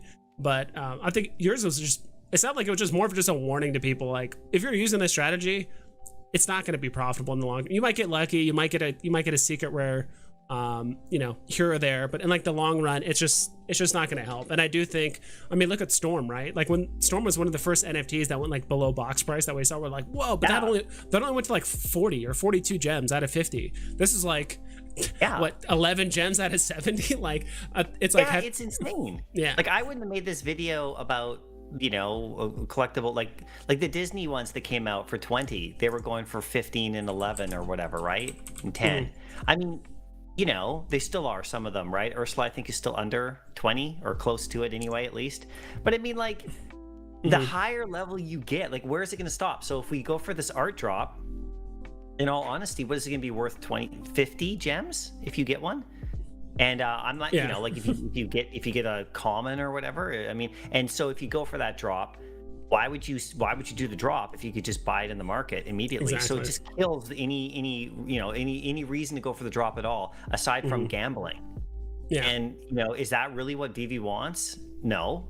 I mean, they don't want people just not going. I mean, I know, because I've had comments, oh, David Yu said he doesn't want everything selling out in the shop. You know, I love David Yu. I totally respect him and everybody what they're doing, but they're learning too, right? Everybody, it's up to us to kind of tell them, right? It's up to us to, like, as their customers, to tell them, like, look, you know, have you thought about this? Maybe this isn't working well. It's good feedback. I mean, I didn't swear at the guys, and I'm not yelling and screaming, and I'm not mad right now. Yeah. Like, I'm not mad. Like, I mean, you know, I'm not mad. I'm just like, I was annoyed and a bit pissed, but like, it, you know, I really wanted to say something about it, because like, where does it end? You know, say we get Wolverine, right? Say we get a Star Wars drop coming up. So we'll say we get Vader, and there's 5 poses of him. I mean, is you know, the common Vader going to be, you know, 50 gems under retail? That's not going to be good for the Star Wars fans that come in for that drop. Yeah, they're going to go, oh crap, what the hell is this? You know, I just spent 60 on Vader. He's worth 20 because these jackasses are going to try to get the secret rare, and they're not, like, they don't care about anything but getting it and then flipping it, and they're done. So I don't know what could be done, but one of my thoughts was like, oh, initially when you have a drop happen, it sucks, but maybe you can't sell it for 24 hours, you know? But I hate that when they close the market, you can't open the market. I hate that. It's like one of my worst things. I made a whole drop head about that, you know, where the market's closed, and I hate it, right? So I don't know what the solution is, other than people just like getting burned on their strategy and losing gems to a point where they finally realize, well, what you're doing is like, you're not helping, you know. But in the meantime, it damages the collectibles that are coming out, and it makes the drops almost impossible to go for, unless it's a comic book. Then comic books are fine. It's just my opinion, right? Vibes. Yeah, of course. And that's the thing is, you know, when people are selling for that low, does that create a new strategy now where it's like, all right, I'm not going to go for the drop, but now I'm going to buy 4 or 5 of these uncommons at 11 gems, because I think last I checked, they're at 20 now. We're at 19.999 gems or whatever. Yeah, they're still, great price to pick up. It's a joke. Still way below retail, but it's like, now are we adjusting the strategy where, and I think there's always some sort of weird strategy. There's always a new thing that's happening in the market, right? You were around when the whole common craze of comics came around, right? Like, for the longest time, common comics were always like pretty low price. They were always less than the uncommons and pretty cheap. And I mean, they still kind of are in a way, but then all of a sudden people just started going crazy over common comics, and then that kind of bled over into like the common collectibles, and like people were grabbing more of the common collectibles that were more than the uncommon. And so I just think this is just one of those like really weird market strategies or just reactions. Like, all right, bots are gone, I could just buy as many as I want, and they're like, well, I got all these duplicates, I don't really want this many, or I'd rather just have more gems on hand. So I think it's just one of those like really weird things where like the market just doesn't know what to do with itself, and it just dumps stuff on the market, and it's like, cool, you can do that. Strategy, like, it's a strategy that requires volume to be successful. Exactly. And that's what those bot accounts we've discovered we're doing. I mean, they would get like 20 of a drop. And in there, mixed in there, they'll get 11 commons, whatever, 4 ultra rares, maybe a couple secret rares, and then those are their money makers. The rest of them, they would drop, like you said, not 80% below retail. They would drop them at like 70%, or I don't know what, you know what I mean? It was closer, right? It was like borderline retail at least, because their whole gain, these people, I mean, like, who knows what they were thinking, but it looked like their whole gain was to just get as much gems as possible and like, totally dominate the market, like with just grabbing, and then selling it back. And we would all buy up the secret rares for premiums, and if we got one on the drop, we wouldn't sell it because they're so hard to get on the drop. You'd be like, I actually got one today, right? It's like, it was crazy, right? 3 months of me not getting anything on my phone, literally. Yeah. And so then, but then now that they're gone, or at least they appear to be gone, right? I never like to say that fully because I don't know. It scares me still. Yeah, you never know. But like, it looks like they're gone. Well, like, you can't do the same strategy as that, everybody. You got to learn. Like, you can't, if you're getting 4 or 5 only, which, a lot of people seem to be getting around that number. I mean, I'm on Twitter. I see people, I got 4 today. Some people get more, obviously, because they have more phones or whatever. And there's the strategy that went out where you could hit the buy, and then as soon as you see the gems go, you hit X, you hit it buy again, right? And there's all that kind of stuff.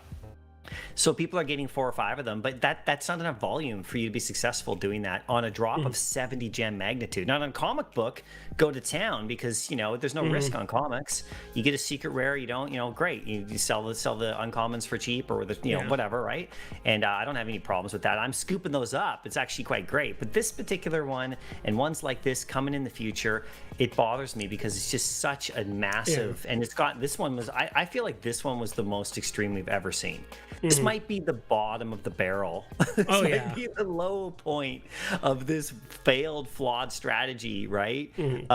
For collectibles, right? So I don't know what's going to happen from here, but that was kind of the genesis of me just saying, like, sitting there and I actually had one that I recorded before that was probably not fit for air. More vulgar than that. Yeah, it was a bit more vulgar. Back a bit, and I wasn't attacking Veve or anything, but because like I said, it's just my opinion. People don't have to listen to me anything I say, but when you watch other content creators on other platforms about other stuff, like I mentioned mobile games in my video, with the people telling you the strategies about what you should buy, and because mobile games are money making too, and there's gambling in that with blind boxes and stuff. And if you play mobile video games, you know what I'm talking about. They literally designed those games around Las Vegas slot machines, technology and stuff. Like, it's all to keep you spending money and gems.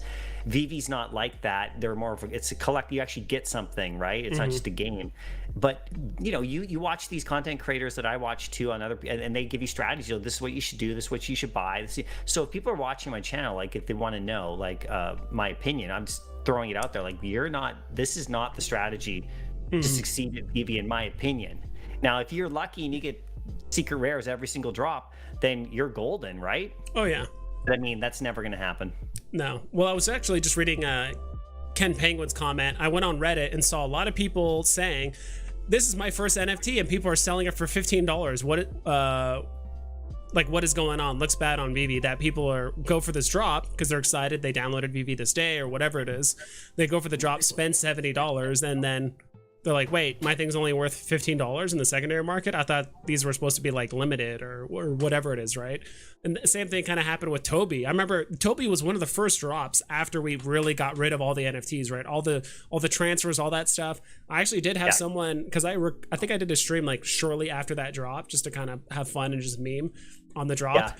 And someone said in the comments, they're like, they were relatively new to Veve, probably like a month or two in. They tried all the drops, never worked, and like her and her husband got both minted like 6 Tobies each and lost a ton of money. And I'm just like, oh, that sucks. Don't get me wrong, because they didn't know. They're just like, hey, this is the first time we can win something. Like, buy. And it's like, I'm like, look, I understand. Like, me personally, I would watch, if I'm going to spend that kind of money, I would watch content creators, get as much opinions as possible on like, is this a good NFT to buy? What are the chances of getting one?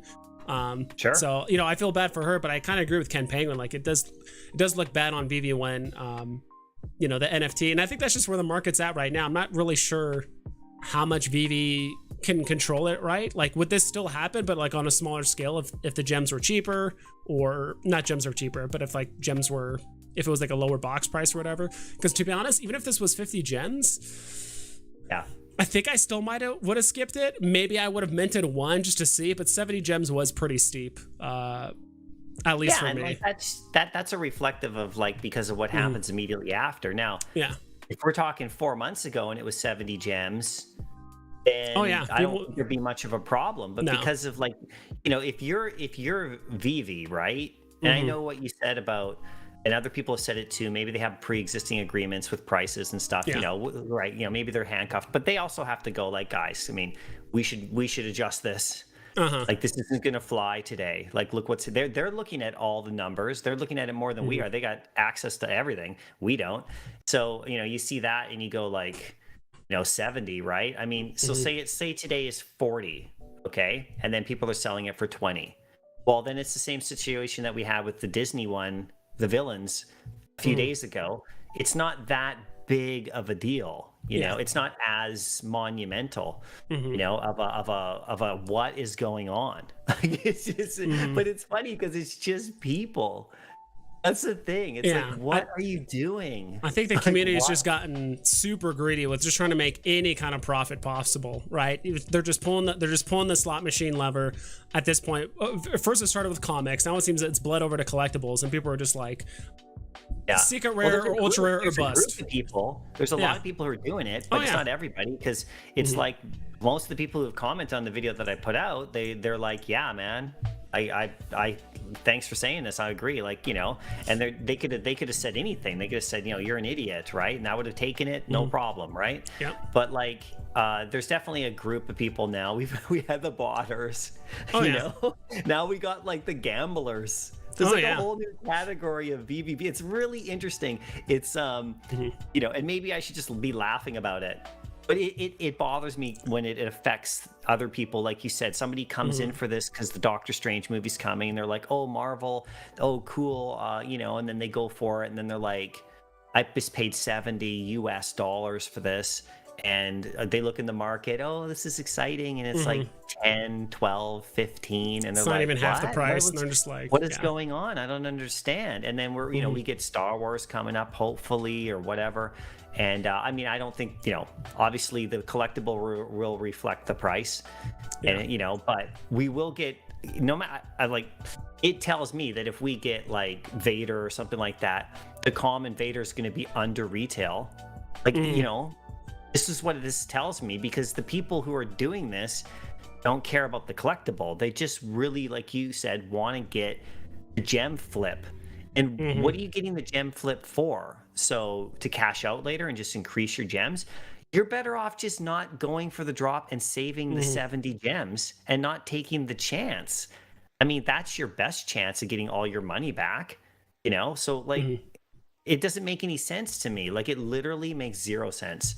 And, you know, but whatever, people are going to do what they're going to do. So if they're going to do that and say they do it on a Star Wars drop or something, then, and I see Darth Vader or Boba Fett going under retail, I'm going to buy them. I'm going to buy 20 of them. Yeah. I'm going to say thank you at that point, and I'll make a video about how happy I am about it. But it's a bit different. Yeah, so please keep this trend going, at least for this next comic. Like, for the 10,000 mint run, please just let it go through there. Like, if you want to dump your common for below box price, that's fine with me for this next one. Same thing with Star Wars. If you guys want to dump them, that's fine. But it's just like, in the long run, it's just not sustainable. And as we get more people coming in because of MTL or because of new IP announcements or whatever the reason is that more people come on the platform for, that strategy is just like not going to be sustainable. And I think Q System will fix that as well, right? Q System, when everyone's forced to either get 0 or 1 on their account, that whole strategy is going to be moot. You just can't do it anymore. So now things are actually going to change, right? So that could be the unfortunate solution to it all, which I would rather just have drop system like this, because I like being able to go for the drop and getting 1 or 2. It's just, you know, but like, this is the ramification. So they're going to test it out with the logo, and then if that's the case, we'll get 1, and you hope you get a uncommon. You know, you'll hope for a common comic. and you'll pray for for a secret rare like back before, you know, and you're not going to get 4 or 5 potentially. I mean, maybe you will if you have multiple accounts going, but not like how it is today. And the only thing is like no one's making any money doing this strategy today, unless you're really, really lucky. Yeah, there was one person, and of course the only people you hear most of the time that speak up, and you know, Veve Vault's channel on drop day or other things. Oh, I got an ultra rare. So you only see the wins. 80% of the time, you know, most of the time when people are talking about it, out of 100 people that say they you know, on the drop, probably 50% of them are like, I won, and the other 50% are like, I got a comment. But that's not how it works. It's not 50-50. It's like more like 85-15. Like you have a 15% chance of getting a rare, ultra rare, and like I think it's 1 in 50-ish chance of getting a secret rare for the comics. I think that's just statistically how it works out. So it's not good at all. But I did want to bring up this one thing. A lot of people are saying, did you see Vivi's last tweet? They said they made a Japanese Discord, or a Discord in Japanese for Veve, which is pretty cool. Looks very strange in a foreign language to me. So yeah, now they made a whole new Discord channel or group, I guess, just for people in Japanese, which is awesome. So that's one layer of I don't know if that's like localization technically, because like, I mean, they are going to make their announcements in Japanese, but like everyone's going to be talking in Japanese, so that's pretty cool. Yeah, totally. No, that's awesome. Yeah, let's go. Let's get this thing around the world. Let's do this. So do you think because of this, and I don't know why, like this is the whole thing where like a lot of people are saying, oh, we gotta, you know, Japan and China and just other countries in Southeast Asia, like, oh, you gotta get Voltron, you gotta get Pele Fantasy, you gotta get Ultraman. I'm like, wait, you guys are all acting like Marvel, DC, and Disney are like not popular in those areas too. Like, you don't think people are not buying Spider-Man or Batman or Superman or, you know, this, you know, R2D2. You don't think they're Star Wars fans like overseas over there? Like, I'd rather, me personally, you know, not financial advice, me personally, I'd rather, I have nothing against Ultraman or Voltron or any of those IPs, but it's like, if I'm gonna buy a certain amount of stuff, I'm gonna buy characters or IPs that are recognized worldwide. Like, I understand people outside of Japan or some of those Southeast Asian countries know of Voltron, but it's like, I'd rather not just rely on these handful of regions to buy up my NFTs when I could just rely on the world. Like, everyone knows Spider-Man, everyone knows Superman, everyone knows Donald Duck, Mickey Mouse. Like, everyone knows those people. Not a lot of people, not even a lot of people knew Voltron. Remember the Voltron drop? People are like, who is this? Is this a knockoff version of Transformers? Like, kind of, but what is this? Not really. It's like, but not a lot of people knew, right? But like, everyone knows Disney. So like, me personally, so it's like, if you have an Ultron or a Voltron or Ultraman, I'm not saying sell it or be like, you know, it's a bad investment. Like, awesome. Like, your NFTs are probably going to pump in the short term right now. So that's awesome. But in the grand scheme of things, me personally, I'm sticking with my Disney, my DC, my Marvel, my comics. That's what I'm sticking with personally. So yeah, that's what I like. Yeah, so that's awesome. Yeah, no, it's going to be pretty exciting. We'll see what happens. Like, I'm super stoked about Veve still. Nothing. My image of Veve is not tarnished even slightly. I just can't wait. I just can't wait for everything to come. But so did you buy the movie tickets, which is absolutely astounding? I don't think I can because I'm in Canada. I don't have any of those theaters around. Well, hit me up. Yeah. I was talking with Dino on stream because there's a movie theater next to me that they sell tickets for $12.50, which is the cheapest I could find. So nice. And I think what I'm going to do is, I think, as far as I know, they said, okay, you get 1 NFT per ticket, but a lot of people said that on other platforms like Palm and the other stuff, when they had a similar deal with AMC, it was 1 per like transaction. So if you bought 6 tickets on 1 account or 1 card or whatever it was, you only got 1 NFT. So what I might have to do is, I'm going to total up the amount I want to buy. I'll hit up Dino, see how many he wants to buy. And then if you want to, you can ask me, hey, I want to buy 2, 5, 3, whatever. And then I'll just go there, scan the ticket. And then when they email me the stuff later, I'll just send you over the promo code, and you can just activate it yourself. And I think a lot of people are doing that because it's obviously a regional thing. Yeah. It looks like, because I can't get to. I would go to the theater. I would just go watch myself and do the whole thing. I think Taps Trades and all you guys and people are going to go to the same theaters and stuff. I heard, and do a big kind of fun viewing thing. That would be amazing. But I'm up here, so. Oh yeah, I think a lot of people are going to be using it as a like a local meetup for Veve, because everyone's going to these theaters. It's 5 p.m. like literally every time zone across the US. So once it hits 5 p.m. at a different time. So because I bought 6 on one account, but I'm like, I should probably divide these up and make 6 individual purchases, make sure that they go to individual emails and I receive them and all that stuff, just in case. Because even though the thing says like, oh, it's 1 per ticket, I don't trust AMC to get the verbiage correct, or all that stuff. Like, they don't care. Like, they're not losing money. They're like, hey, you bought 6 tickets, doesn't matter to me. So who gets screwed over? I do. So it's like, I'd rather just do 6 individual purchases and just get it over and done with. So yeah, just be safe, just do it 6 times, you're good to go. I think. So yeah, that's what I would do too if I could. So I'm gonna cancel the order, eat the. It's a small inconvenience, I think, and that was the other thing I talked about, Dino. Like the whole, you ever seen inconvenience fees or convenience fees on like online orders? Like, what's so inconvenient about me ordering online? Like, everything is automated. And it's not like it's 1990 where people are handwriting or giving you a refund and you're actually paying someone to do the transaction, right, to give the refund. Right. It's like, it's all automated. They're pushing a button. Okay, accept refund. Beep.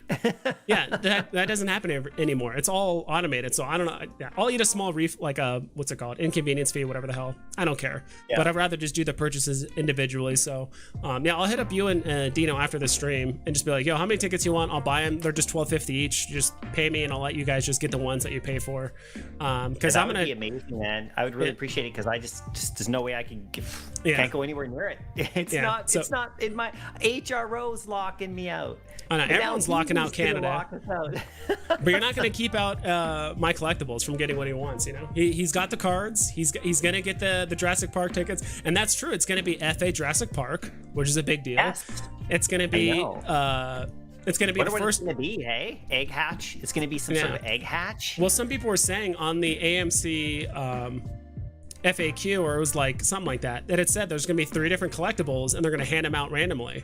So there's 3 different collectibles, and so who knows, right? They could be posters. It just could be promotional posters. It could be actual 3D collectible with like a little T-Rex or a Velociraptor or a raptor egg. Like, no one knows what they're actually going to be, but at the end of the day, it's going to be the first collectibles, first promo collectibles, because the first promo comic we had was the Spider Buggy, but now this is the first promo collectible, which I think is pretty cool. So that's my take. It's going to be awesome. See, this is exactly the kind of stuff that we're talking about, that with utility and like, dude, I mean, this is going to be great. I mean, this is just the start.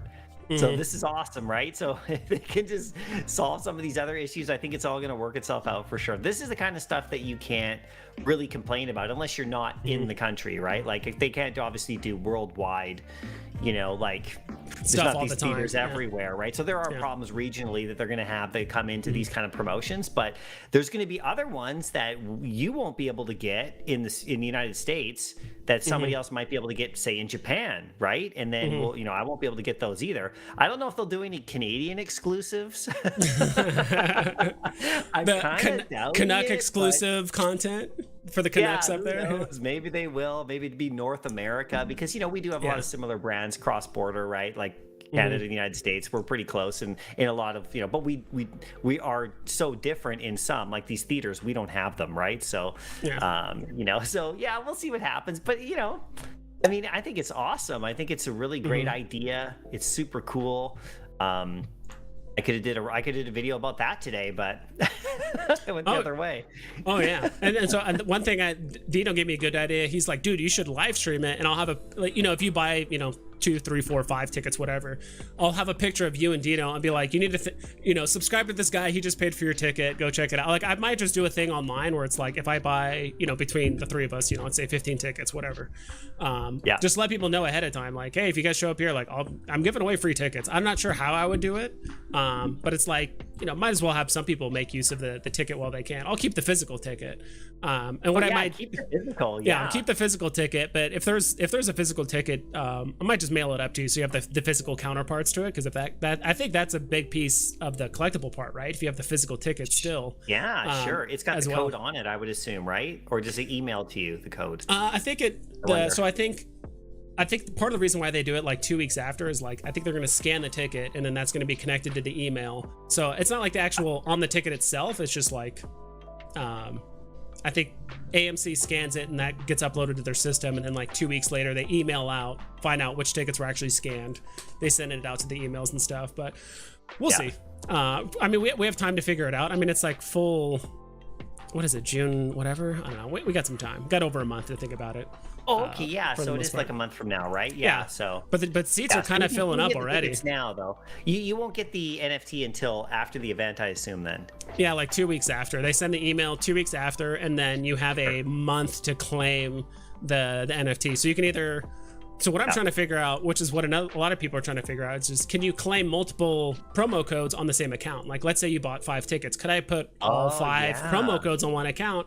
Or am I forced to like, all right, I'll put one on my account, one on my wife, one on my kid's phone. Now I have 2 left over, which you can technically sell in the, off app, right? You can have someone middleman it. It's the code. It's just the code. Yeah, right? it's just the code. And so you can give it to people like other people in Canada, UK, because it's a US exclusive. So that's why I figured I could try to help out with. Yeah, like if the code is different, it should, in my mind, it should work. Like how can how could it like code not work if you have one already, because it's a different NFT and a different number and a different edition.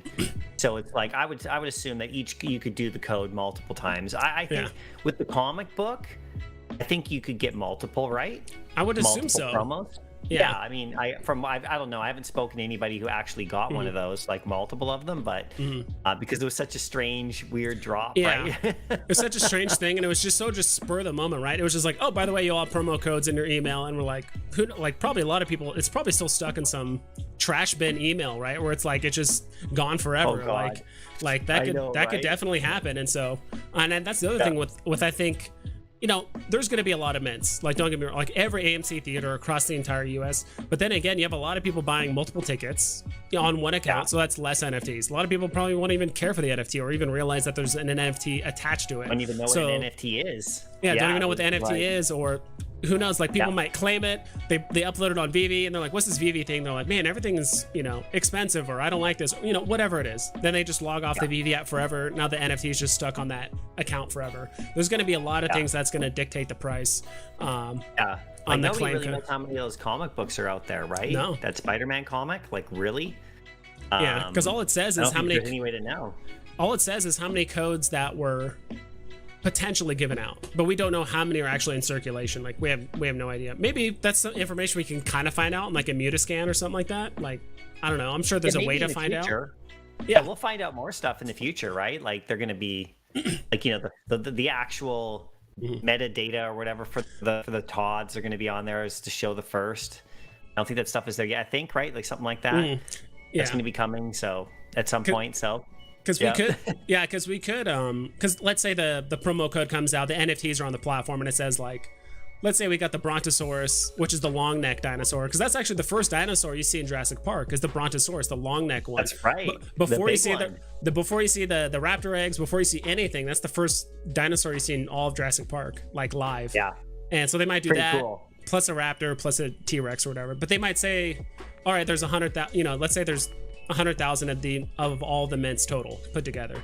But a month later, once you can't claim it anymore, and we go through a Mutascan, and we're like, actually, even though it says 100,000, there's only 40,000 in circulation. It's way less than we actually think. So that could drive the price up. But I think just the promo stuff is really cool, especially since you have to. So much, there's endless possibilities with it. It's great. We're finally getting a chance to use it. So yeah, man. You could even do you could do promo code giveaways. Ooh, that's a good one. That's a good one. People on your channel, right? Like, think about that. If you have a specific code, you could say, okay, who's the winner? And you could just email them the code.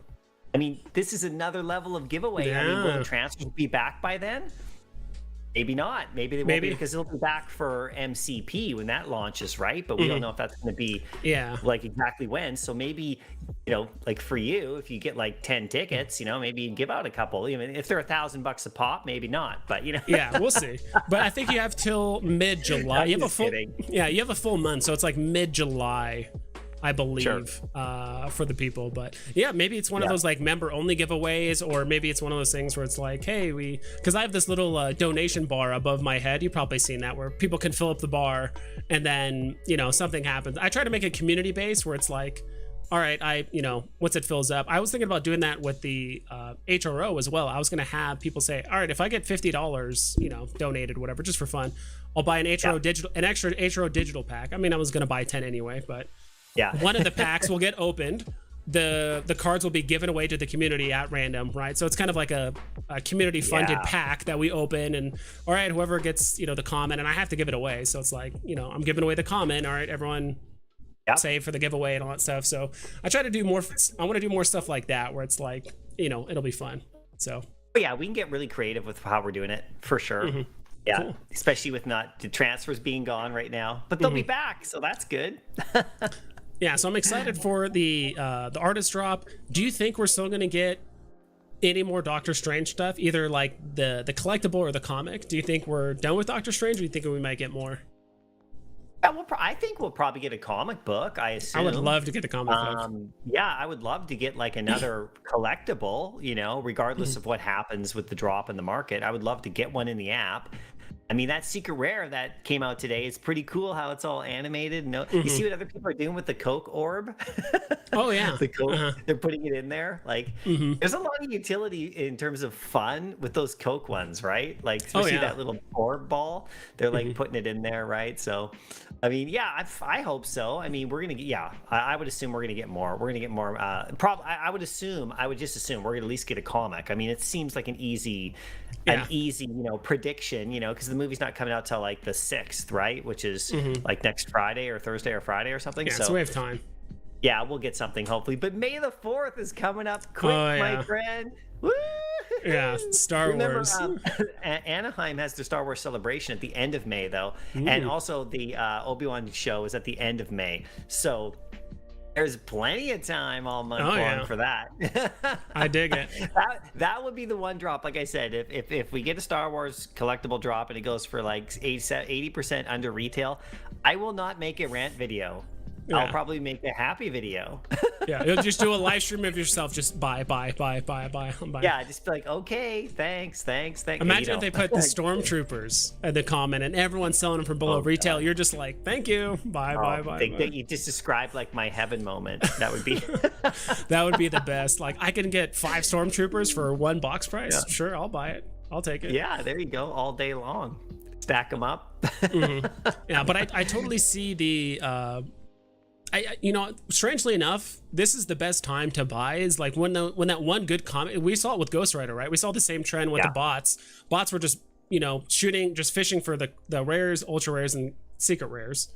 And then when Ghost Rider came out, they were just selling them for way too cheap. Like, people were I couldn't even buy them fast enough. I was like, buy. I'm like, geez, because they were selling them all for like below 9 gems. I think at one point there was a massive wall posted for like $8.99 or something like that. And I'm just like, these are way too cheap for a Ghost Rider. So sometimes you can have people just kind of get in that trend of just like, all right, buy. All right, I didn't get a rare, sell. Buy, didn't get a rare, sell. So I think Strange Tales 110 is one that people might sleep on or just like not do research. And they might just get in that habit of just like, all right, I'm gonna sell for 350, and like they don't realize that it's a major gem. It's a key comic, right? Yeah, so big time. It's a big time. That's why key the comics are great with this. The comics, like we were saying, the comics are great for doing that, strategy, going after the secret rare, getting as many as you can, and dumping the commons and uncommons. That's totally fine. That is a better gambling strategy, big time, right? For sure. Plus, you get a cool comic out of it. The collectibles are a different animal, and it just doesn't make any sense. Yeah. Think of what you could buy. Think of what you could buy for. What can you buy in the app? If you look at the collectibles in the app right now, if you say you go into Vault Value, that app, you can look at what are the collectibles for sale that are under 50 gems in the app. Collectibles or comics? Yeah, just collectibles, right? For under 50 gems? So say you go for the drop today and you spend 70 and you're one of the people who sold it for 15. Well, if you 55 gems there, what could you have bought instead of going for a secret rare that you might make 40, 50 gems on? Right? It doesn't make any sense. You can buy there's lots of stuff for under 50. Their Deadpool's first appearance is under 50. Oh yeah. Captain America. I mean, a ghost spider. I mean, like, Electra, right? I mean, I'm looking. I'm looking. You could almost buy. You could buy like 2 of the villain. What do you call Disney's? You could buy Mickey Mouse Orchestra Mickey or whatever you call them. Like there's so much stuff you could buy for under 50. So why? Doesn't make sense to me. Yeah, you could buy the stamp, the baseball stamp, and get a full set. Right? It's like 40 something. That's one that I want to go after. So I don't know. You do that a couple times, and then you're down 150 gems. Yeah, I was looking. You could buy for that. Yeah, I was looking at the collectibles. You can buy between 40 and 55 gems, and you can buy FA Batgirl. You can buy both the DeLorean or the Ecto-1 interactive common. So the movement vehicles that can actually move. You can buy the common or uncommon or rare Deadpools. FA. You can buy the FA Human Torch. You can buy the FA. Like, there's so many good FAs and stuff you can just buy. I remember when Human Torch was pushing like almost 200 gems at one point, or I think it was above 200 gems at one point. Like, it was up there. And because he's like the rarest or whatever out of all 4 of them, right? So. Aside from Dr. Doom. Besides Dr. Doom. Yeah, so are you more... So how do you feel... I don't remember you talking a lot about Marvel Mighties too much. How do you feel about Marvel Mighties? Just out of curiosity. I think they're okay still. I mean, I've owned lots in the past. The Mr. Fantastic Marvel Mighty, I owned like probably 10 of them at one point. Yeah. And, because I was hoping for the announcement a little sooner, but I don't own them anymore because it wasn't worth really holding on to for that reason, right? But no, I think they're okay. I mean, with, hopefully some sort of gamification, and I think some of them look great. Some of them look really bad. So, they're fine. Invisible Girl looks terrible. Invisible Girl looks terrible. I know. I don't know what they were thinking. I don't know how that got past like quality QA or whatever. And I'm just like, what is going on? What are you doing? It looks like a child like started defacing it, and I'm just like, ugh, I don't know. I know it doesn't look very good, but that's unfortunate, right? But like I said, any of that, like, there isn't a single collectible in the app that I'm like against or anything. I mean, whether it's Marvel Mighties or anything else, I mean, they're just, they all have their place, and so you could imagine your collection if you just had Marvel Mighties. Like, say you just focused on that, and that was one person who came in, I really like the Mighties, I'm going to buy all of them. And so you don't own anything else. You just have all the Mighties and every single Mighty that comes out from now on. Yeah. And you have a couple of, Dr. Dooms, and you have a couple of, Green Goblins, right? And, you have about 10 Fastos, all at 9.9 million. Yeah, dude, Fastos is at 9 million. People are sleeping on it. I know. And you just had Marvel Mighties, right? That would be a totally cool collection in Veve. And you could sell them later for more. Like the Doctor Doom one was $1,000 at one point, right? So I mean, they're pretty cool, right? Like, I like them. I'm not doing that. Right? I'm doing the secret rare comics. That's all I'm really going for. At the moment, right? But we'll see what comes, right? we'll see what comes up now. I will say, if you are going for, like, not financial advice, but if you are going after Marvel Mighties, you're going to spend a somewhat significant amount of gems, I'd probably go for the villains first. Just because the lesser mints. There's basically one villain to every 4 heroes for like each of their matchups or their counterparts or whatever it is. So it's true. It's also interesting too how all the Marvel Mighties that have been released, I think except for the Spider-Man one, I'm like, there's always 4 heroes and like 1 villain, right? So I wonder if I would like to think that Marvel has some sort of game plan in the future for some sort of gamification or something with it. Because I mean, putting all the FAs into this like Funko Pop-ish looking thing, I know, not entirely sure. I hope there's a plan, but the nice thing about the Marvel Mighties that I like is, like, even if that doesn't happen, even if there's no gamification, at least it's still an FA. You can fall back on the fact that it's an FA no matter what on the blockchain, on most of these characters. So it's like, look, even if the gamification doesn't happen, it's still an FA Doctor Doom, still an FA Red Skull. Like, it's still a good NFT. Gamification would be nice and it would increase the value. Don't get me wrong. It's not like, that's why I was kind of hesitant for a lot of the like vehicles or like the hoverboards and stuff like that. Like, don't get me wrong, it's cool, but it really hinges on like, is there gamification? Can it interact with the VVverse? Can it do all this stuff? Because if it can't, it's like, I'm not entirely sure. But the Marvel Mighties I do like, because it's like, even if it, worst case scenario, it's an FA of a popular superhero or a villain. Oh, big time. Yeah. And they're a nice collection. Mm-hmm. Like, it's a really nice, well-rounded, put-together collection that you can have a lot of fun with. Yeah. You know NFTs, right? Some of them look ridiculous. Some of them on the open sea look ridiculous. Mm-hmm. You know, they all cartooned out. There's a market for them always. There's a market for those. Yeah. They sell pretty fast. If you own a Marvel Mighty like Spider-Man or something, you know, and you put it up for sale at a reasonable price in the market, he'll sell pretty good. Like I've been noticing the last few days, you know, certain things are just like, it's hard to sell stuff right now if you're in the market, unless you really want to tank the price.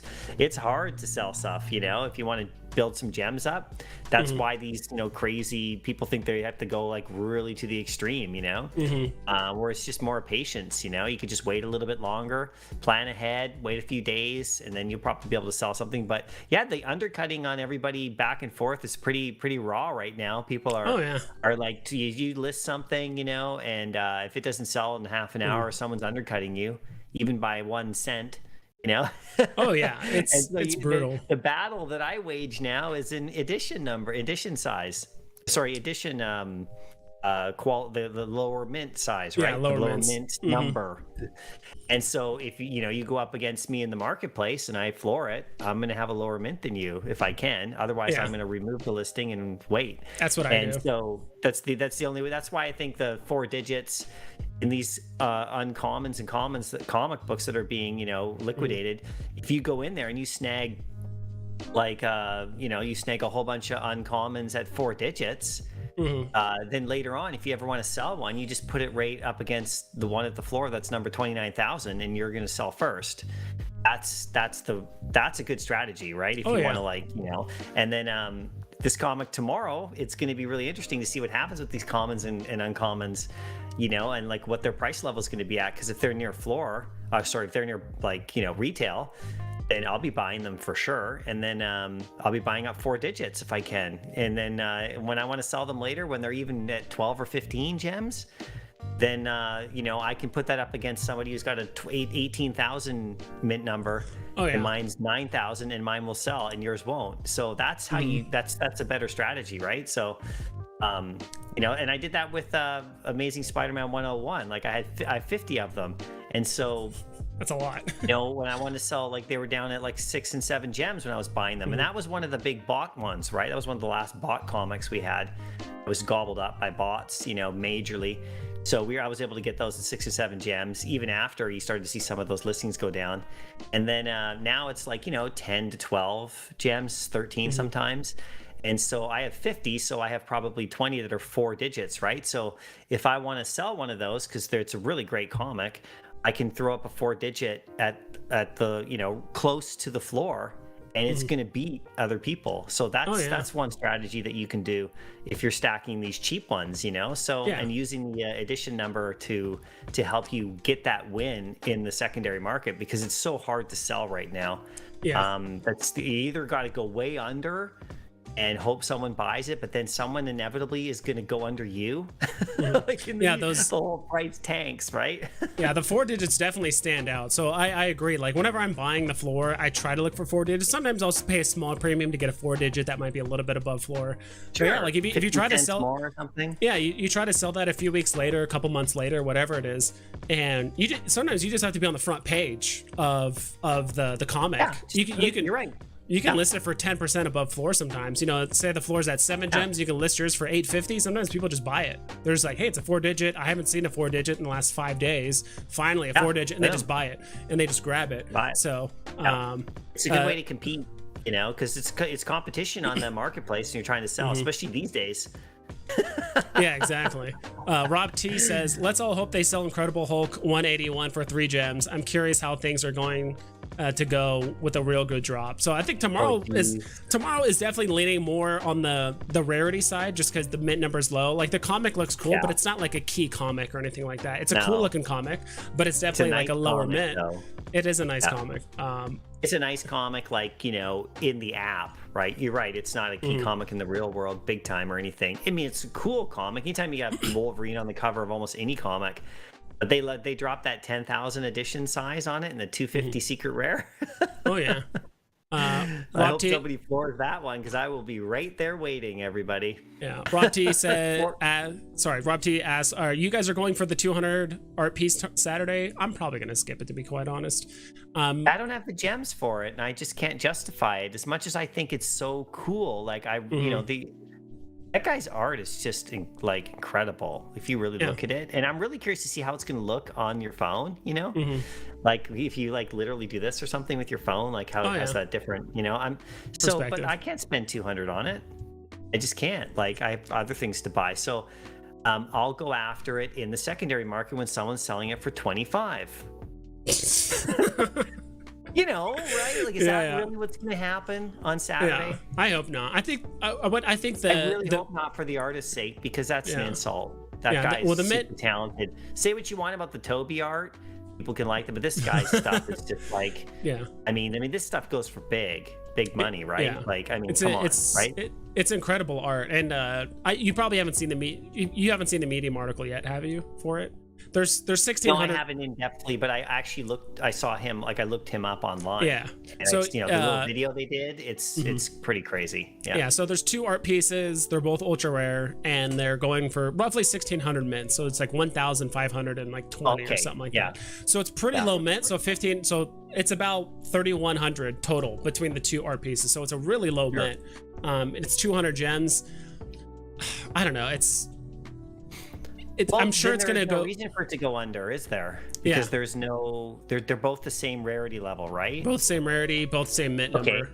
And there's no reason at all for it to go under retail. You would think, but with this market, if it goes under retail, then why would somebody go for the drop? Because there's no like higher level and lower level. Yeah, that's another way that they can control these, is just release single collectibles with no rarity levels. Then it won't go under retail, because there'd be no reason for, like, you know what I mean? They can't. Like, why would somebody go for it unless it then over time it dropped down, because, you know, so that's actually good then for Saturday then for the art. If it's maybe obviously then it's just subjective which one they like the best. Yeah. Me personally, I think I don't see it going below retail, but I don't think it's going to be as profitable as people think. I think it might hug a little bit closer to like 250 to 300. Maybe later in the day there could just be a big push to push it above 3. But then people are going to start taking profit, right? Like the second it goes above 300, I think people are going to take profit like right away. At least I would. Like if I bought it and it went up to 300, I'm like, cool, I'll take an 80 gem profit. Like, I'm happy with that. And just in this marketplace, for sure. Yeah, people are trying to get their gems up, and the question is, like, what are people trying to get their gems up for? So is it for Star Wars stuff, or is it cash out eventually? Yeah, like people are trying to flip their way up and get more gems without putting money in. So is it literally probably just for potential Star Wars stuff? We'll see, right? See what happens if that's the case. Like, seems like it. I guess that would be probably what people are doing right now, especially being April 28th, right? Yeah. I agree with Pepe. He said no way it goes under retail. I would agree, but then again, if there isn't variations, if there isn't like a higher level one, then there's no reason for it to go under retail, because then just, there's not a better one. Yeah, there's not like the gambling thing isn't there. So then that would literally just be insanity. Yeah, to buy it and then immediately sell it for under. It would be like you're not going for a super rare here. They just really want to support Veve or the artist. Who knows? I mean, you just want it to sell out, and then maybe you change your mind, because people can do that too. They can buy it in the drop and go, oh, you know what? Okay, and then they look at it and they have it for 2 hours and they go, man, I don't know. So that could happen, but hopefully it doesn't. I mean, but that would be a good way to release art then. I'm really excited for the Artist Alley. Remember they said that when the website comes out, the 101s that's when we're going to see real steep pricing, because right now we're comparing a lot of that art that we have. I forgot the gentleman's name, the artist, but the art that we're getting is based on like 1-of-1 arts, right? Which is why it's worth 20 grand, 10 grand, like that kind of numbers. But how much is it really going to be in an NFT format when there's like 1,500 editions? Like, it's hard to to come up with a number, right? Or to come up with a equation that's like, well, if the 101's worth this much, then surely an NFT with 1,500 mint, like there's just no way to tell. So a lot of people and that's the other thing too, I'm all for people are saying like, hey, this should be worth a lot, but believe it or not, there's some people on the platform that just don't value the same things as you do. Like, believe it or not, right? It's like, true. So it's like, people are like, this artist is big. How do you not know this guy? It's like, dude, I'm not a big artist buff. Like, I know of Banksy, but I don't follow his work. I don't know a lot of his stuff, and this artist too, like, I just don't, and sometimes I would rather just, that's kind of what I'm doing on a macro scale with NFTs. It's like, as much as I want to chase every NFT platform and its initial opening, it's like, I'd rather just stick to what I'm familiar with and like what I'm comfortable with, which is like licensed NFTs, like HRO, like Veve, like drop heads, officially licensed by My Collectibles himself. Officially licensed by My Collectibles himself. They are too. And they're 100% digitally yours because you can do whatever you want with it. Exactly. You can put it in cold storage forever. You can take it off app. It's off app vibes. It's off app. You're not going to change my damn drop head, are you? You're not going to add a bunch of features to it and stuff? Or remove features? No, not going to happen. I can't. Once it's yours, it's yours. Yeah. Patrick Hughes. Okay. Yeah, and that's the thing. It's gonna be rad. I made that prediction video about a year from now, and I just think what they're doing with art is great. They're bringing like, we don't know some of these artists, now we know them, and it's an easy way for us to get their art without spending 10 grand on one of their one-of-ones, like in the real world or whatever, or 100 grand or whatever. So I mean, it's just great. Veve's just doing an awesome job with art, and like whether you like it or not, like the art, each individual one that comes out, it's gonna, even in a year from now, we're gonna have so much. It's gonna be so cool, and who knows what they're gonna do with it. So like, people like Veve Vault, who's like really in on the art, and stuff like that. He's stacking up stuff. At least that's what he was doing. I remember before. He's got lots, and I mean, that's a whole other thing you can do with the app, right? You could just go after the art. Forget about Spider-Man and the rest of them, right? You can just go after the art, and once this community gets bigger and bigger and bigger, because they're just going to keep getting bigger. Everyone who knows this guy, who like, and I say this guy because I don't know him very well, this is Patrick, right? I mean, everyone who knows him, like, he's going to be telling, oh, guess what? My art's going on this app called Veve, and I'm guaranteeing we're going to get a bunch of art followers of him that come and check it out. I don't know if they'll stay or whatever, but they'll definitely check it out.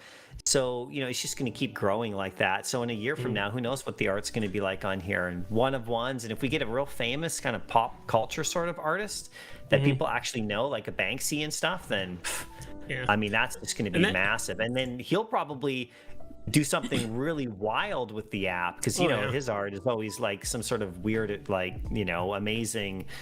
There's always some sort of catch. Experiment. Yeah, there's always some sort of catch or some sort of weird aspect to it, where maybe it'll just burn itself after a year or something. Get it? You're like, what's going on? Like, it just burns itself, or maybe you look at the one that he did where he went through the shredder halfway. I would love for it that the NFT looks like a beautiful picture, then like a year later, it just shows a pile of ash, like it just burned itself, and you're just like, what happened to it? Like, I could totally see him or someone, like him doing something like that. You could say, I own a Banksy. Yeah, it's a Banksy. It's literally say that. Like, if it's an NFT, I mean, you could just say, I own a Banksy. Like, it's crazy if that happens, if we get that art. It's nuts. Yeah. And right next to it, I have my, FA Batman. So and I mean, I know one of the Veve Vision guys is like more into the independent artists versus like the big the big IPs and stuff like that. And Hamoon said like Patrick Hughes is one of the key figures in contemporary British painting, so that might be a reason, because like, the US, Canada, like those are the regions that I would say the majority of the Veve users are on right now. So I don't, I know of British history, but I don't know, I'm not too familiar with like big figures that are in the UK or different parts of Europe or other parts of the world, right? So this is kind of cool, because I'm getting educated on who these people are and stuff like that. Like, that's why I said, same with comic books. They're giving us this info, and they're making it easy for you to attain it. It's not like this is hard to attain. You just buy it for 200 gems and you got one. Yeah, it's done. I mean, you can get it on the drop if this one is hard to get. I mean, but yeah, if there's only 2 variations and they're not different levels, then it sounds like a safe bet. So that's good news. So sorry if I was like I didn't know that. I didn't realize that there was. Yeah, like, we haven't. Yeah, you haven't read that Medium article and stuff like that. We didn't know because. Yeah, then it shows. Okay, well, there's no risk then because there's no going for the bigger one, and you get the one that's lower. So then it should be cool. It should be cool if people want it. Now, like if they sell it for under retail 10 minutes later, it's just gonna be like an absolute head scratcher. It's gonna be like, what the heck just happened? Yeah, I think one of my favorite arguments for independent artists, or like the artist pieces, because most of them are relatively low mint, and eventually we're gonna get to the point where some of these IP, some of Marvel, Disney.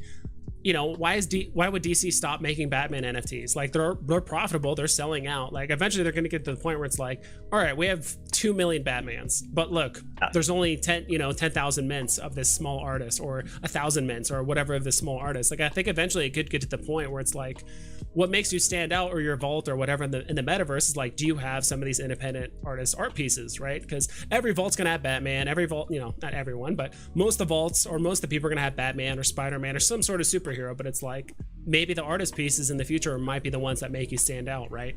So that's kind of one of my favorite arguments for independent artists, right? Because it's like there's gonna the big IPs, they're to a certain degree they're gonna get greedy and just keep pushing the same character over and over and over. We're gonna get more Spider-Mans, we're gonna get more Wonder Womans and this and that. So but art pieces, independent artists, I mean, they can do some interesting stuff.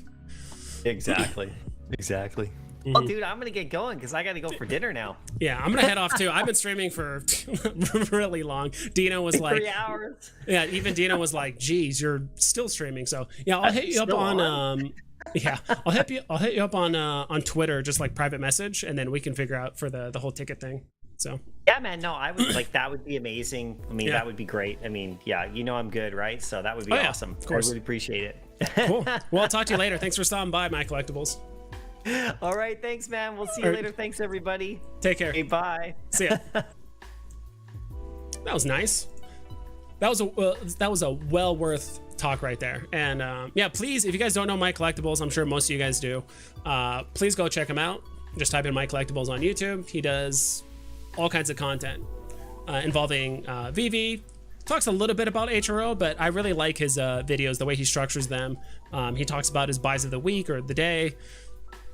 Most recent rant video isn't his typical stuff. It's very atypical of him, but sometimes that was like me. That was me talking about my experience with the whole locking up NFTs on the market. Like I hated that idea. And when I posted it, some people were like, what were you thinking? Like, it's obvious. Like, you just reserve the collectible and you can buy gems and, in the market afterward or in your wallet. It's like, I get that, but I still think it's going to do more harm than good in the long run. So I get why it works. Every content creator or every person has their own opinion about certain things. So on Soulsby, Patrick Hughes has pieces where he's collaborated with Banksy 101 probably coming. I would hope so, dude. I think I'm more bullish on the 101 pieces. Like, don't get me wrong, this next piece is going to be amazing, but I'm a little bit more bullish on the 101 pieces. I think everyone is. What ticket thing? Tommy, if you... Let me link it here. Let's see if I can find it. Hopefully.